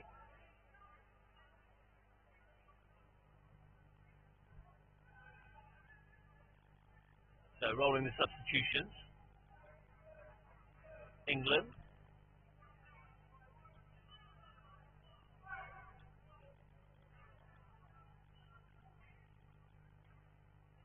Cooper just draws those players in on the boards. Recycles. Singh. And Andrew O'Sullivan at the back. Singh plays an awkward bounce off the boards there, but Cooper did well. Smith steps out. If you are new to the game of indoor hockey, 6-a-side, ball has to stay on the floor. You can only lift the ball when you're shooting at goal. 4 10-minute quarters. Spin there from Cooper, but he loses out. And that'll be a card for Paul Cooper for a bad tackle there on the backhand. So he gets a temporary suspension for 1 minute. And, in hockey, green card, green triangle, that's 1 minute suspension. Good play, great play from Ireland there, creating that opportunity, and there's almost finding his teammate Smith in the circle. So what tends to happen is you will see a team, if they have a green card, they will sit deeper. They have to defend for 1 minute with a player less. So the idea is to compress the space that the opposition can play in. And there's Carroll plays a first-time shot into the stick of Robert Abbott. And off an England stick for a corner. We start again. Singh. Good stick work. Good hands. And then plays out. Ball lifts off Carroll's stick. So, real high energy in this game. Good work there from Smith, and Cooper, having served his suspension, is back on the pitch in the middle, and he will hold that position on the left board. Aubrey working behind him. Movement off the ball from this England team. Singh finds the right board blocked off, looks to play. Cooper bounces the boards, but Ireland step up effectively there. Good work by Aryan Manas.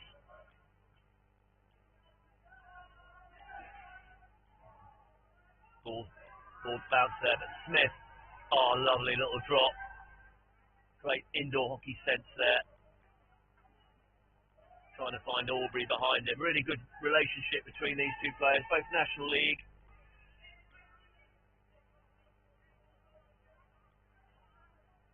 And we used to say about Ben Aubrey, if you strapped him to one of the posts and gave him one hand to work with, he would still score you 50 goals in a season. He's one of these really prolific strikers. There he is on the ball now, and he passes. Oh, and a great save. So Aubrey, instead of shooting there, finds Appleton on the far side of the circle. Appleton with time to pick his spot. But a decent save once again from Shane Davey. Same thing, Aubrey in the corner. Appleton carries into the circle.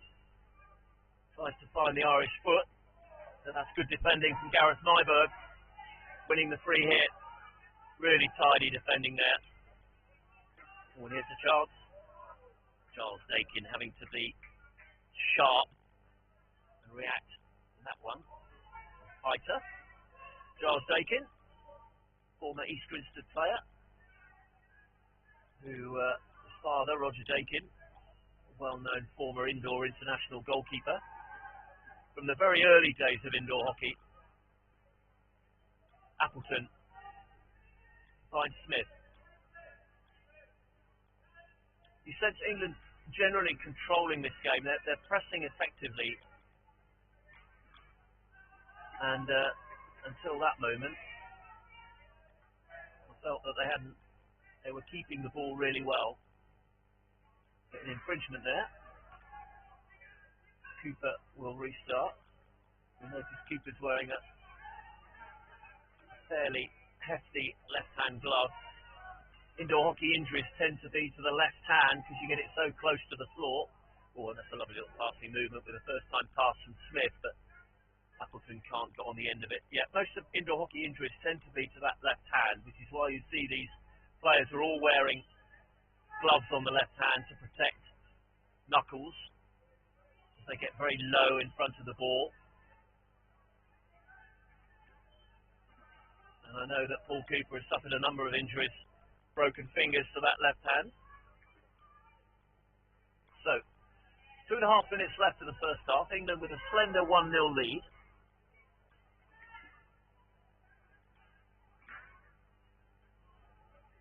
Appleton bounces the board, finds Andrew, no way through, so he plays back. Gareth Andrew, player coach at Peterborough, currently.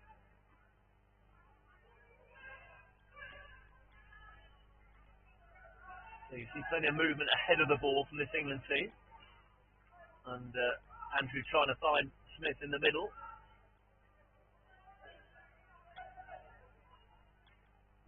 So currently the white shirt's in charge, but only the 1-0 lead. Appleton throws off the boards. Good work there from Kenny Carroll. Staying low to the ground, good defending, and an early pass. Brendan Parsons, I think that will probably be a card. Yep, green card there for the dangerous play. Want to play through the England defender. Ireland down to 5. Andrew shoots on the backhand. Shepherded out there. Chris Neville. You're always throughout this 1 minute where you have the extra player, trying to create one scoring opportunity if you can. Cooper adjusts, tries to get the ball going at the goal. Closed down very quickly by Shane Davey. So we're in the last minute of this first half. Not too many goals, but it's been entertaining. Certainly the pace and intensity of this game is right up there for over 40s age group hockey. And clumsy there from Gareth Andrew. Carroll plays short. Parsons leaves.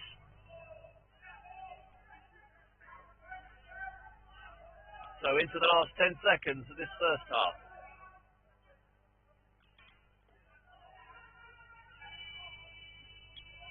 So the hooter goes, and this Pool A clash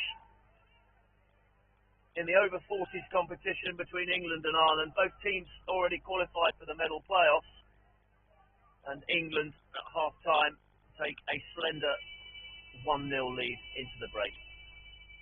I'm going to take a break just for a couple of minutes, and we'll be back for the second half.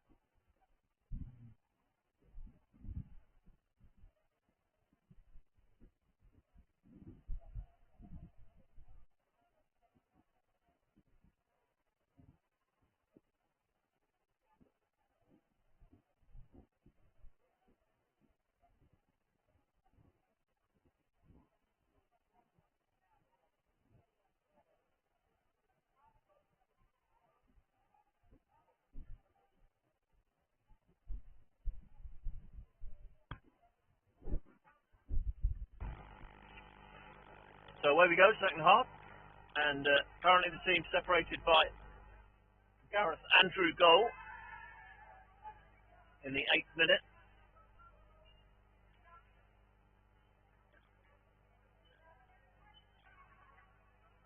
tight game between these two. And here's a very... Ooh, that's an unlucky... I think Singh was a little lucky there. Appleton quickly. And there's the shot from Andrew. Well saved by Shane Davey. But again, it just shows how quickly the counter-attack and how important the counter-attack game is. Andrew Kennedy just ensuring that the free is taken from the right place. Cooper gets the ball in play. A rare mistrap there from Appleton and the ball behind him. Good play there from Aryan Manas for Ireland. Appleton reads that one. Singh bounces the board, but easy for Carroll. Plays it first time. And that'll be a penalty corner there. The tackle from Paul Cooper. And Ireland have their first opportunity.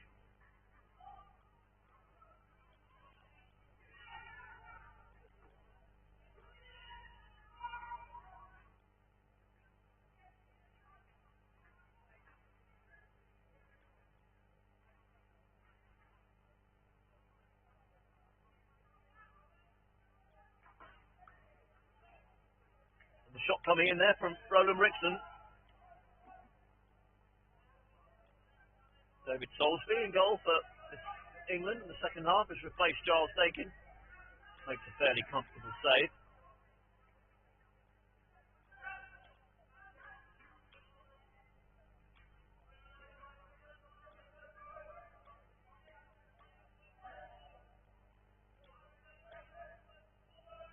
Movement ahead of the ball for Ireland. Well, that's bounced awkwardly for Kenny Carroll, but Ireland have played out of that, created some space down the left. And now back to right to Carroll, who tries to play it through the middle, but Cooper picks it up. And Gareth Andrew trying to feed that ball through. Andrew Kennedy doesn't see the foot. Appleton gets it in play. And that'll be a penalty corner forced by David Appleton. 42-year-old.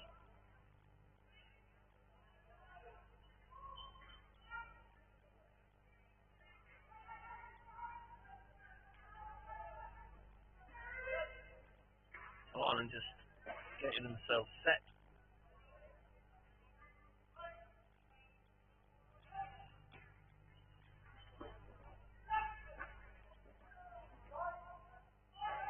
And the shot there from Cooper that was going wide.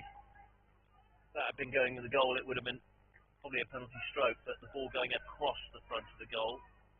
Andrew Kennedy right behind that.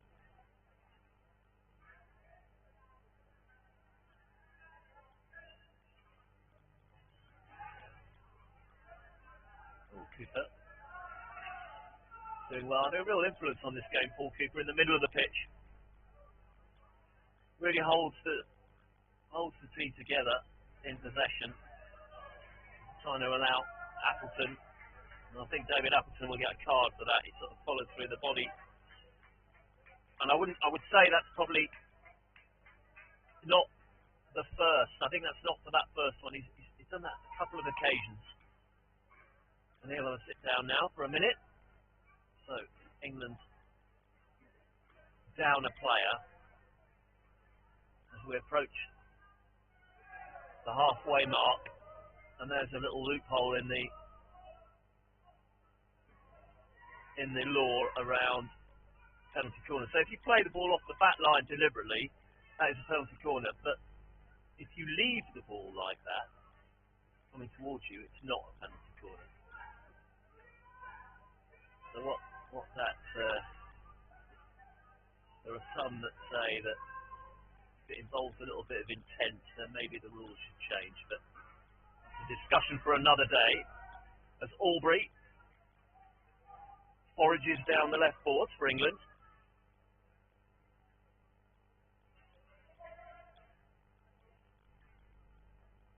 Singh gets that ball outside his left foot, transfers it to the right straight away.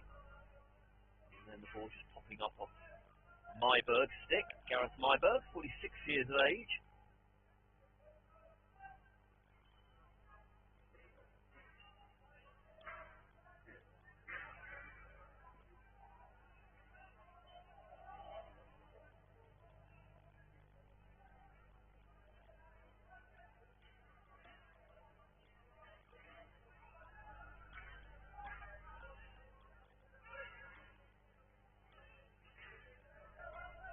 The angle of this closing down from Ben Aubrey, trying to make Carroll play down the left boards, and then both Aubrey and Forsyth around the defender, but they have to give him a way out. Carroll plays, can't get through Smith. Smith a little bit too physical there, trying to get through Carroll, but so the free against him. You can almost see that Aubrey and Smith, the way they work together as forwards, both defensively and also with the ball, with their movement off the ball. Both very experienced National League indoor players. Well recycled there. Carroll gives it away. Cooper plays that little pass. Sorry, Aubrey plays a little pass through Cooper. We'll start that one again. Aubrey tried to play that pass through Kenny Carroll, but he couldn't find his teammate. So this is game 7 of 13 each day. So it is literally, as I said before, wall-to-wall indoor hockey. Good reaction there. That Aubrey immediately trying to find Smith, but the ball going off the back line.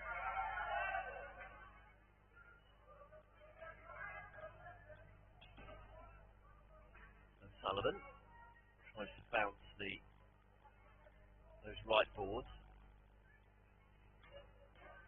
Smith creates space for the shot, thinking it took a deflection off Rickson.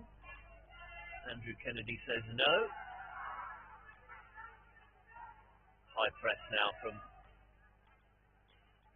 England, pressing Carroll. Carroll carries down the board, turns it over, just what England wanted. Real high press this from England, and effective as well, getting players around the ball.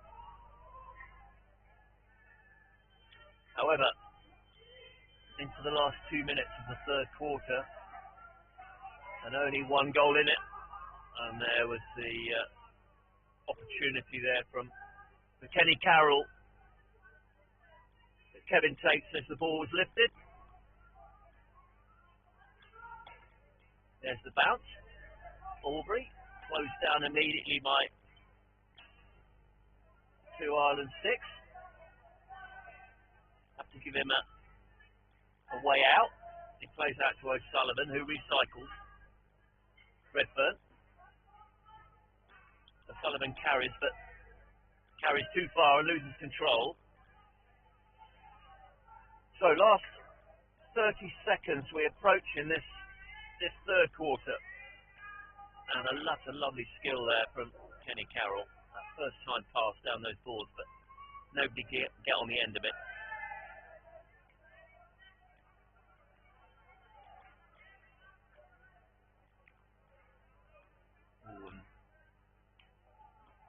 Sullivan under pressure. Aubrey decides he'll shoot there, but the ball going straight across the front of the goal and going wide.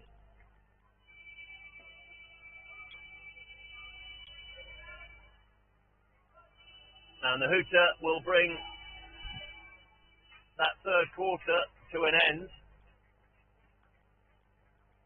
And the scores remain the same as they were at half-time. England with this slender lead. Gareth Andrews' goal in the 8th minute. And England still fairly dominant in this game. I think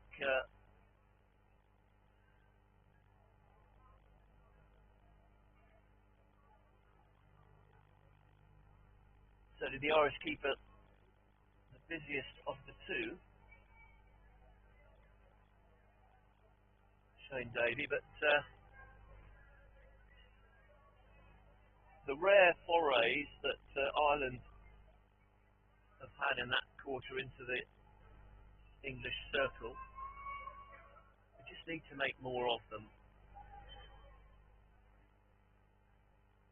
This game could change very, very quickly. With only one goal separating the team. So Gareth Andrews gets this final quarter underway.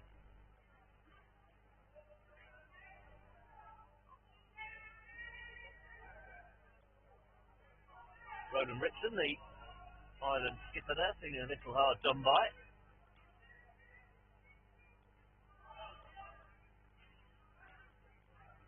Miles plays back to Redford, who finds Gareth Andrews, tries to get round the ball.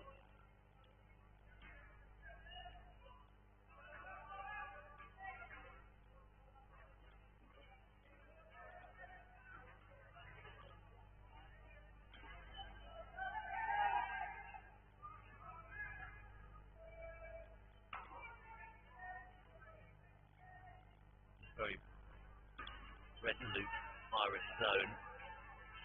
No way through for Cooper. All very low. Left hand low to the ground.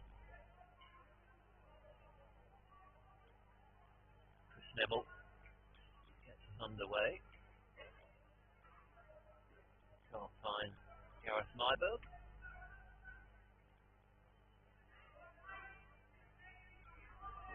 So the game's gone a little flat. We need a spark of brilliance to lighten it up. Who's going to provide that, I ask? And I wonder. Oh, lovely little touch. Miles sees, but immediately surrounded by green six, and Rickson with a forehand tackle, supported there by Shane Davey.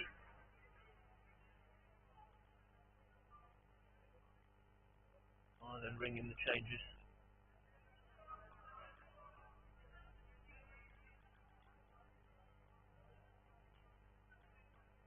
Neville gets us underway.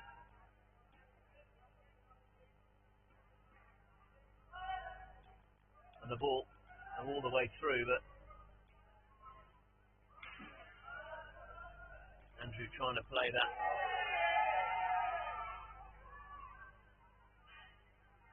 Cooper going low there, and a big reaction from the crowd and the bench, but nothing doing, and I have to agree with the umpires there. Well, it was a fair tackle.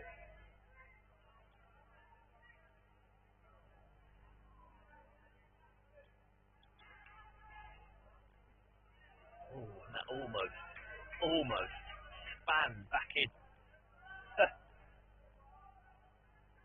David Salisbury's right hand post there. The deftest of deflections from Ireland. Actually, I can't remember the last time they had a meaningful shot on target. So England have dominated this, but just haven't been able to be clinical enough to take the game away from Ireland. So it's still a slender 1-0 lead. Good defensive work there from John Redfern.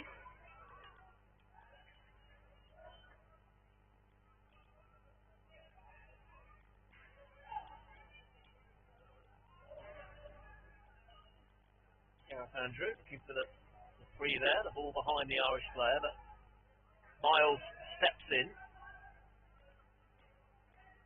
Sort of sense that it needs a little bit of the magic of maybe Aubrey and Smith up front to create something to open this game up.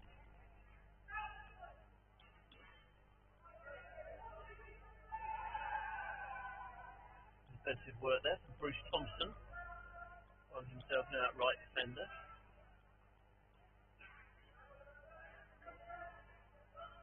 There's the carry. Mo Sullivan. Andrew creates space to shoot, but that'll be a card, I think. Yeah, Gareth Andrew. That's a yellow. Gareth Andrew there. Dangerous play. Defender so close.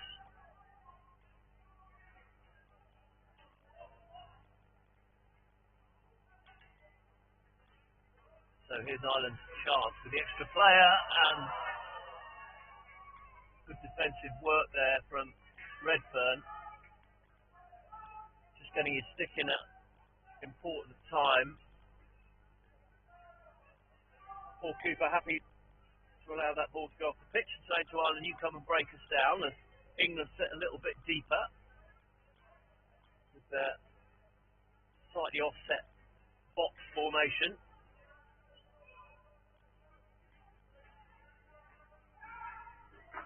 That yellow card for Gareth Andrew, which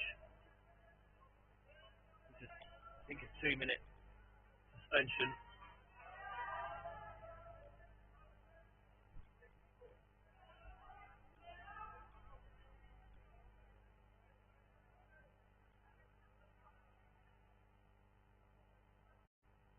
So, there's Smith. And he produced something magical. He makes a carry down in the corner and loses possession, and Kenny Cowell just does enough.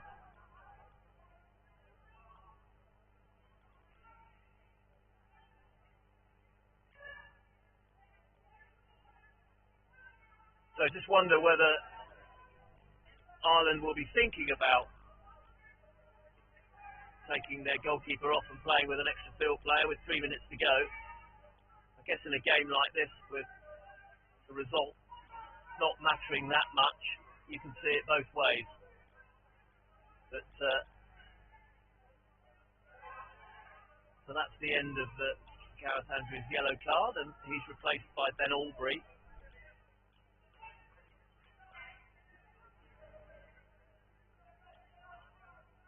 And England now sitting deep. Oh, and that was Appleton. Oh, that'll be a green card after the whistle had gone. Brendan Parsons there playing rather wasteful with, yellow. Obviously a little bit of dissent, something said on the way over, and the green becomes a yellow. And there we were, sitting thinking, shall we take the keeper off? And Aubrey with that deflection. And David Appleton not necessarily agreeing with Andrew Kennedy there. Over the top of the ball.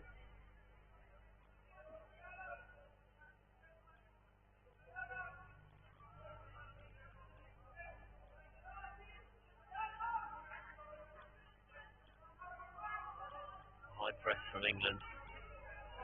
Cooper steps in.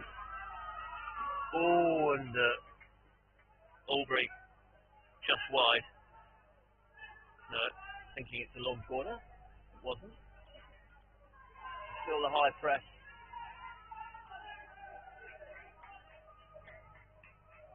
So, less than 2 minutes. Suddenly, there's a little bit of urgency in this game. And Aubrey gets the goal, and Ireland will be ruining that suspension. And eventually, the high press from this English team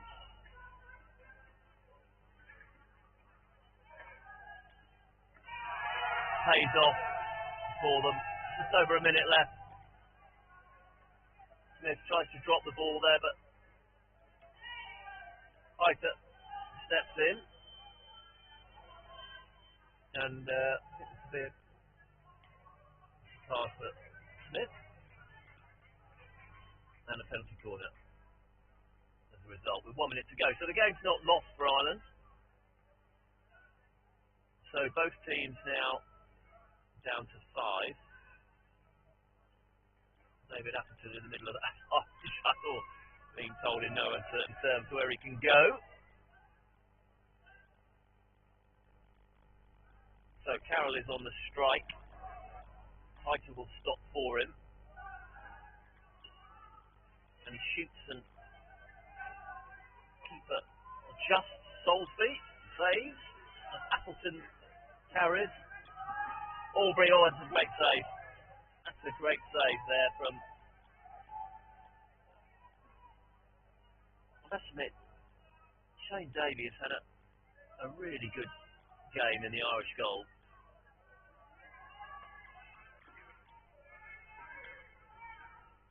Cooper on the ball, gets robbed. Carroll. And finally, Ireland have a goal. Robert Abbott there with a reverse kick effort. 20 seconds to go. Too little, too late. High press from Ireland, but it's probably too late. And the keeper's now off. But they're into the last 4 or 5 seconds.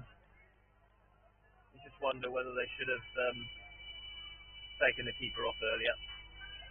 So 2-1 finishes.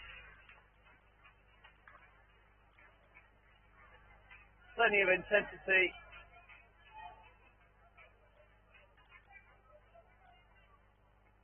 Plenty of technical know-how. Sadly, we were without. I thought we were going to see a few more goals actually in that game, I must admit, but two defences that defended with resilience and craft. Some good pressing from this English team, but this Irish zone sitting deep and very hard for them to break down. So, at the end of this one, England have the win, and 3 yellow cards in that last rather frantic quarter. So it's England 2, Ireland 1, and what that means in the pool for these two teams. So it's as I mentioned, it's a one-pool competition. So England will move into second place with 9 points behind Germany, who's got 4 wins. Ireland in third place with 6 points, 2 wins and 2 defeats. Scotland in fourth with 1 win and 3 defeats, and Ghana in bottom place, 4 games, 4 defeats. So that's how it's finished in this pool in the over 40s men competition. Well, I hope you enjoyed that one. I'm going to take a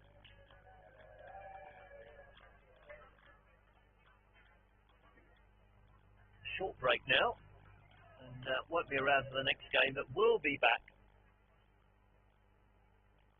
in an hour's time for the women's over 50 competition between the Netherlands and the Alliance team. See you then. Thanks very much for joining me.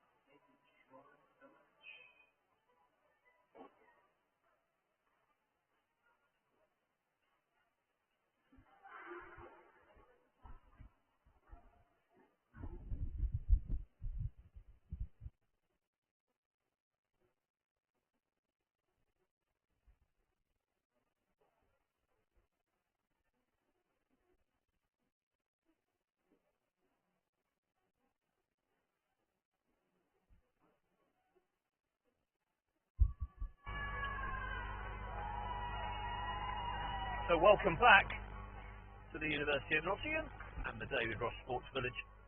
And here we are once again. This is game 138. World Masters Indoor Hockey World Cups across 12 different age groups here. Starting with over 30s. Sorry, over 35. And up to over 60s. This is a clash between the Alliance, which is made up of players that don't necessarily have World Masters, part of World Masters federations, a bit of a mix, against the Netherlands on this, the over 50s competition. The Netherlands in their traditional orange tops, white skorts and orange socks. Alliance in a purple vest with light blue trim, dark shorts and purple socks. And the Netherlands get us away. The umpires for this one, Ralph Bonds from Germany. That's the near umpire. And at the far end it's Terry Lees from England. It's an early turnover for the Alliance. And the ball into the foot. Into a Dutch foot, and penalty corner's been given.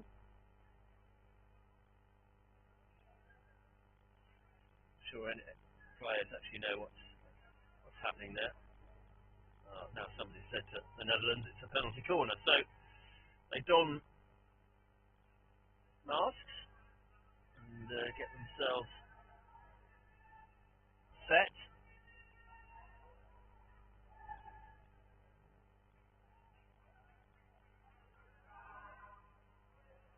So first scoring opportunity.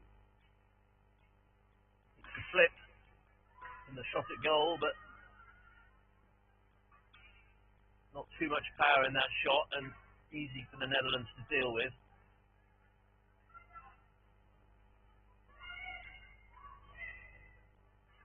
And stick shielding going on there. Rivka, for Yolanda Gravet from the Alliance team in that bottom corner.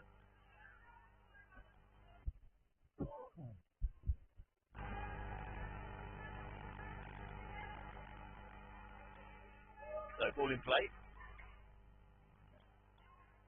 And Sasha Bowell, the captain of this Alliance team, with the white headband there, trying to play that ball across the front of the circle. Very, very heavily strapped right knee. And here's first Netherlands foray into the circle, but the infringement there. Terry Lees giving it Alliance's way, but there's the lift off the stick of Sasha Bowell.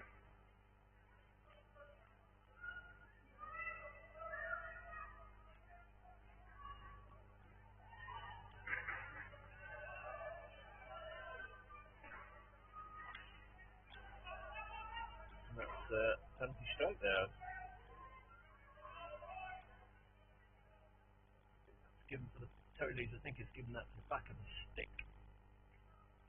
The Alliance team. Oh no, penalty corner. So penalty stroke, yeah, penalty stroke given. Thought he'd signalled initially for penalty stroke, then it looked like a corner, but okay, so anyway, we're into the third minute, and here's the opportunity for the Netherlands. Oh, and it's saved.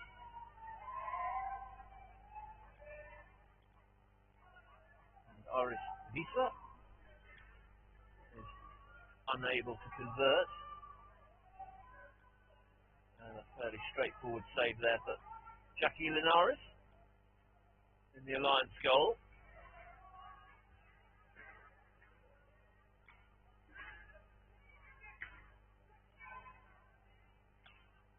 very least eventually signal still as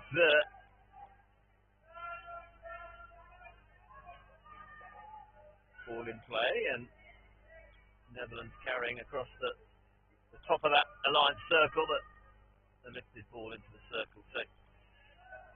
So the way that this competition is set up in the women's over 50s, there is only one pool, and everybody will play each other twice, with the top two going forward to the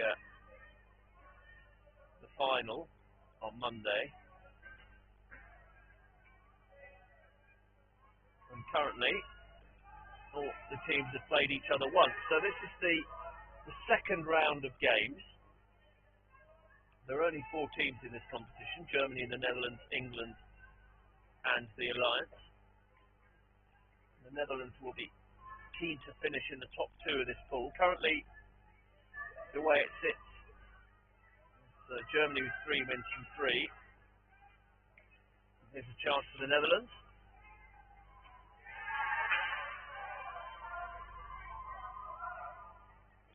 Judith Otrins with the shot. And the ball harmlessly off the end line. So Germany currently sits on top with having won all 3 games, with a goal difference of 14 against 2. Netherlands in second place, having won 2 and lost 1. And they scored 6 goals and conceded 4. Third place England, played 3, won 1, lost 2. And at the bottom, the Alliance currently, I'll make some space. Decent save that from Judith Snyders. And some good tidying up work from the skipper there, Chantal Kleinhout.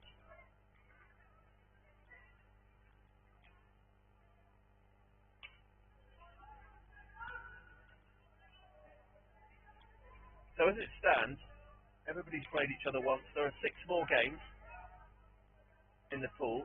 This is the first of the second set of games, if you like. 6 more games. Each team will have played 6 by the time we get to that qualification for the final. So the top 2 going into that final.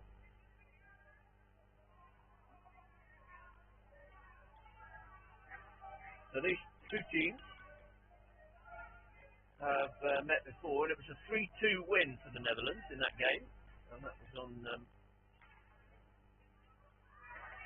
day 1 on Thursday.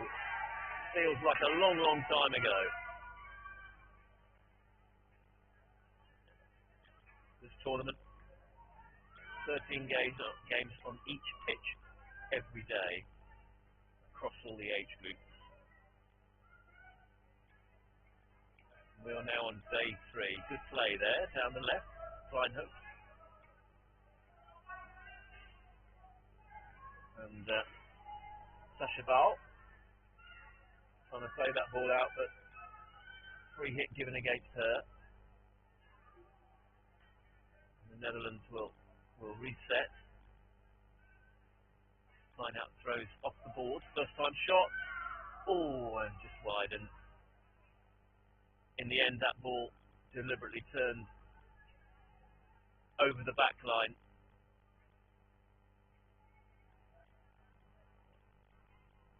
Leanne Blas there with that goal line save, but can't prevent the penalty corner being awarded.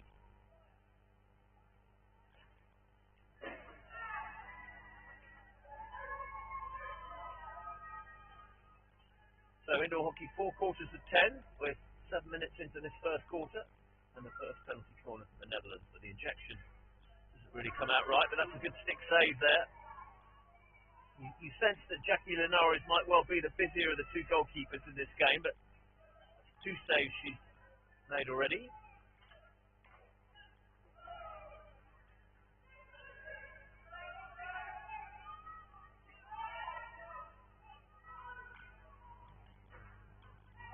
Kleinhout plays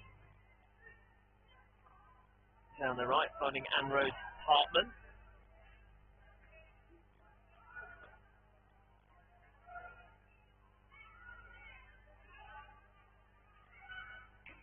Certainly well structured, this Netherlands team. Lovely first time pass there. Into the circle and penalty corner. Good work from Riefke Bax.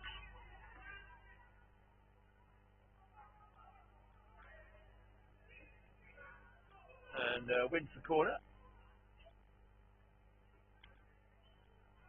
So we're in the last 2 minutes now of this first quarter. And the deadlock still to be broken.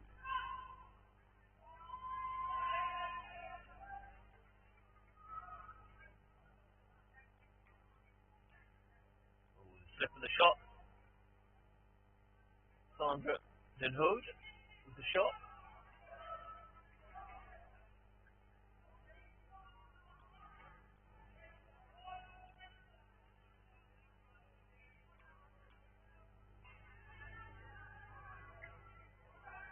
So, 3 out now for the Alliance.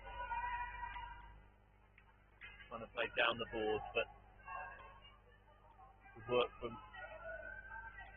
Anne-Rose Hartman once again. She follows her pass, tries to force a penalty corner, but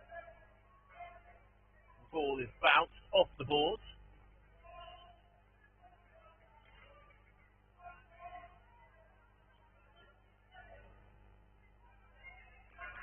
It is so good, this event. I don't know if you've listened to the stream at all. There's a opportunist shot there from Leanne Blas.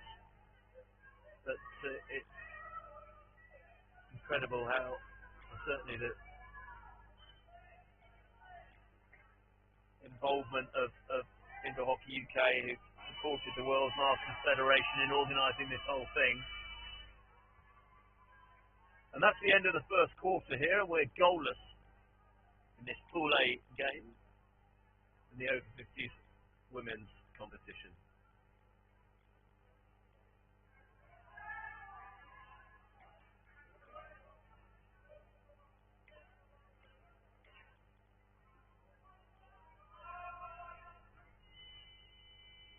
So 1 minute between quarters here. And a slightly longer break at half time, 3 minutes at half time.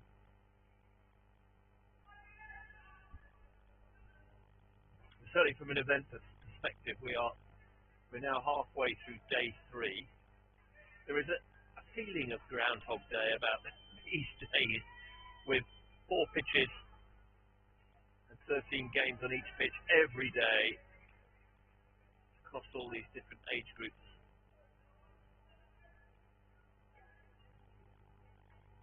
So the Netherlands get us away for the second quarter.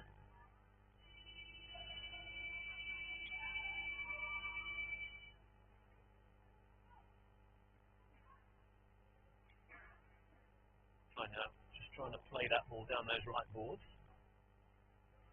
Looking to try and find Iris Visa, but unable. Visa currently one of 2 players who's scored 2 goals for this team in this first round of matches. The other one being Judith Opprins.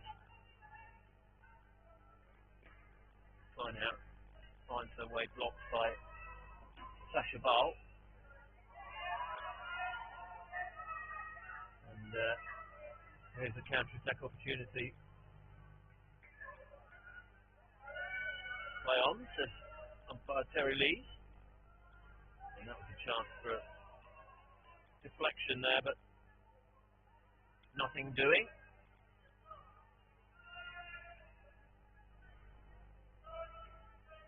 So certainly the Netherlands in charge of bossing this game at the moment. They just can't turn this possession into goals.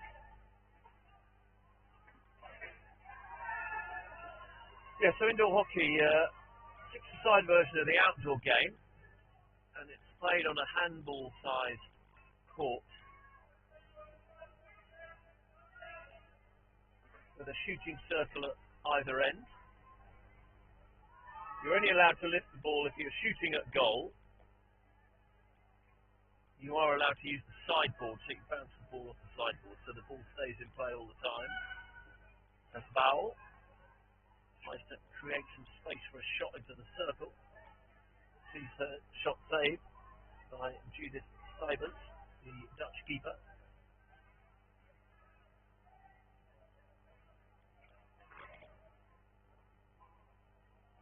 And again the ball at the end of the pitch. Kleinhout plays off the left boards this time. Gets it back. Now plays down the middle. Nice first time pass there from Sandra Den Hoed. But it's Sasha Ball who's very much the architect of all of the Alliance attacking play.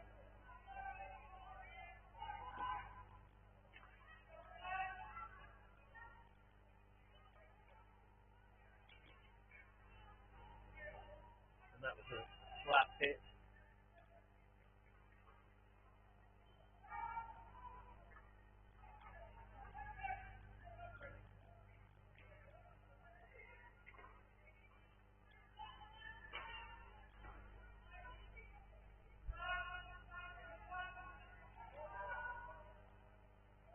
Judith Offerings can't quite gather that. Free hit's been given, not sure it's been taken yet.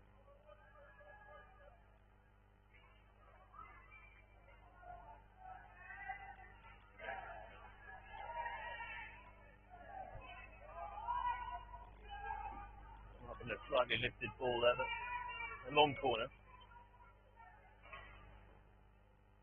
Ball coming off. And Rose Hartman's stick.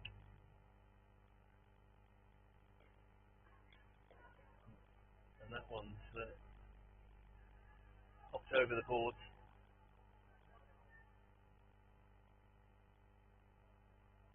So Kleinhout, playmaker for this Dutch team, very much the quarterback that gets things going. There's a chance for the Alliance. Ooh, and the touch. Shani Madapapa with that touch, but she couldn't direct it goalward. She is substituted.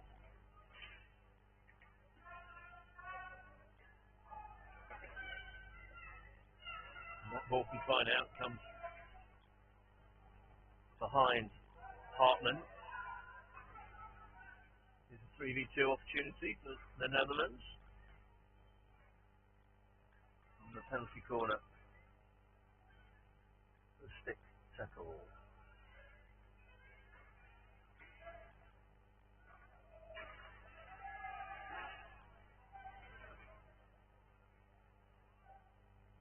So less than 5 minutes left in this first half, and here's a chance for Netherlands.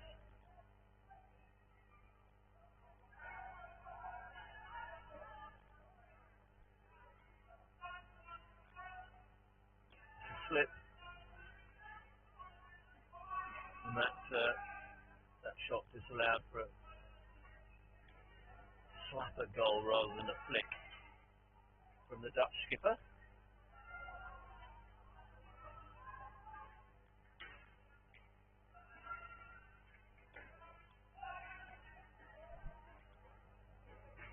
So good reaction there from Kleinhout. Defensive work on the board.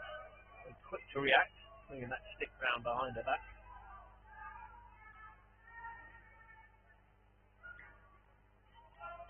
They lost the board. And that's an attempt at a shot at goal, but the ball lifted in the air and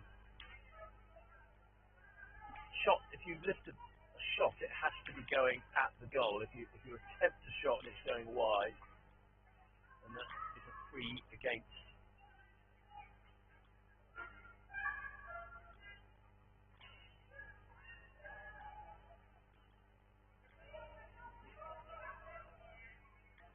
line out under pressure. Micah Van Schreiber from the Alliance team there.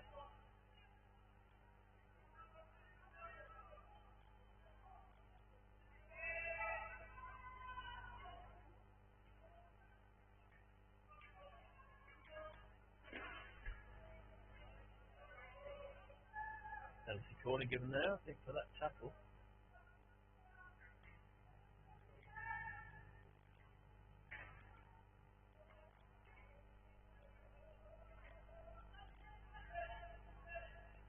So the tackle on Sasha Ball leads to penalty corner opportunity here for the Alliance.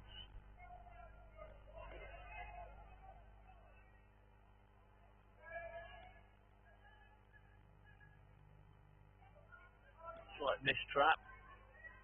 By assist play on. Oh, it's a great save on the line. Snapshot there.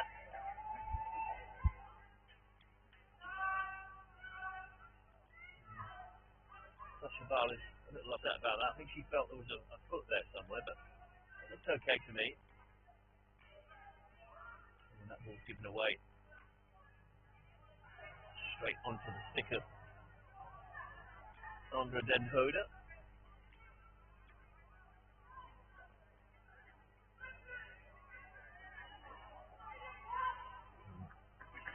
Iris Lisa just trying to create some space for the shot at goal there, but unsuccessful.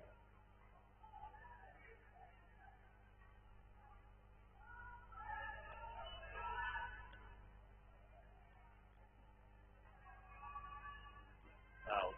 Loses control.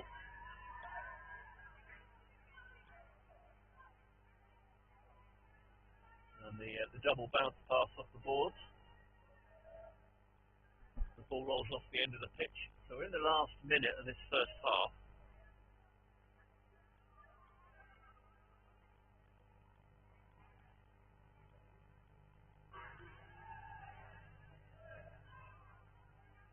Still goalless.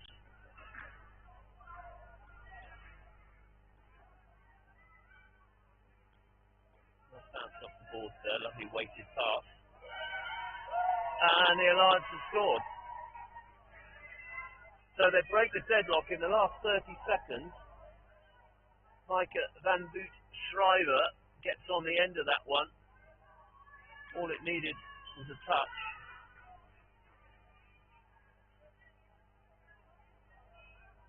And the Dutch saying that they felt that was a swing of the stick and a slap, but German umpire having none of that. And so the Alliance break the deadlock against the run of play, it must be said, just before half time, and they take a 1-goal lead as we go into our 3-minute half time. We'll be back for the second half in a couple of minutes.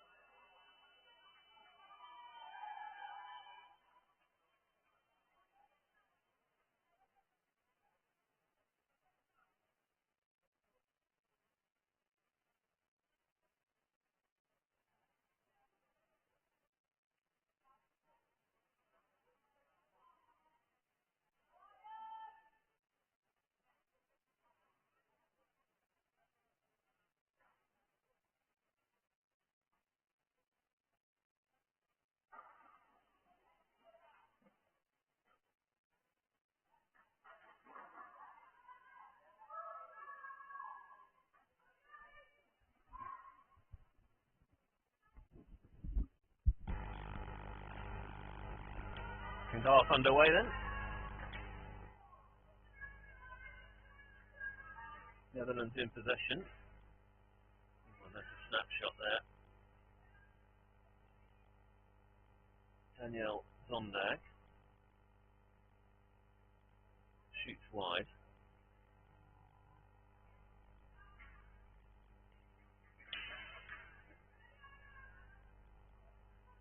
That ball bounced off the boards from Leanne Blas.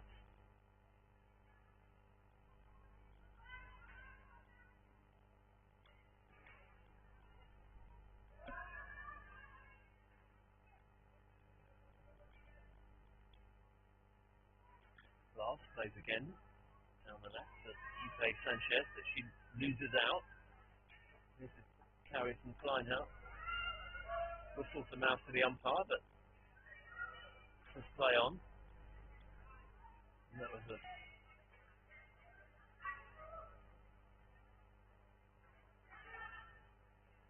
Blas tries to carry into the circle. She's robbed.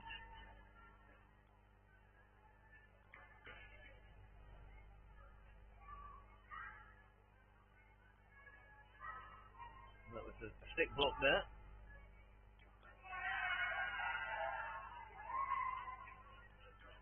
And they're saying, Lee saying, Alliance are celebrating that, saying they've got a goal.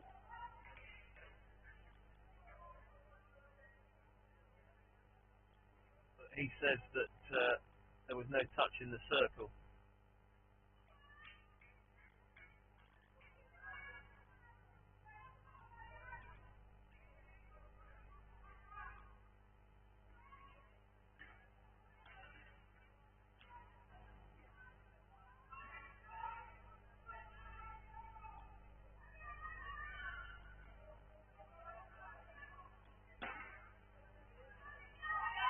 And they have the equaliser,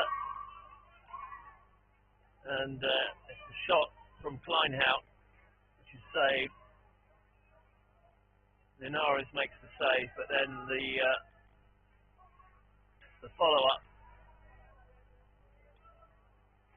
Iris Visa, levels things up for the Netherlands.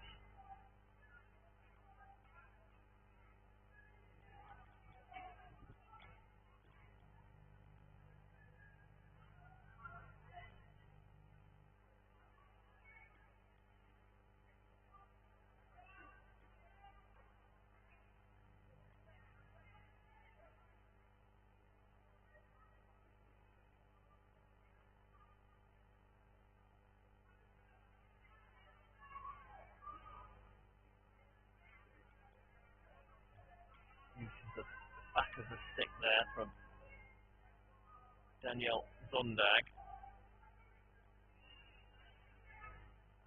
So the Alliance have the free. Leanne Blas. And then the tuck under the arm there from Ipe Sanchez. The ball rolling off the end of the court. Kleinhout gets things going for the Netherlands here.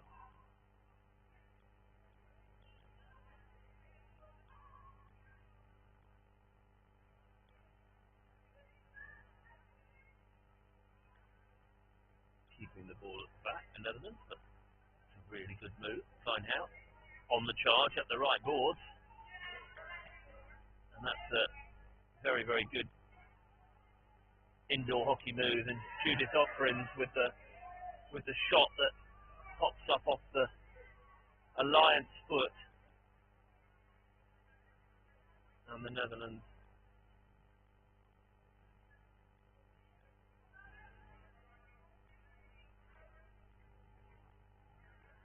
have their penalty corner, so they will go to the right hand side as they look. The ejection from Judith Offerins. Out to Visa.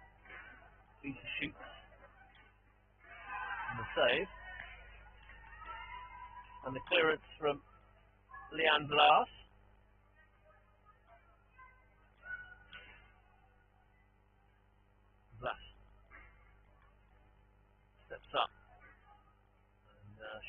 opportunity, but save from Judith Cybers. Sorry, that was Sasha Bowl there. I'm getting Glass and Bowl a little mixed up. Long day, apologies.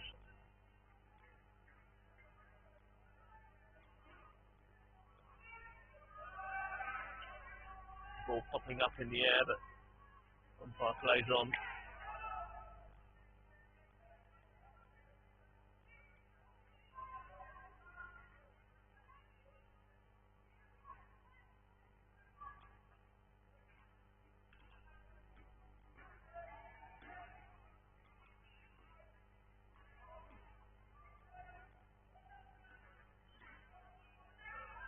Again, good work from the Netherlands. Stringing a few moves together in this third quarter.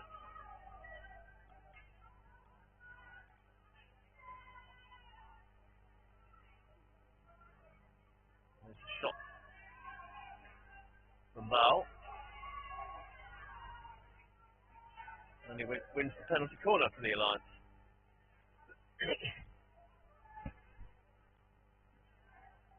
So, very much a game of nip and tuck, although the Netherlands dominated the first exchanges in the first quarter. So it would appear that slight injury here to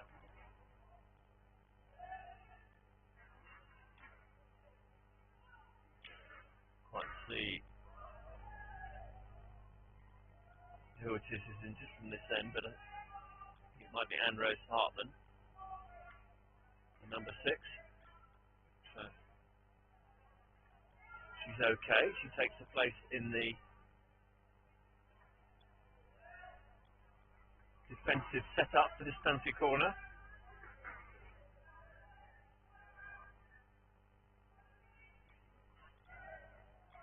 And the slip. And the shot from Val. Well defended by the Netherlands. Glass steps up. Looked like there was a large hand on the floor there, but not sure that umpire saw that.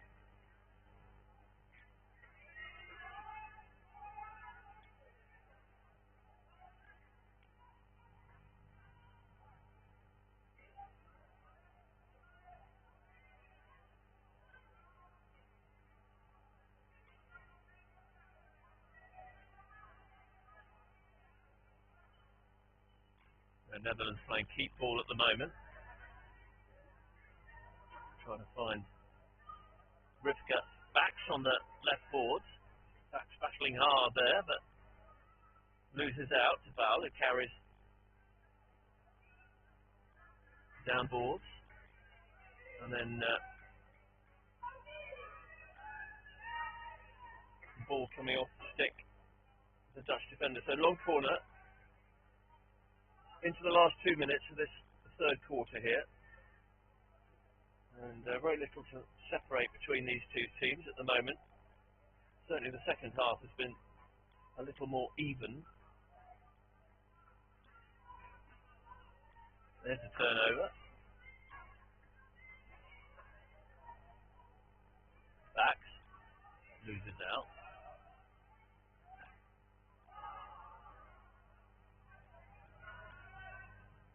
Again, it's a turnover for the Netherlands.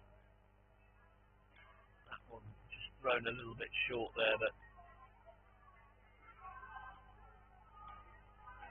Dan Bootschreiber there. It's coming up a little bit short to reach the ball, the scorer of the Alliance goal.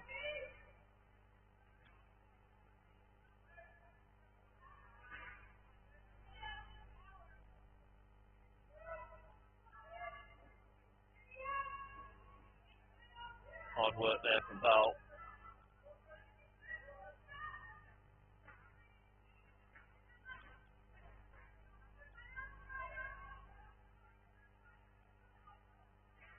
So we restart as we're into the last 40 seconds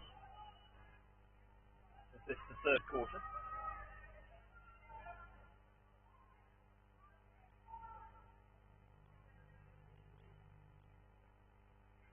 So the opening salvo, a goal from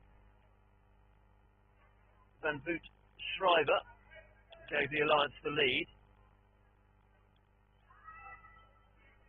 but the Netherlands hit back in this second half, and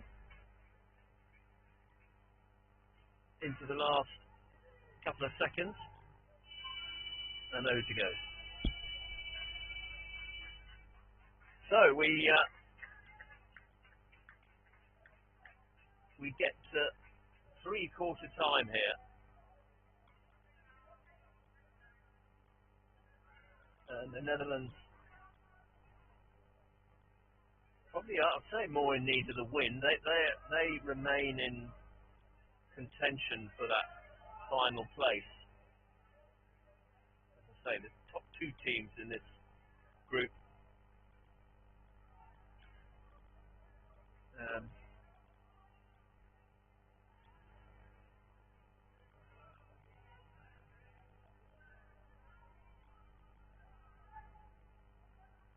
So the top two teams in this group will go into the final. Everybody will play each other twice, as we've already mentioned. The first set of games are over. So a point for the Netherlands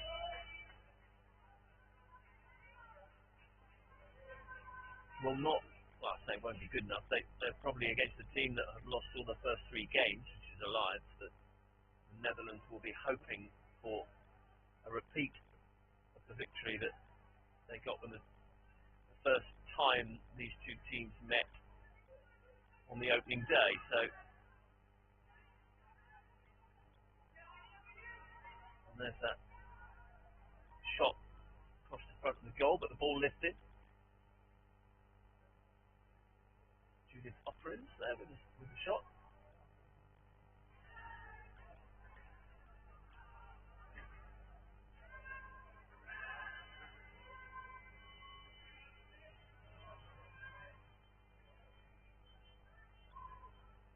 And that's a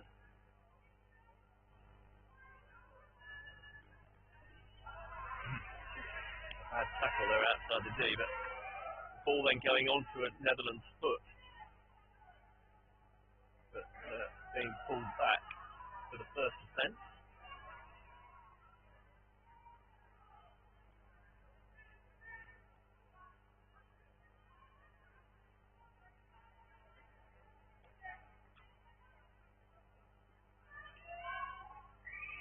Good save.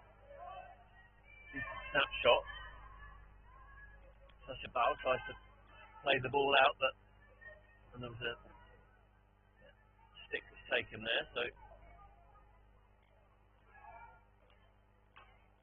Alliance have the free out.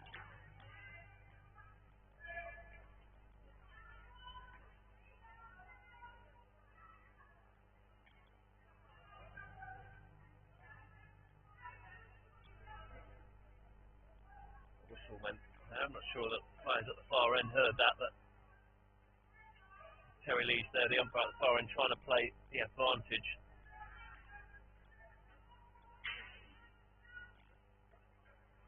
So the ball bounced off those boards. Then a double turnover.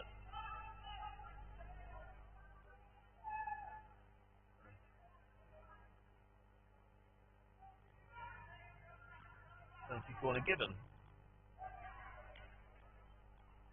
Bianca van den Baarselaar there.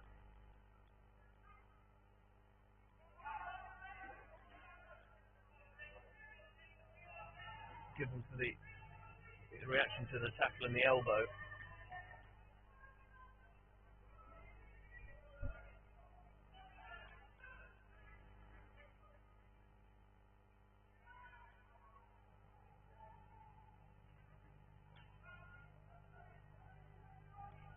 Shot from Val. Easily saved, didn't really get hold of that one. Didn't get particularly good contact on that. That's a poor tackle.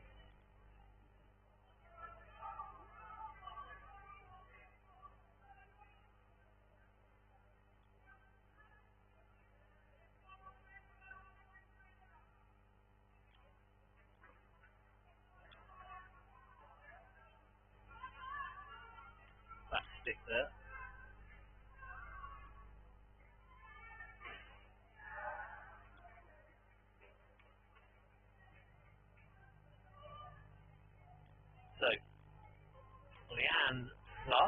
play it straight into the circle, but the ball off the stick and harmlessly wide. Van Boot Schrijver. Just under 6 minutes left of this Pool A women's over 50 game.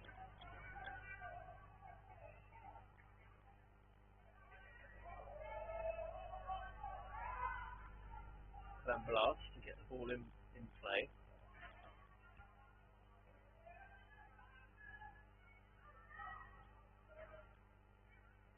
That's a lift, but ball onto a line stick, Sanchez, so to carry on.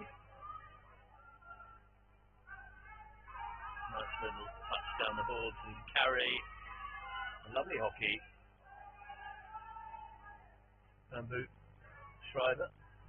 And then finds Madapasa, who directs the shot at the keeper but can't lift it over the top.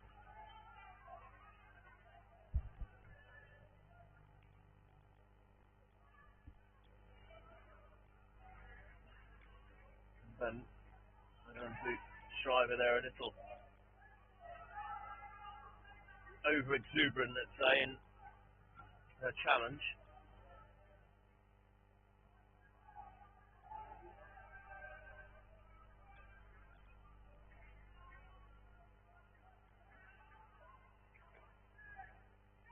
Chance, foul into the circle. Good carry. Tucks the ball in and looking to try and win the penalty corner, but it's only a long corner, the ball off the Dutch stick.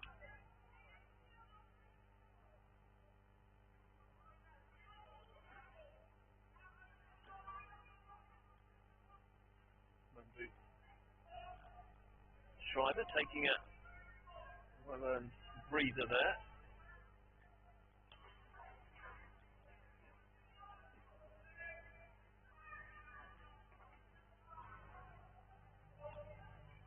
And Blas trying to carry into the circle, but she's robbed, and here's a counter-attack chance for the Netherlands, but that ball lifted off the front of the goal. Iris Visa there.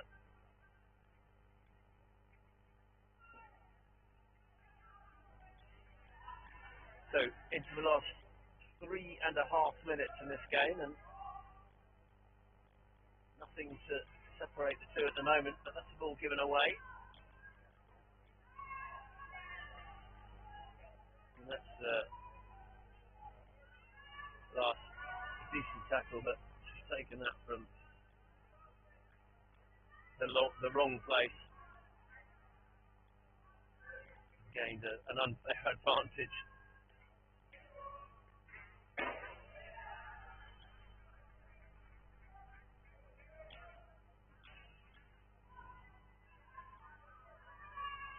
Line out. Place down the right boards, carry into the circle.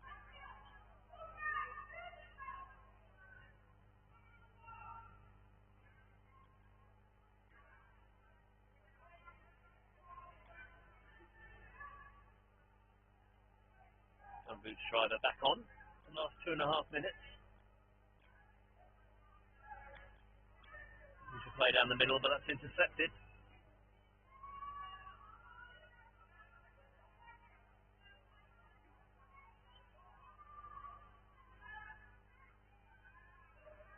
Oh, that'll be a penalty corner. Free hit given. And Iris Visa certainly within the 3 meters and just deliberately placed the ball there, so preventing that free hit being taken. So penalty corner, here's a chance in the last 2 minutes.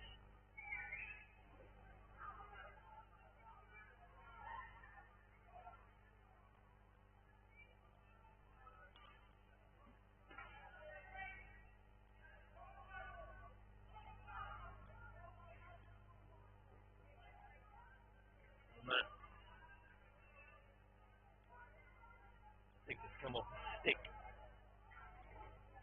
That shot at goal. Ball believing that the ball has come off the foot, but a long corner. We seem to have lost the ball.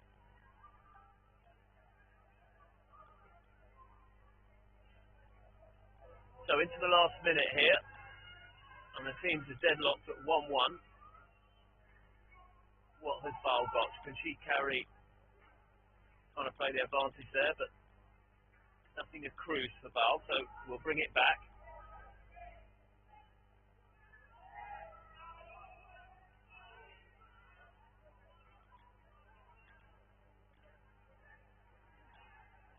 Bounces off the board, tries to find Van Boot Schreiber. Into the last 30 seconds now. Here's a chance for the Netherlands. And the ball played in. Good defending there from Bale, who wins the free. Cool under pressure. And we're into the last 10 seconds. Bale tries to play that ball off the board, but it runs harmlessly out of play, and that will be that. And the Alliance celebrate as if they have won the World Cup, but they have a point. They have got 1 point after a fairly tight game against the Netherlands, and finishes 1-1. So in this first pool game of the second, they're playing each other once again in the single pool women's over 50s game. Finished the Netherlands 1, Alliance 1.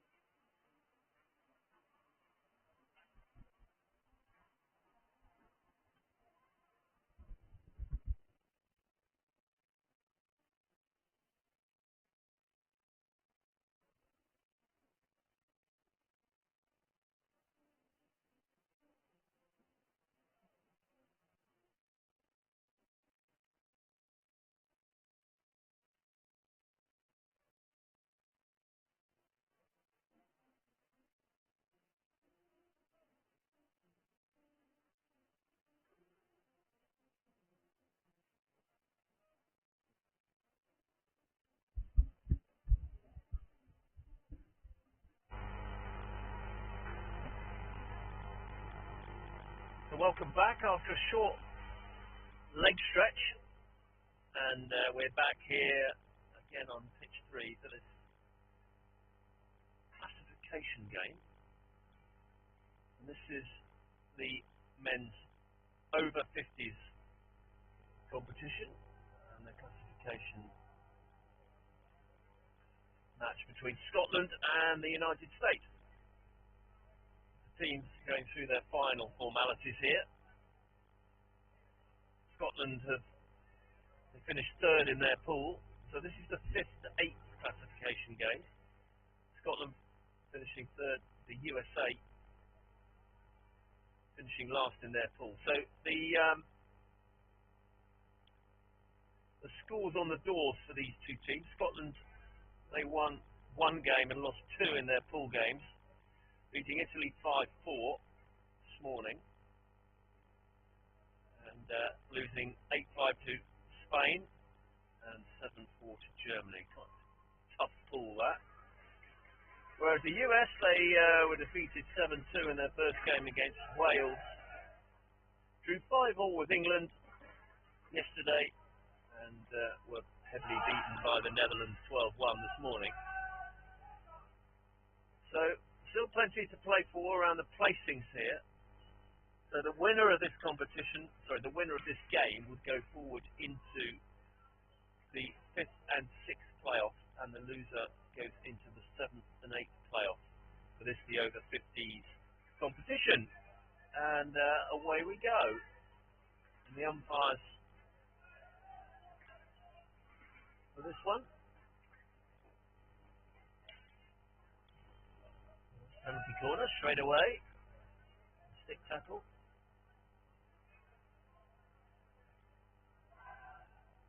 Sorry, the umpires for this one. We've got Gavin van der Merlen, this end. Netherlands, and Gary Joy from England at the far end. So first penalty corner for the US. Morales injects. That's a sharp shot there from Fernando Diaz, with the ball flying wide. The US sitting quite deep in their zone. Scotland moving the ball quickly, movement ahead of the ball. Carry from Kerr Thompson.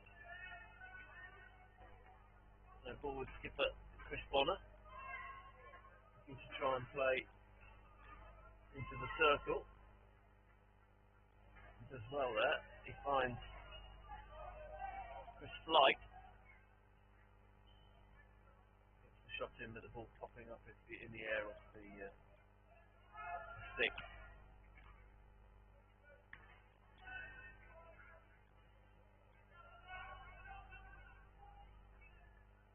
So trading penalty corners, these two teams in the first couple of minutes.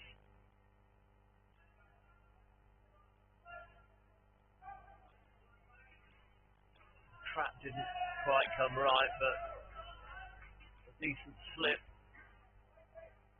And first blood for the Scots. Kerr Thompson with his 2nd goal of the tournament. Fires high into the net.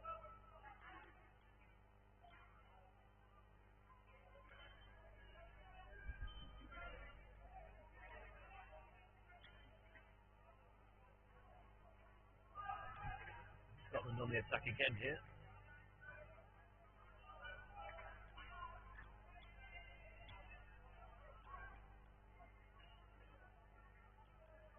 Thompson fires down the ball. Nothing doing there.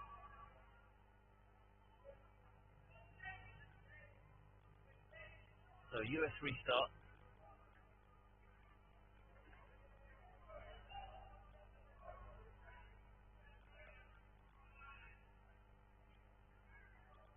Guy's pass down the right board. Probably a little bit too much power on that from Yemi Adesina.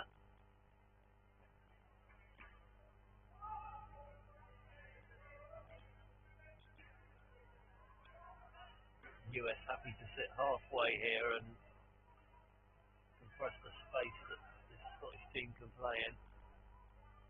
And there's the carry from Chris Bonner down the right, but comes to nothing.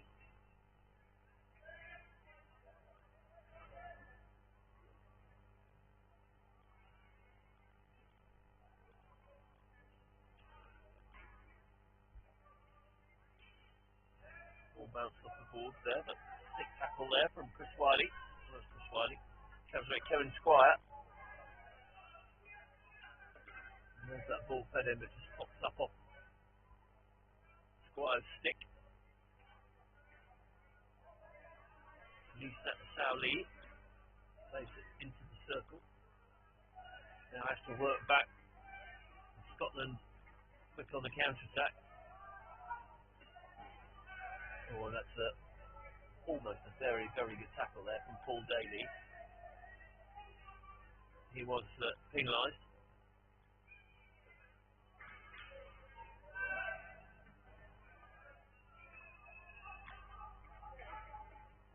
Scotland eager to get the ball in play very, very quickly. There's Thompson with a carry, but the ball's turned over.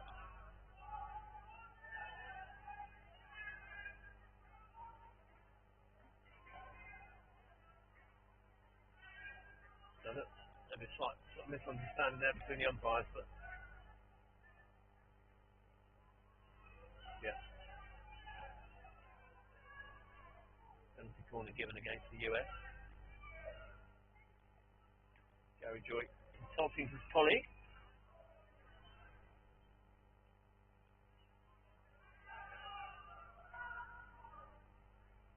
So, second chance for Scotland.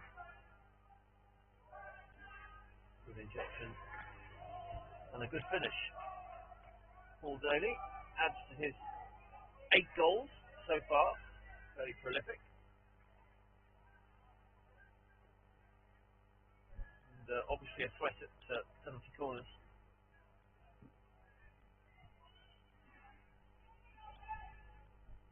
So Scotland, 2 goals to the good. Just over 5 minutes gone.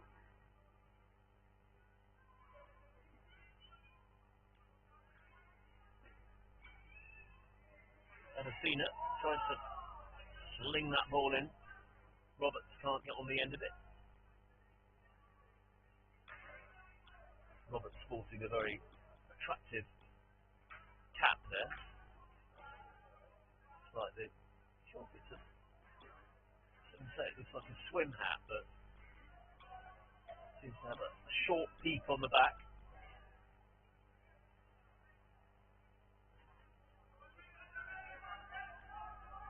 Ball with Chris Wiley, controlling things from the back. There's that first time stun pass. Mark McClintock. Ball rolling off the end of the pitch. So Scotland setting themselves in this sort of dice 5 formation, trying to block all the passing seams, allowing the opposition to play down the sides. But don't want them to play through the middle. So you'll see a mix of zonal and man-to-man marking systems.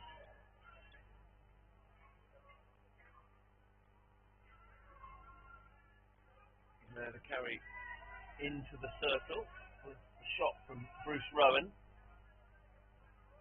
Easily saved. Dave Peel in goal for the US.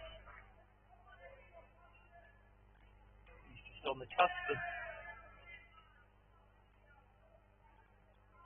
50.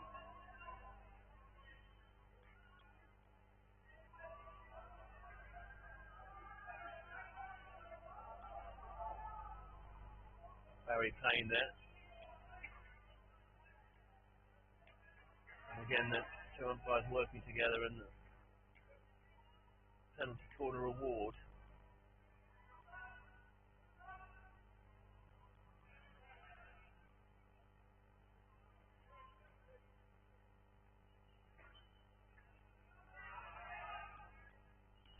approaching the last 2 minutes of this first quarter, Scotland dominant.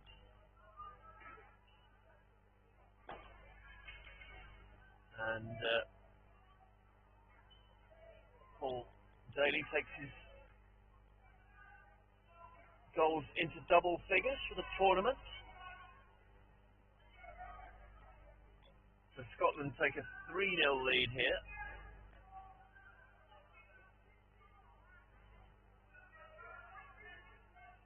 And there's like accidental trip from Chris Flight.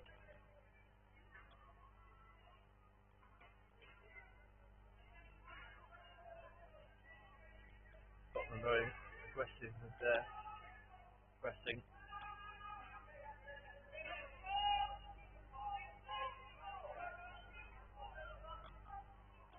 Wiley being told to keep the ball by his colleagues against this zone. Want to play wide round it. They need to put somebody in the middle of this zone. Scotland. It's all very well trying to just play around the outside, but if they can get somebody in the middle, then they'll play in and out and collapse it. That's a good ball. And almost the extra pass played there. Chris Martin. With the last 40 seconds of this first quarter, Scotland with the lead.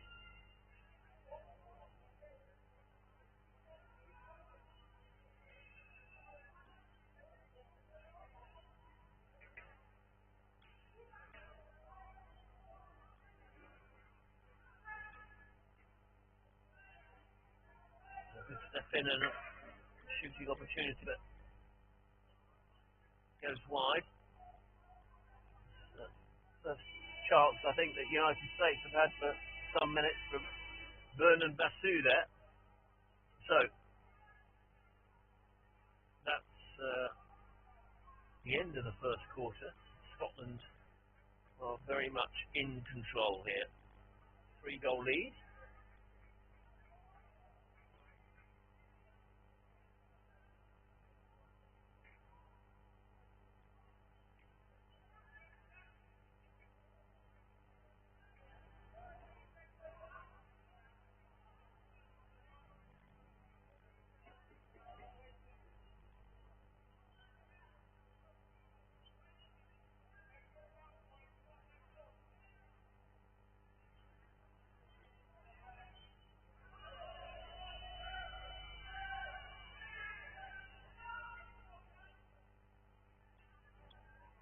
So second quarter underway here.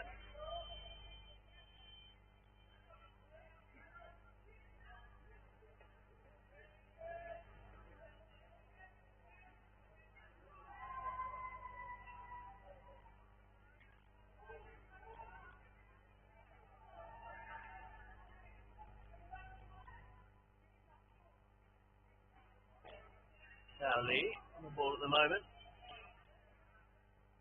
Misplaced pass there and a chance for a Scotland counter-attack, but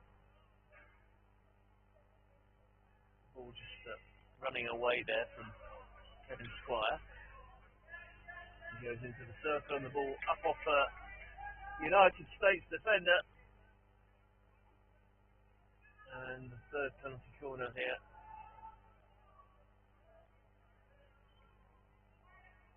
Paul Daly on. So I would imagine there might be a shot here.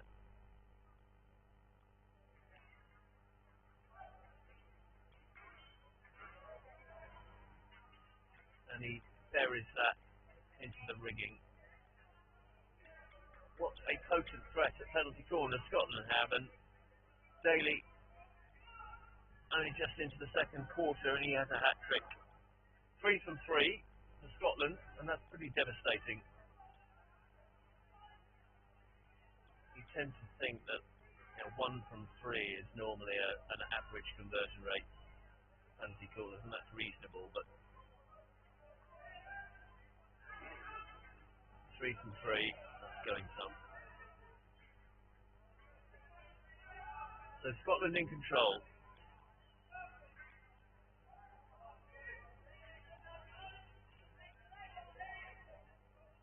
4-0 they lead.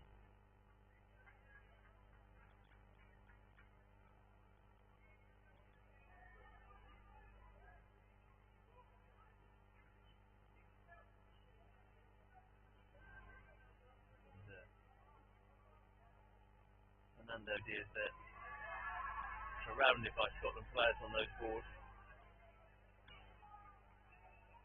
And that's a decent stop. And again, Scotland getting six around the ball, and a lovely goal. Everybody is drawn, all the Scottish players drawn towards the ball there. And the ball is fired in, and Greg Pereira, captain, gets the touch and deflects it into the net. So, USA have a goal back, and Pereira there just cupping his ear to the crowd sitting underneath me here.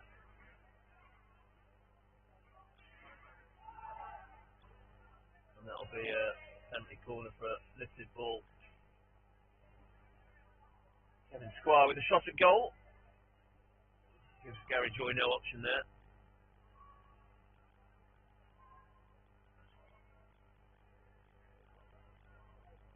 So,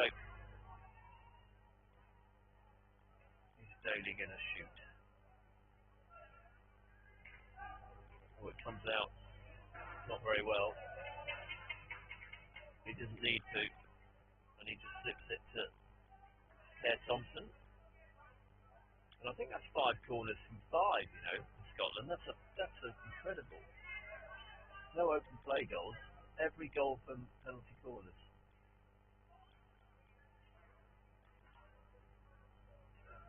Thompson with 2 slips. Daly with 3 straight strikes. That is a slick routine.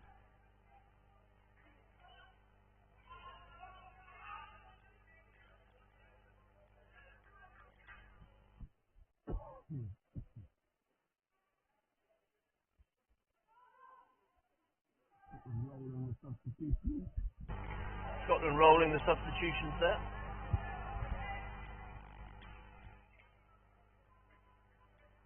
Nice little bounce off the board.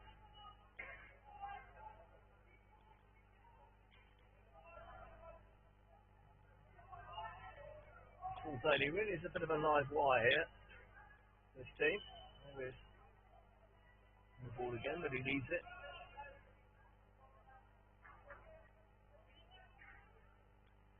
So halfway through the second quarter, 5 minutes left. Oh, that's almost a lovely goal. Excellent ball fed through from Bruce Rowan. Martin Constable tries to get the deflection.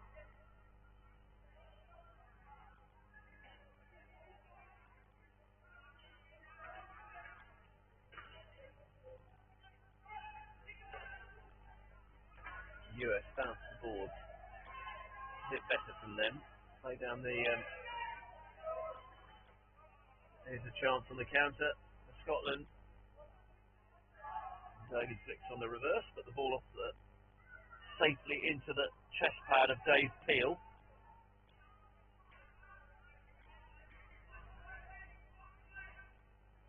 Daly again feeding that one into the circle, but nobody on the end of it. Oh, sorry, that wasn't Daly. It was, beg your pardon, Mark McClintock. McClintock again. Daly shoots wide. He's annoyed with himself there.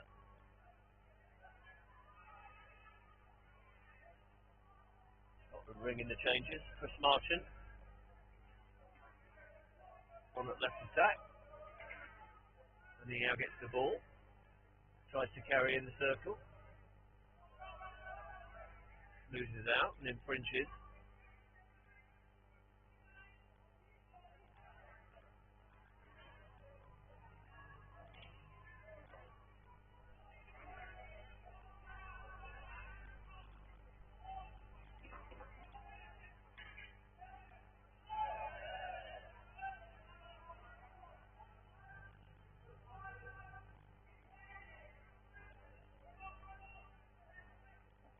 Counter-attack chance there. That ball was slightly lifted, but not seen by either umpire. A tidy period of play for a minute or so. And again, shouts from the Scotland bench, keep the ball. No way through there. Bruce Rowan.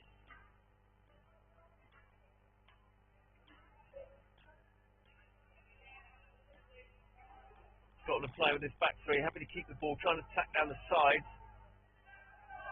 And that'll be a free against Bruce Rowan. Immediately the ball turned over. Turnover here. There's a chance for Ryan Mohammed in the middle, number 12 for the USA.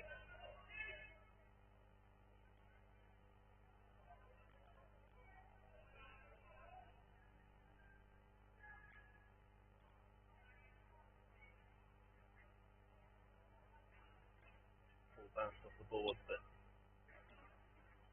easily picked up. Bruce Rowan steps up there. Rowan plays back. Squire and Wiley.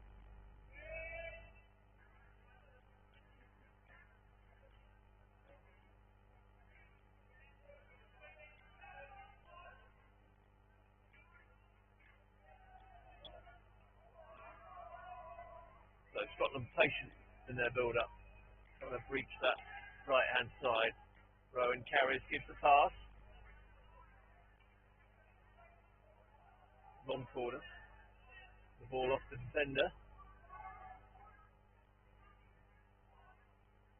Into the last minute, the first half.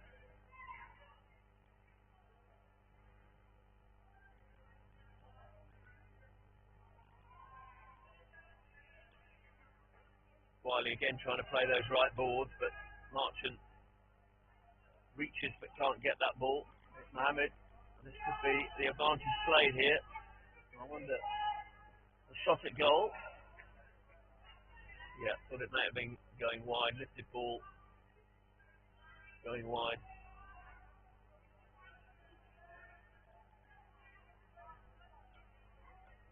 So into the last 15 seconds. Here's the last chance, carry the first half. Chris Bonner into the circle. Shot from Marchant. Save. And the buzzer goes.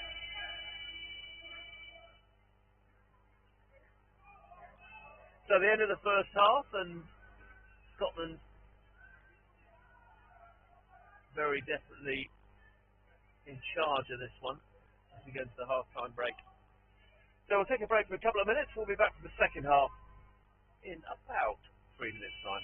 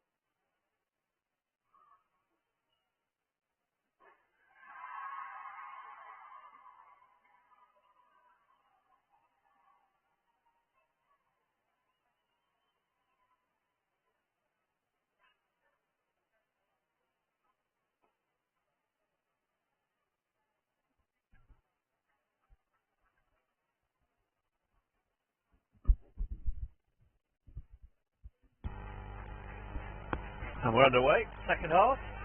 Scotland immediately on the front foot. As that ball fed into the circle. Trying to create the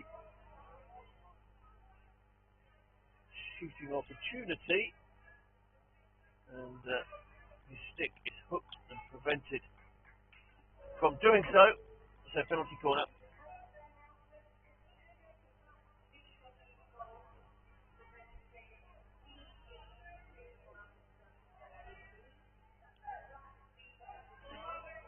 There's a break from the keeper, Dave Peel, so we'll defend with one less. Slip this time.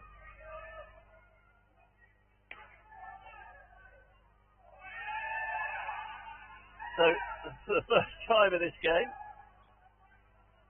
Daly has slipped the ball and it's missed the target. So 5 from 6 penalty corners. However, they make up for it. Paul Daly gets his 4th of the game. Takes his overall tally up to 12 for the tournament. 6-1 Scotland.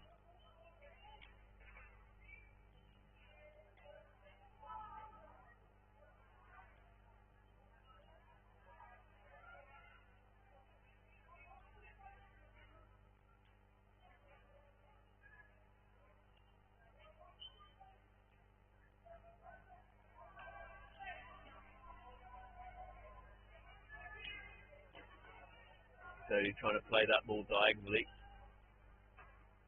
Trying to find Chris Flight. Flight on the ball now. Gets it back off the stick of Lee. And goal disallowed for 3 points of contact there.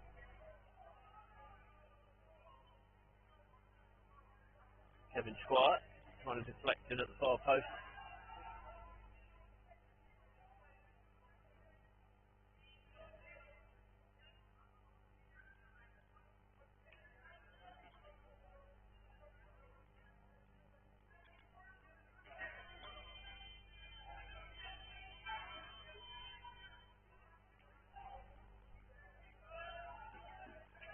Lee plays that ball out.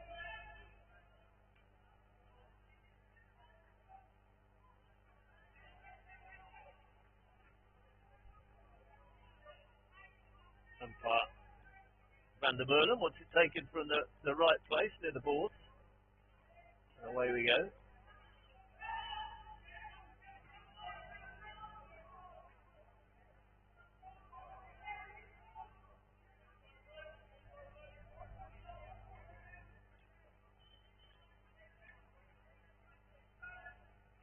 Chance for the US, carry into the circle.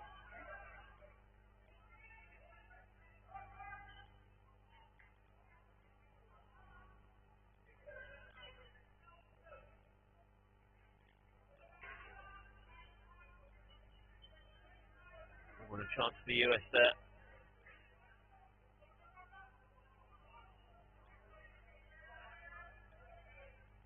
The ball off the Scottish stick. Good low defending. Important to get really low and get that stick in front of your left foot. Protect your feet in those situations.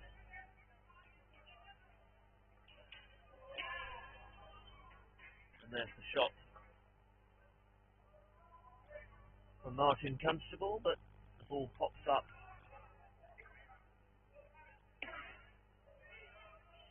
off Adesina's stick, and Scotland have their 7th corner of the game. They've scored 5 so far. Paul Daly and Keir Thompson.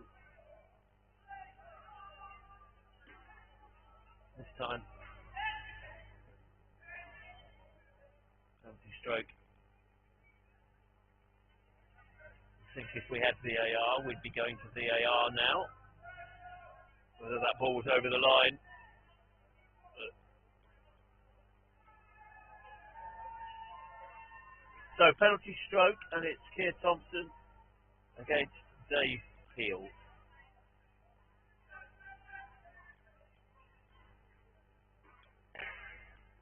And Thompson wins that battle. Slams it in. Low right. Peel, no chance. So 7-1 Scotland lead here. Halfway through the third quarter.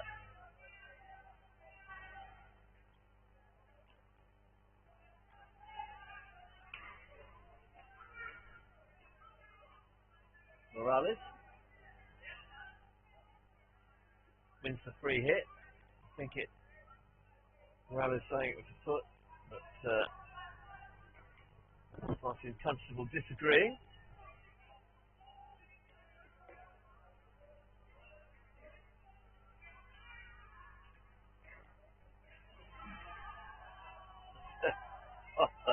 Overzealous challenge there from Mark McClintock, who ended up bowling over Riaz Mohammed.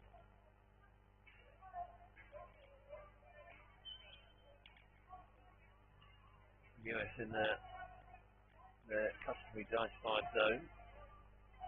Scotland trying to play down the outside. There's that ball that popped up in the air just outside the circle. Chris Martin thinks it was inside, but Martin loses that ball from pass there from Mark McClintock.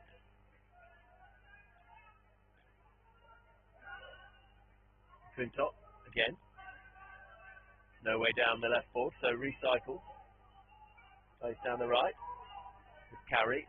Little drop of the shoulder there. Lovely little throw right to left from Chris Martin. And stick tackle there from Mark McClintock. And that's penalty corner.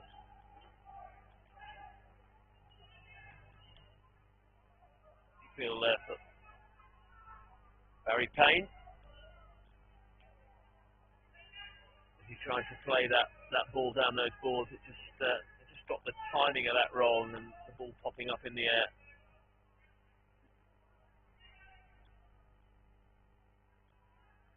Penalty corner number 8. Daly not on. Marchant is. And that'll be a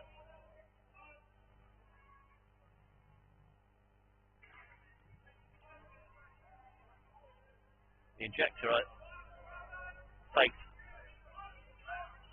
So the injector has to go into his own circle. Somebody else now has to inject. It's a fake.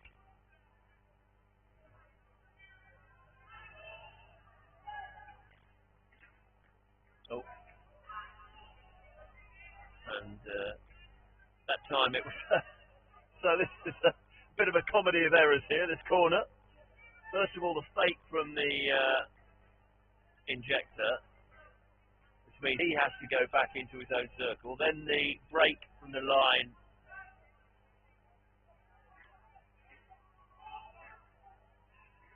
And now the US are being told they have to go to the other side. So finally, we take the penalty corner. And Marchant carries and flicks high. Top left corner, Chris Marchant.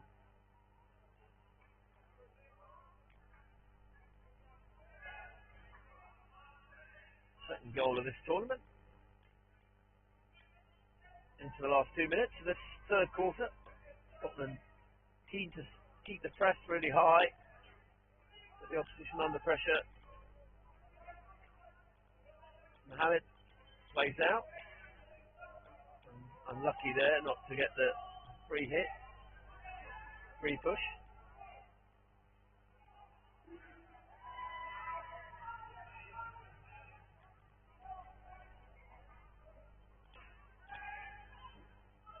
And that'll be a card, I feel. Yeah.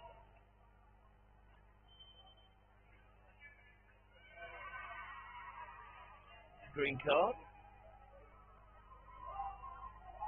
Bruce Rowe, showing the green card for dangerous play.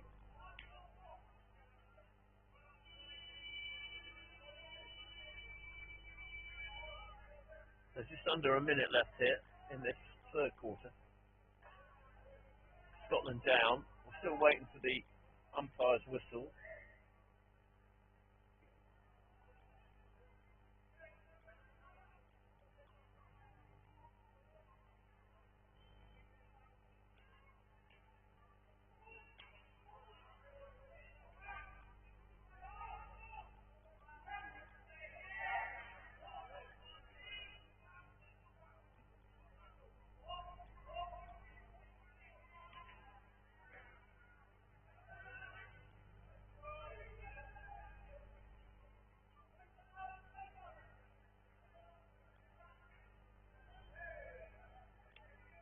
Almost a turnover there. First card of the game, that one. Tend to get 2 or 3 green cards per game. The odd yellow.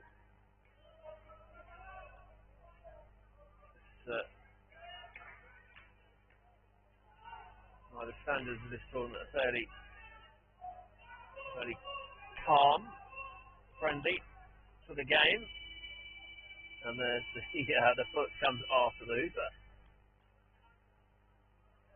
So the end of the third quarter, Scotland 8, USA 1.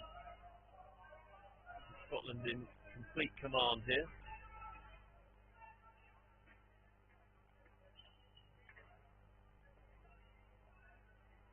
So it looks like they'll be heading into the 5th-6th playoff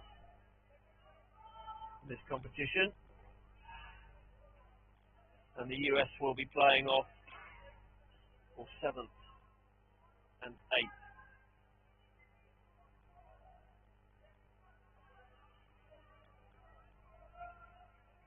The teams get set for this final quarter.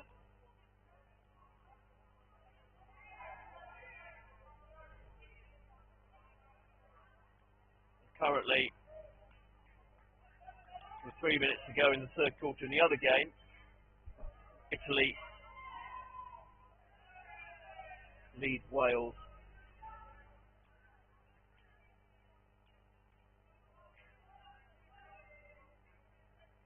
by 4 goals to 3. So the scores stay as they are. It'll be Italy against Scotland for 5th and 6th.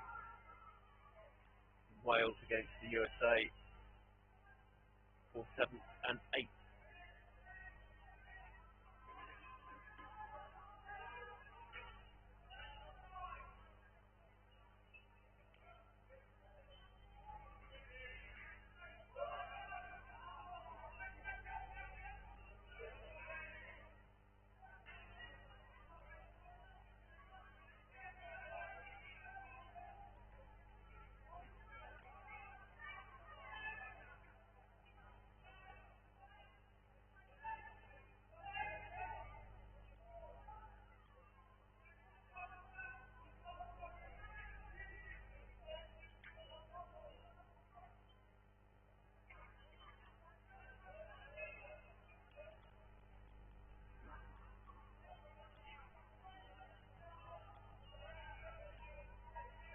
So ball in play again. Good tackle. Respond to the captain there, and a lovely goal. Lovely goal.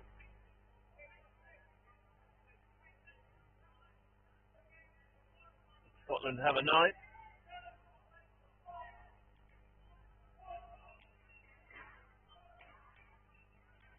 And the high press coming from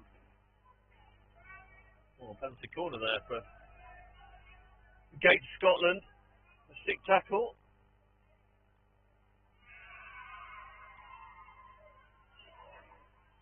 And so it will be merely a consolation for the US. 9-1 down, 8 minutes to go. Waiting on the whistle. Team's not ready. Okay. Now they are. Injection. Shot. And a decent save there from Robert Black.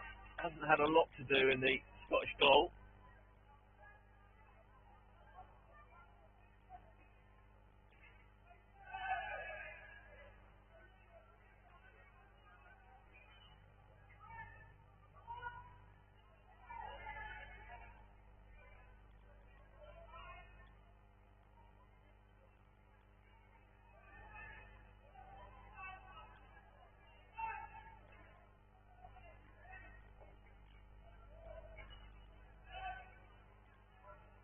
Lee gets the ball in play, but constant Scottish press coming at the US.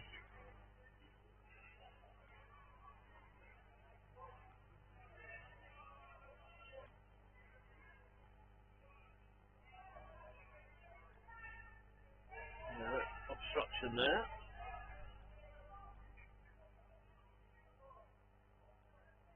Still plenty of energy in this USA performance, despite the scoreline. Trying to step up high and press, and here they've got a chance. You've seen it. Plays that ball in, and that's a double save there. Oh, and that will be, yeah, I think a penalty stroke. You can see Gary Joy, the umpire, thinking, is it a corner, is it a stroke? To me, I think he's got that spot on. That was from this angle. Martin Constable has gone in with the shoulder there, shaking his head as he walks away, but I do feel that he's got that decision right. So a chance for a consolation goal here. Greg Pereira, captain of the US, who fires confidently low right into the net. It's his fourth goal of this tournament. He scored 2 in this game. Both the American goals have come from him.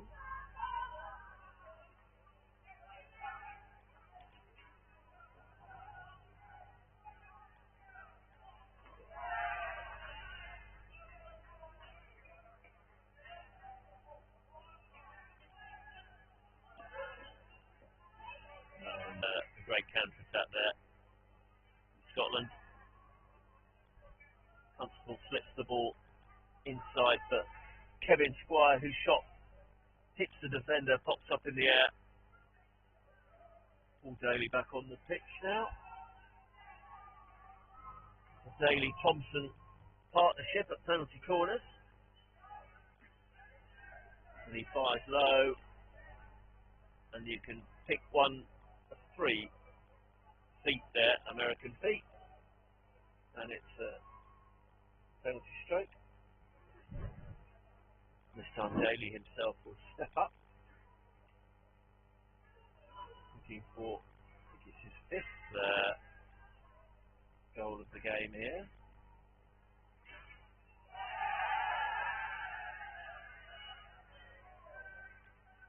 So he fires wide, very out of character. I'm sure he quite caught that right. The ball sort of stuck in the hook of the stick there. Yeah, that was an opportunity for his 5th goal. He's got 4. Keir Thompson has 3. He's got a hat-trick, and Chris Marchant from the corner are the other goal scorers.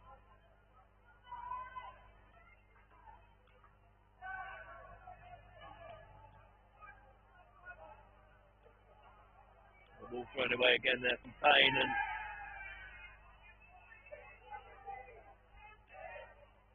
and they're saying Dutch umpire very clear in his reading of that the shot was from outside, so therefore it's not a goal.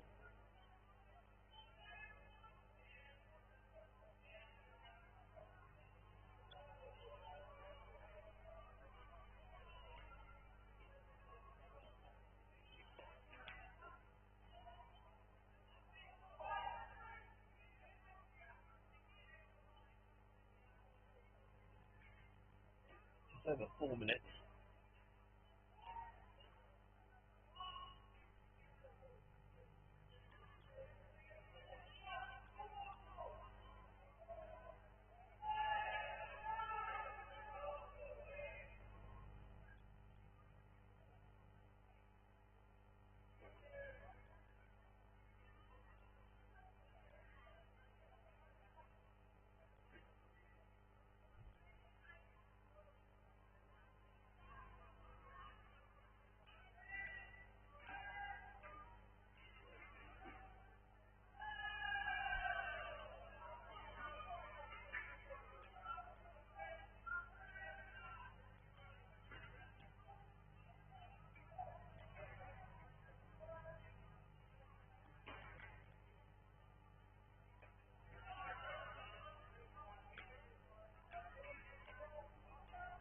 good approach play this from Scotland, in complete control.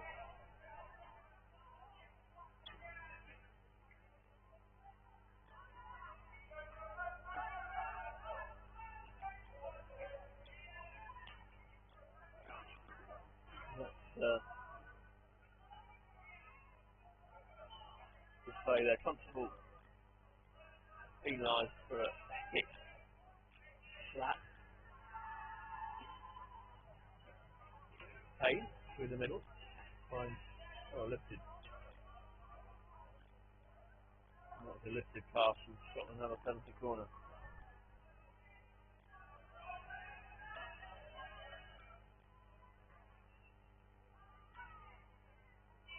So under 3 minutes left in this game. And chance for double figures here for the Scots.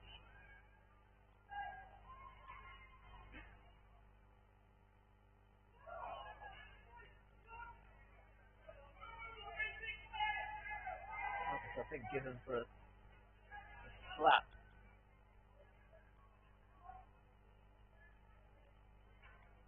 Carry into the circle for Marchant.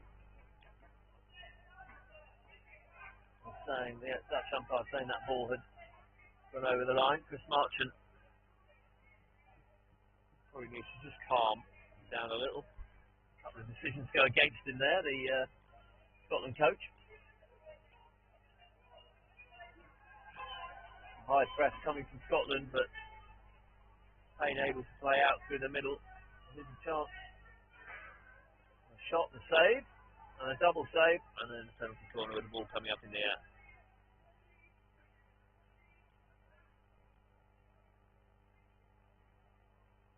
So, from the high press, Scotland now have to defend penalty corner. The clock ticks down.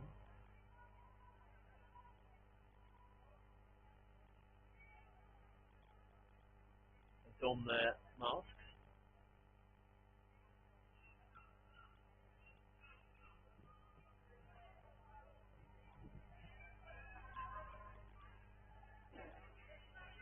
And the shot and the save. Manuel Morales. That attempt.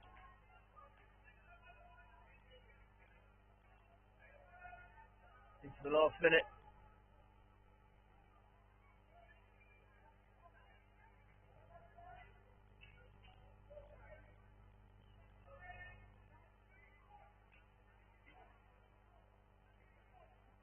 Oh, that's a good steal. Playing knee was on the floor there.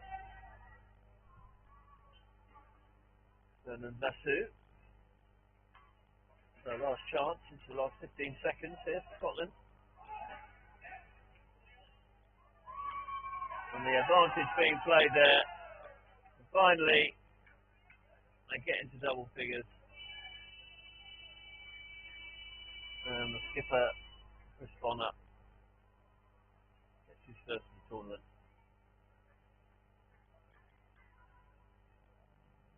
So 10-2, Scotland win. Scotland therefore go forward to the 5th-6th playoff in the over 50s men's competition, and a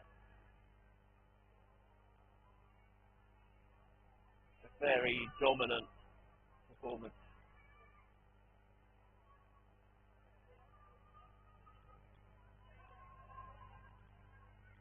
by Scotland here.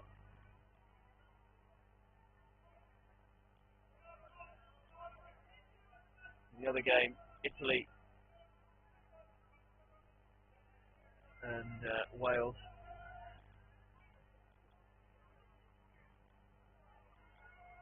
Three minutes to go, and Italy are 7-3 up. So it looks like Scotland will play Italy, and the US will play Wales in the 7th place game. Thanks very much for joining me. I'll be back in about 10 minutes. We will bring you Germany women over 40s against Wales over 40s. See you then.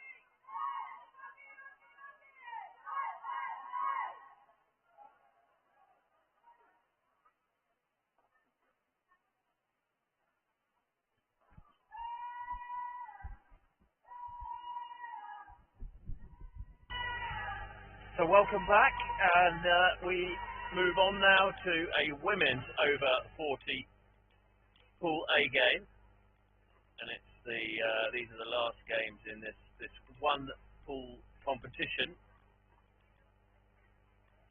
6 teams in the pool: Germany, Wales, Austria, France, England, and Spain. This is the game between Germany over 40s and the Welsh over 40s. Wales still looking for their first win against a German team who have won 3 and lost 1, losing 2-1 against France. It's the only game they've lost. So in this competition, within the six teams who are taking part, it's the top 4 that will qualify for semi-finals, and Germany currently sitting in 2nd position behind France. So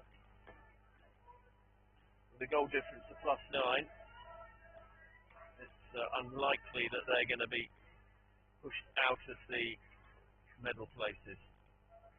Certainly with England having to play against Spain, Germany must finish in the top 4, and they're playing against a Welsh team, a spirited Welsh team, who waiting for their first win, but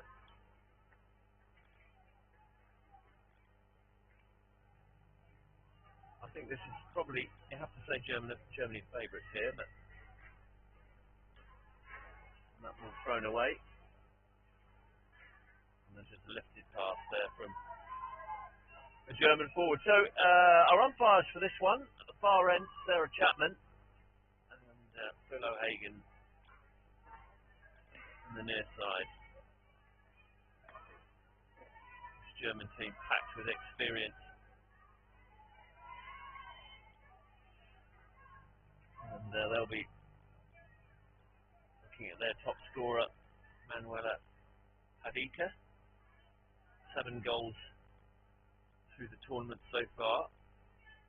So Wales sitting deep, understandably so, compressing the space that Germany can play in.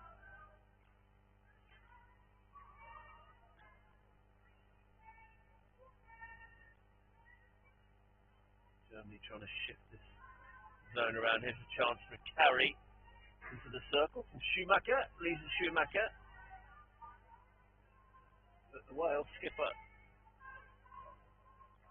coming away with the ball. Rachel Daffen. And she's just literally run the ball 3 metres into the circle there. Phil O'Hagan in no doubt.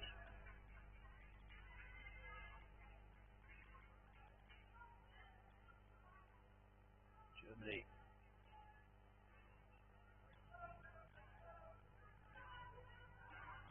That's a lovely ball fed through. And Germany score the first. And the ball fed through there. Excellent pass from Schumacher. And finished off by Katrin Weber. Second goal of the tournament.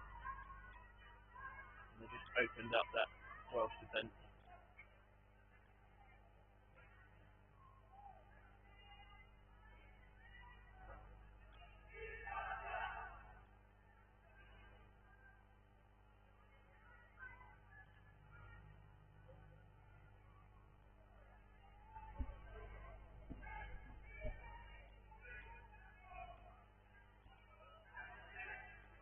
So high press there from Germany.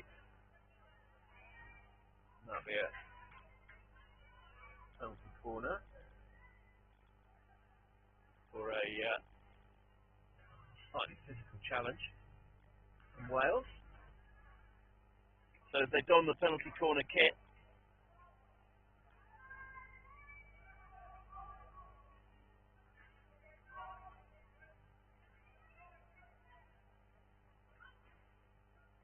Oh, and that's a proper penalty corner routine.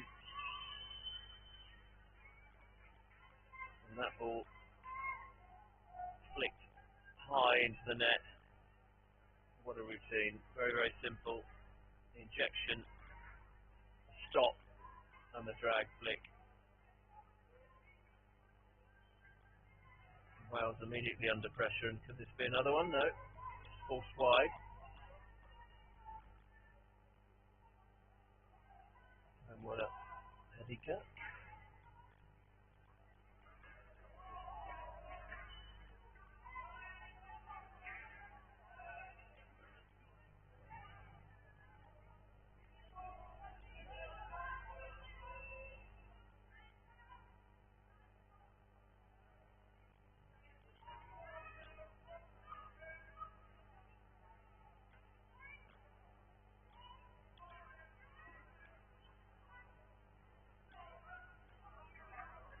So again, the German team opening up, and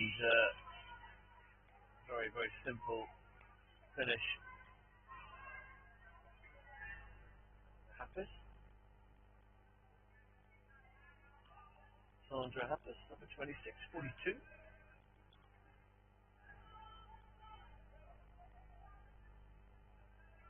You sense already that this is going to be very much one-way traffic here.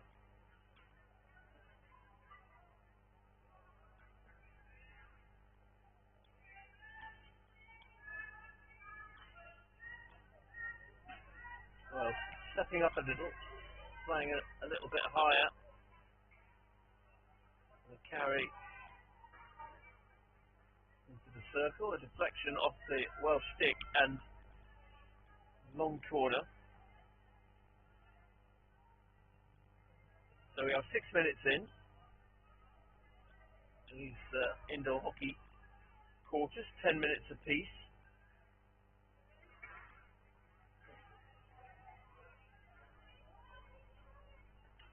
Shanna Zwick trying to throw that pass down the right board, that first time pass. No penalty corner. Ball popping up in the air. Simple decision.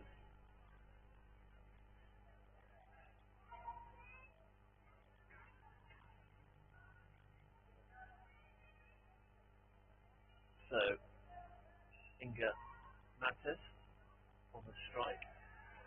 And she makes no mistake. And rattles in the fourth.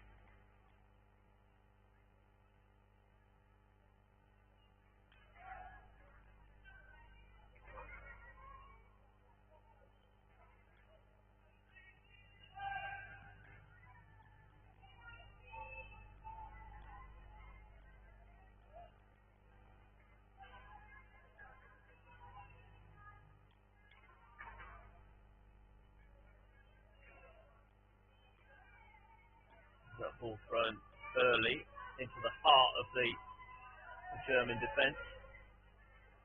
Wales win the free, and ball bounced in off the board. You can't play the ball directly into the circle if you're given a free in the opposition half. However, if you bounce it off the board, that's fine. You just can't play it in straight. And that's Timo Hagen unhappy with that challenge.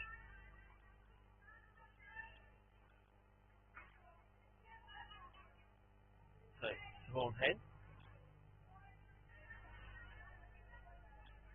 A nice, lovely bounce pass there from Jane Lewis.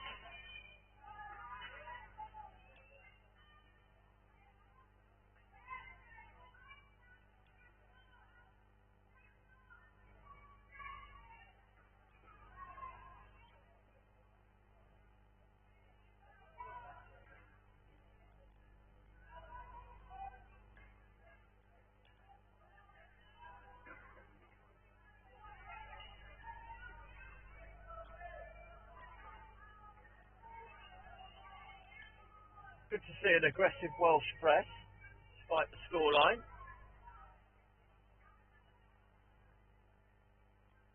Eager to step up there and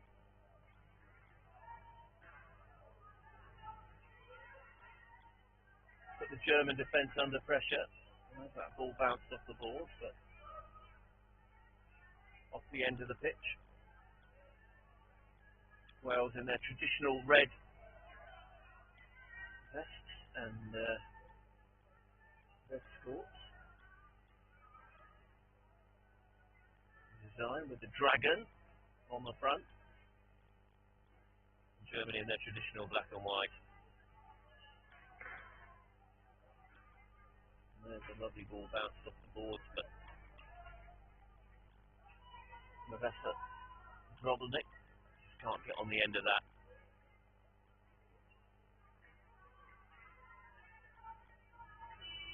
So the first quarter flies by, and it's a disappointing first quarter for Wales, but I'm not sure that they expected anything else against this highly skilled and drilled German team. Notice that slight difference the way that Germany do things, the way they coach. Quite often they will have a set first six and a set second six who will play tactically slightly different. And this first quarter chat from the coaches would suggest that exactly that. So the first six are ready on the pitch, and the coach on the sideline is talking to his team.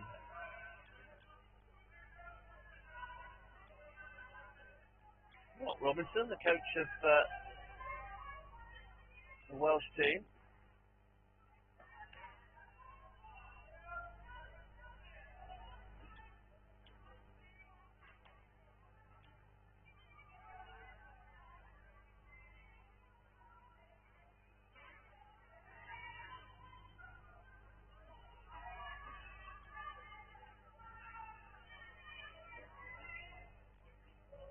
Work there from Jane Lewis into the circle, and she wins bounce corner.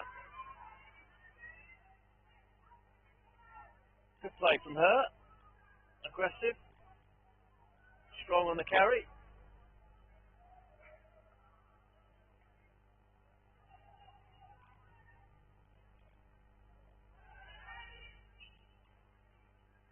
Mark Robinson, who was out of the European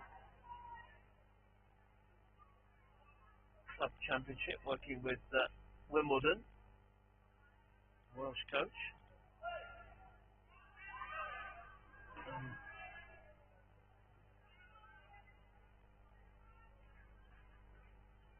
Wales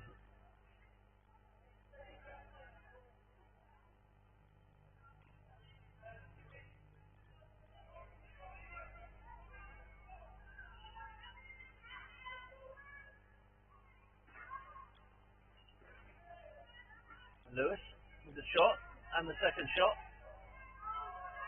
And the ball's just popping up there off first stick. Double save. Muller-Doman. And the German goal. First time she's really been called into action here in this game. So a much better first couple of minutes here from Wales, who will not give up.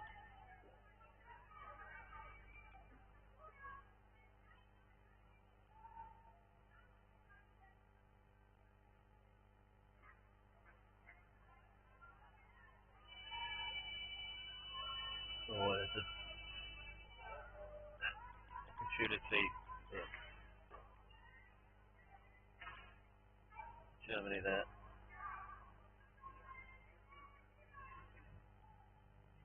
Quite how Sandra Happis missed that one, but Happis again flicks and the ball off the post. Reverse stick shot there from Manuela Hadika. Results in a penalty corner.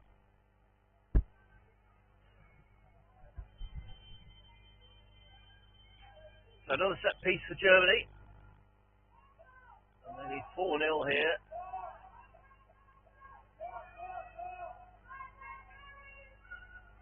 And that just doesn't come quite out correctly, that injection.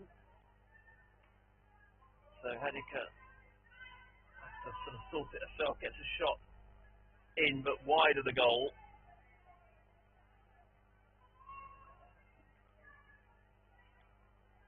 Germany will recycle this. Julia Katerina Hofer.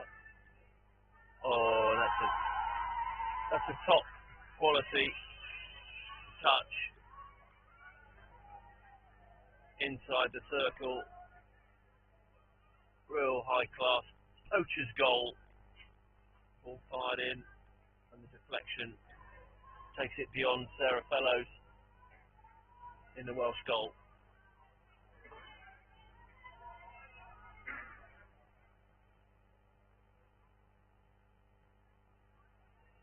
Sarah Chapman just trying to reset where that free was taken from.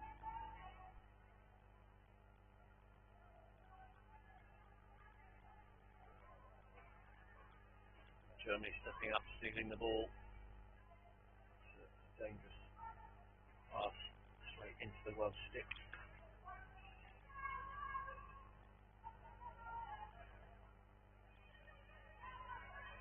Lewis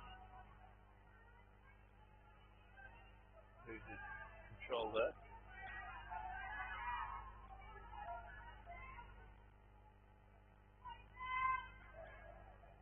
No advantage accrued there. Della Hughes.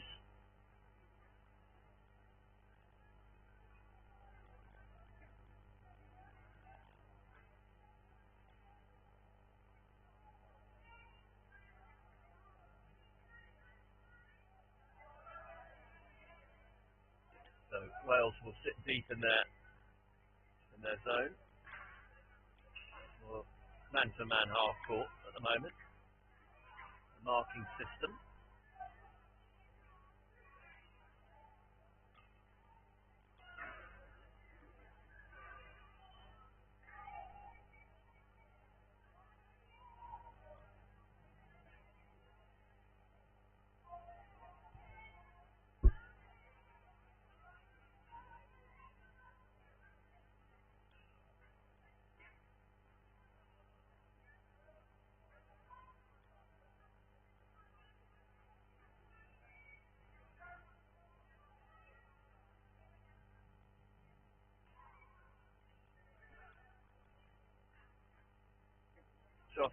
So far happier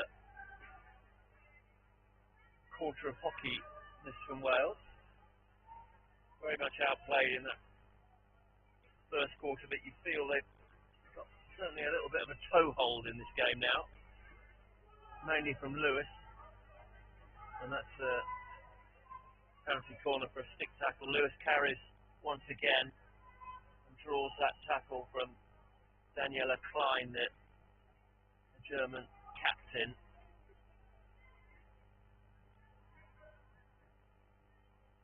And Wales have another penalty corner.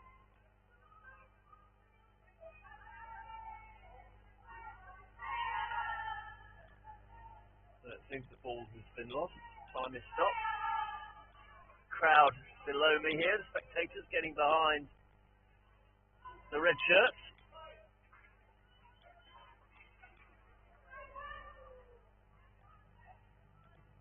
And, attempted shot there from Siobhan Hen.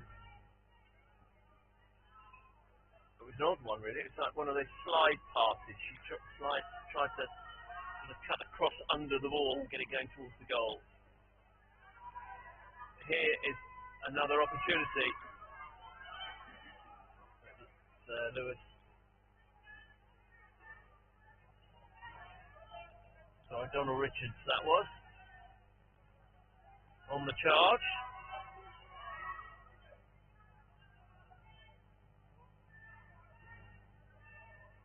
So Jodie back into that patient frame of mind, trying to build a scoring opportunity.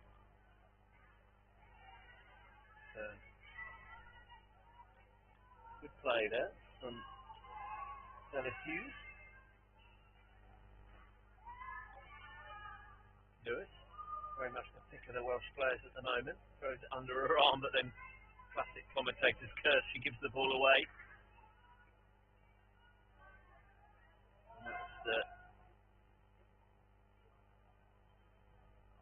Marissa Groveling.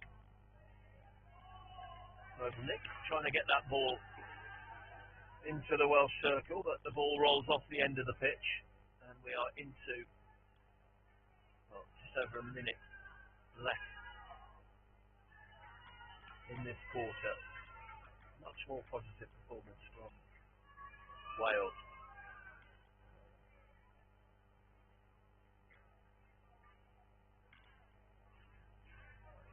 That ball heads through. That diagonal ball left to right does so much damage in indoor hockey. The ball turned over. Advantage being played. And the ball fed from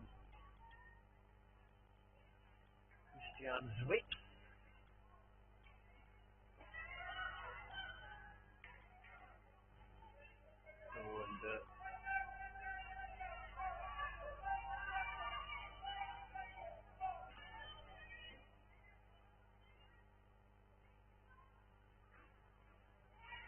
Oh, it's a 3-on-2. So chance here for Wales. Last 10 seconds.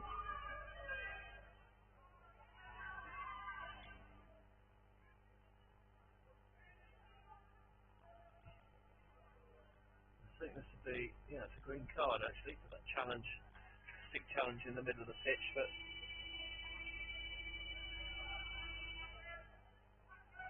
so should be a penalty corner, So if there's a green card for that challenge, it needs to be penalty corner. A long whistle blast, and Phil O'Hagan looking across at Sarah Chapman there and saying, should it be a corner?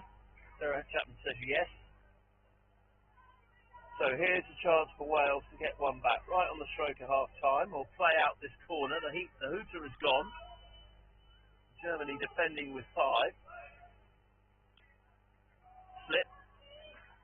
And they haven't scored. I think they thought they'd scored, but the ball was lifted. Ball up off the Welsh stick. 2 umpires will confer though.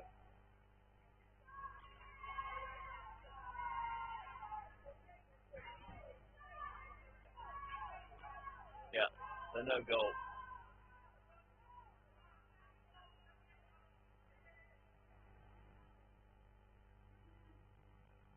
So no goal.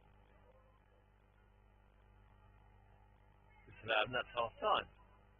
So Wales, a much better quarter for them, and we reach half time with Germany in complete control here. But Wales will be buoyed by that second quarter display from them.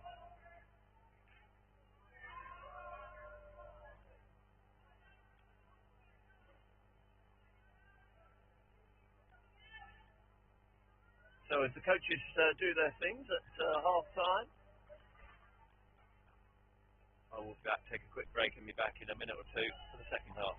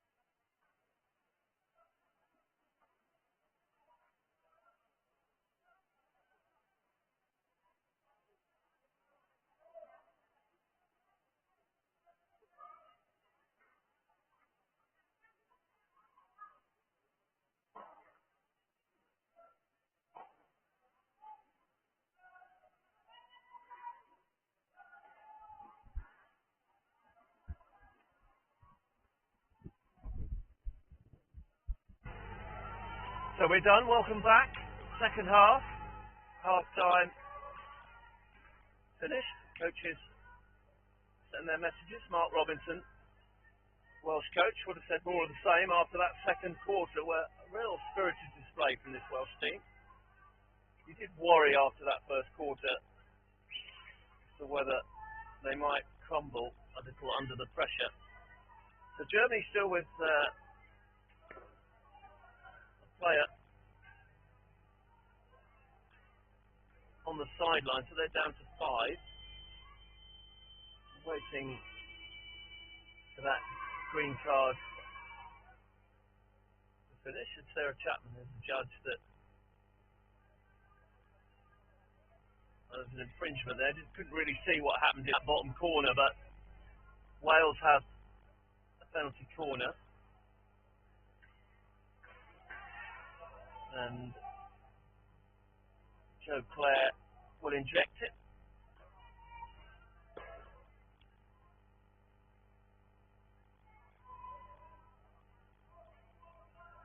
It goes sadly to the reverse stick and a hand on the floor there. Re-award a penalty corner. The injection has to come out more accurately, would be the feedback. Mark Robinson has made the call from the sideline. Claire has to get this injection spot on. Better. And there's a shot at goal. And free out for Germany.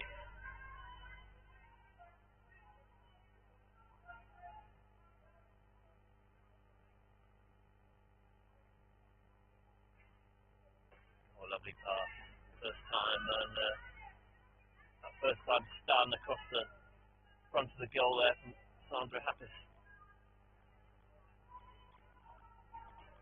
Partner couldn't get on the end of it.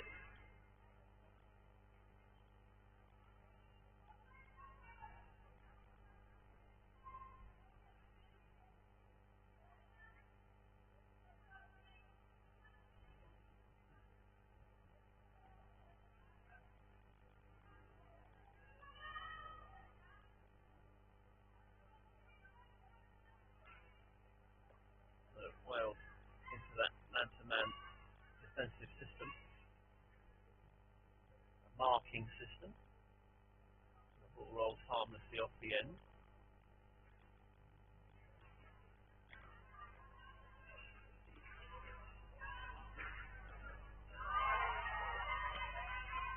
A long corner.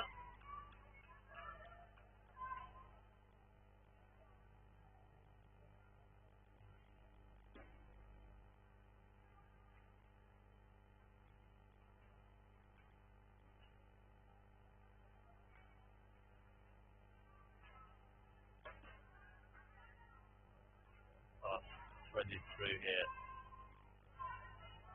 Pass thrown off the right foot, but flows rolls harmlessly off the pitch for Wales. Nicola Robinson on the ball. Plays across to the skipper, Rachel Defan. And that'll be a penalty corner for a double tackle there.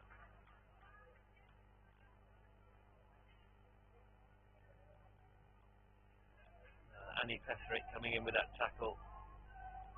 And Rachel Defan.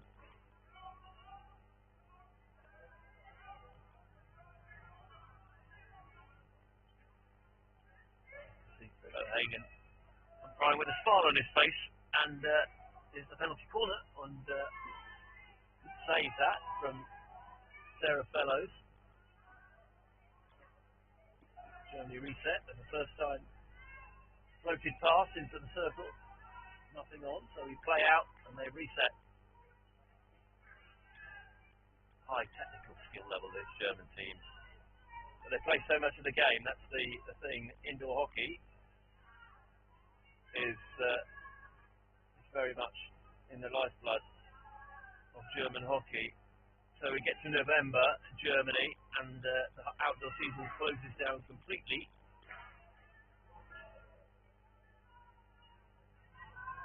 For indoor hockey. And then there's no outdoor hockey played for about 4 months, till the end of February.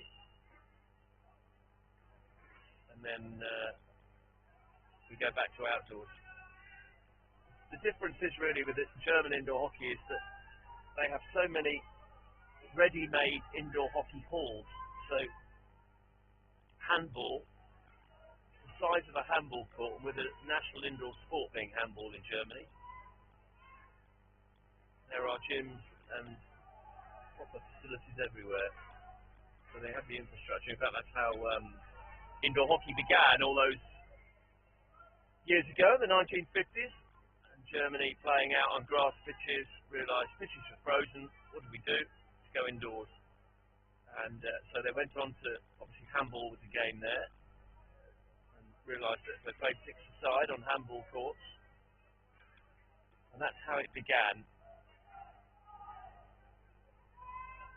The shooting circles in handball slightly different. The outer circle is the same, but there is an inner shooting circle in handball.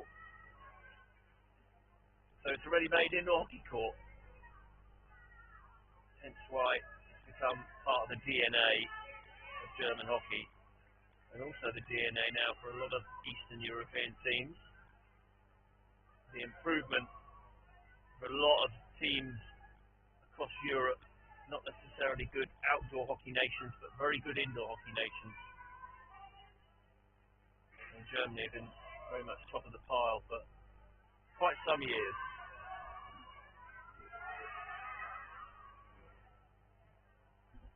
That's across many different age groups and disciplines, masters hockey, senior hockey, junior hockey, Germany, Austria, Poland, Czech Republic, all very good at their indoor.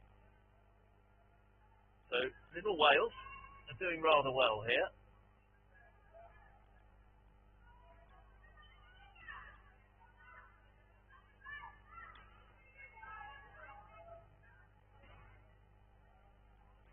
Ball given away there, and that third party obstruction from Daniela Klein.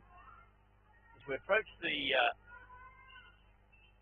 last 2 minutes of this third quarter, and the score stays the same after Germany rattled in 4 in that first quarter, 1 in the second quarter, and currently, as it stands, this quarter is goalless. So after me making that statement, you know exactly what's going to happen here.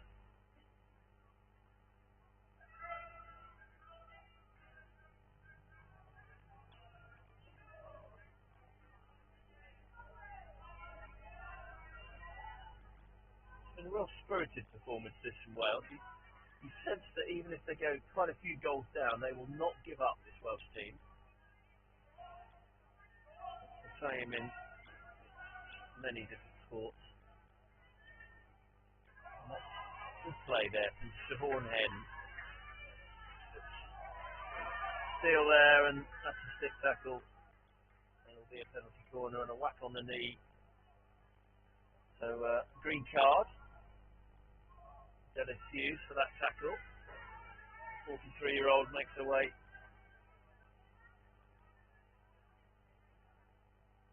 over to the disciplinary chair for 1 minute. Penalty corner, Germany.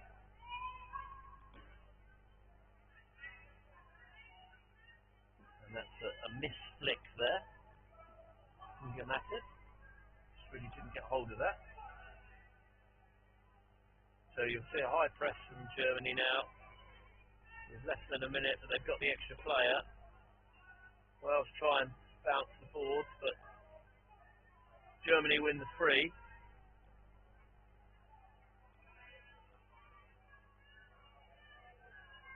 Trying to create one scoring opportunity within this minute. The ball floated down into the board bottom corner, but once again recycled, and that's a really simple piece of skill there.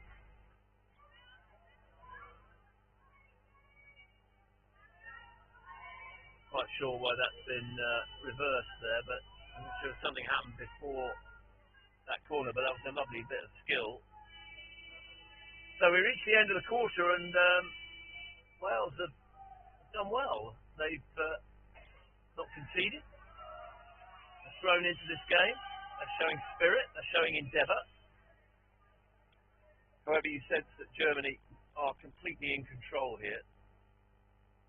It's whether or not they're going to really put their foot on the gas in this last quarter.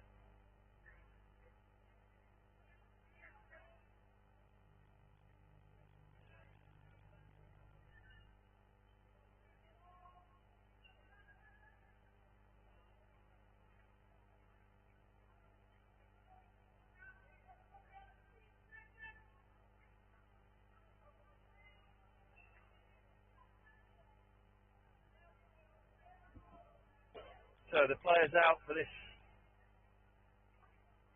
last quarter.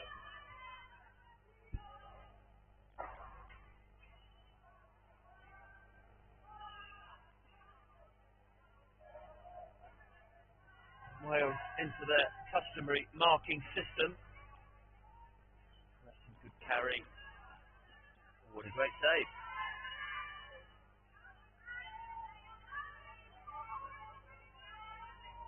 Very good save there from Sarah Fellows.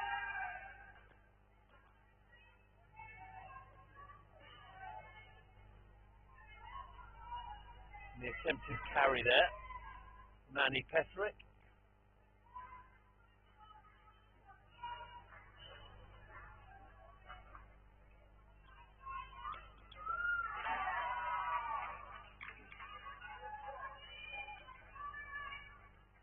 And that'll be goal scored, but a blow.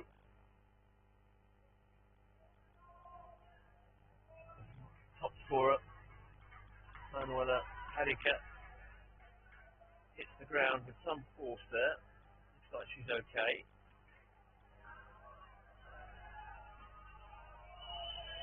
So Germany have the sixth.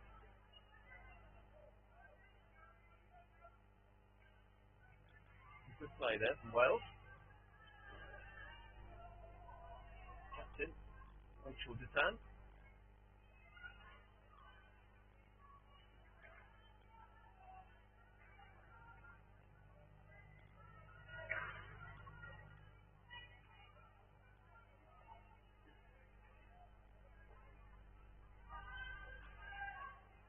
Ball thrown off the boards and a little bit spin off it there, which makes it very difficult. And that sort of tuck underneath. Jane Lewis can't get her feet out of the way. And a penalty corner.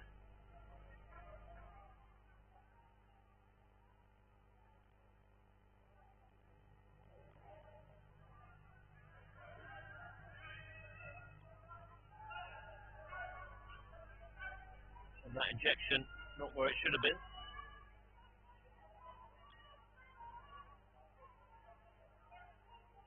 And it's a Wales long corner, which will be taken by Annie Petherick. German press up the pitch as Lewis tries to carry to space. Teach players to run to space and not into contact.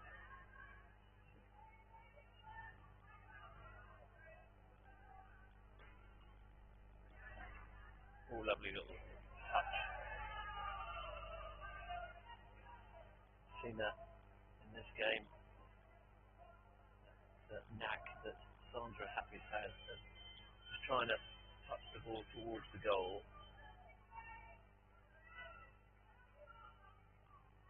Ball off the end of the pitch.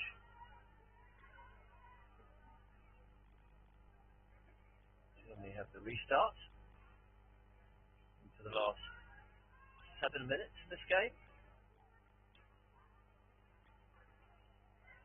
Ball thrown away. Picked up, but then difficult. But Jo Clare, the ball just connecting with the back of her stick there.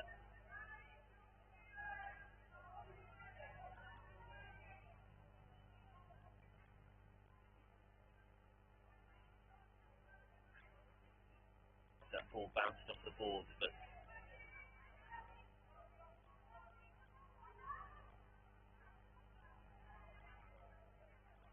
no German attacker on the end of that last one. So Wales play out. Back two. Moving the ball quickly. Good. It's great play. Great to play. Good carry. Good outlet from the back. And Lewis into slapstick. So she recycles. And there's that ball straight onto German stick, but once again it's turned over. And that attempted shot, unfortunately, going wide of the post there from J Hook.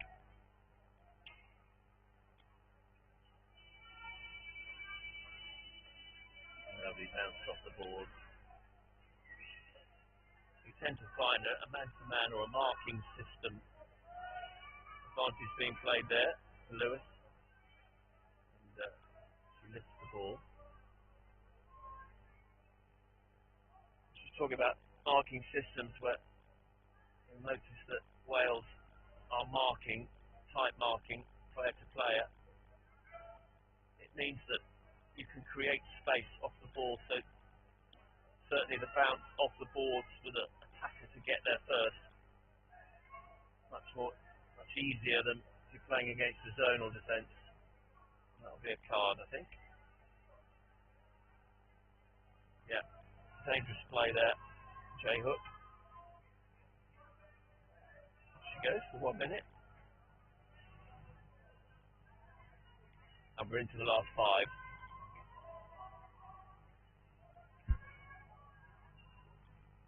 This Pool A game.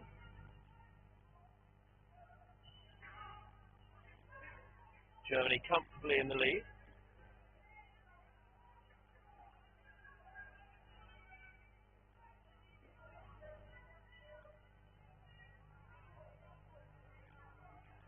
And this will put Germany onto 12 points.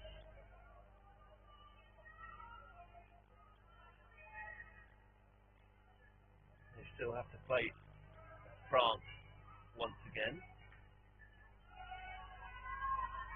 who have won all their games. The last encounter between Germany and France in this pool, 2-1, very tight win for France.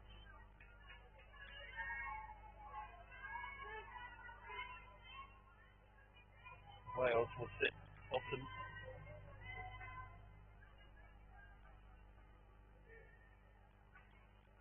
And Sarah Fellows just having a problem with her kit. Time stopped.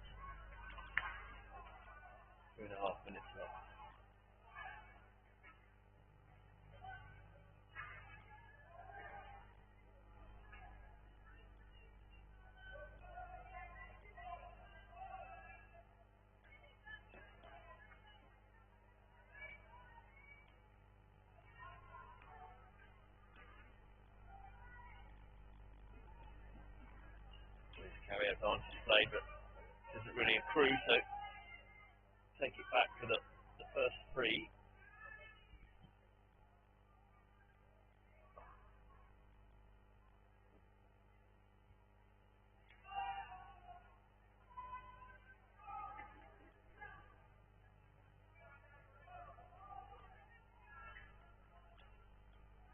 Bounce off the board. And he picks it up and recycles it.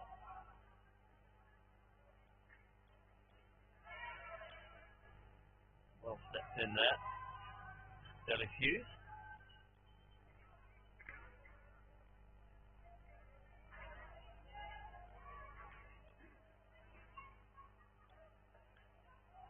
Ball bounce off the boards there from Annie Petherick. Chance for Germany, and it's a simple, oh no, disallowed for a slap. There are different interpretations around rules in across Europe. You do find that a slap, well that may have been, and that's a penalty corner.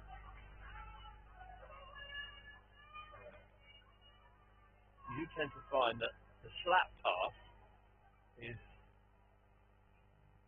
sometimes interpreted slightly differently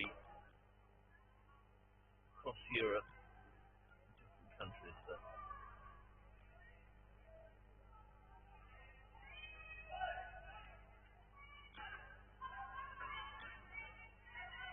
that ball popping over the German stick. Stick stopper. Slightly untidy end to this game as we approach the last minute. Germany still happy to try and press high. Jane Lewis carries out but turns over, and goal scored for Germany. Katrin Weber steps in, makes it 7. Germany press. And that ball was lifted but play on. And we're now into the final seconds. Into the last 30 seconds of this.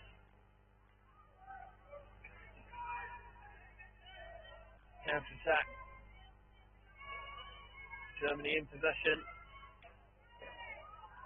And that goal is given. I wonder whether that's any different, that slap, to the one earlier, but one for discussion there. And Katrin Weber gets another one for Germany as we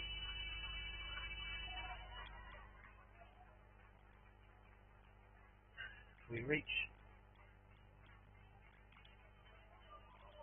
the final whistle, and a resounding win for Germany here, which keeps the pressure on France at the top of the table, and no doubt that Germany will be in the medal mix-up in a day or two, and will be looking for a semi-final berth. They would probably prefer to win this pool. They'll need to beat France in the second round of matches if they're going to do that. So German players come over and thank their supporters, the spectators below me. So a comfortable 8-0 victory for this German team. And for Wales, well, that was a very decent middle period of the game, second and third period of the game. I think Mark Robinson will be happy with that.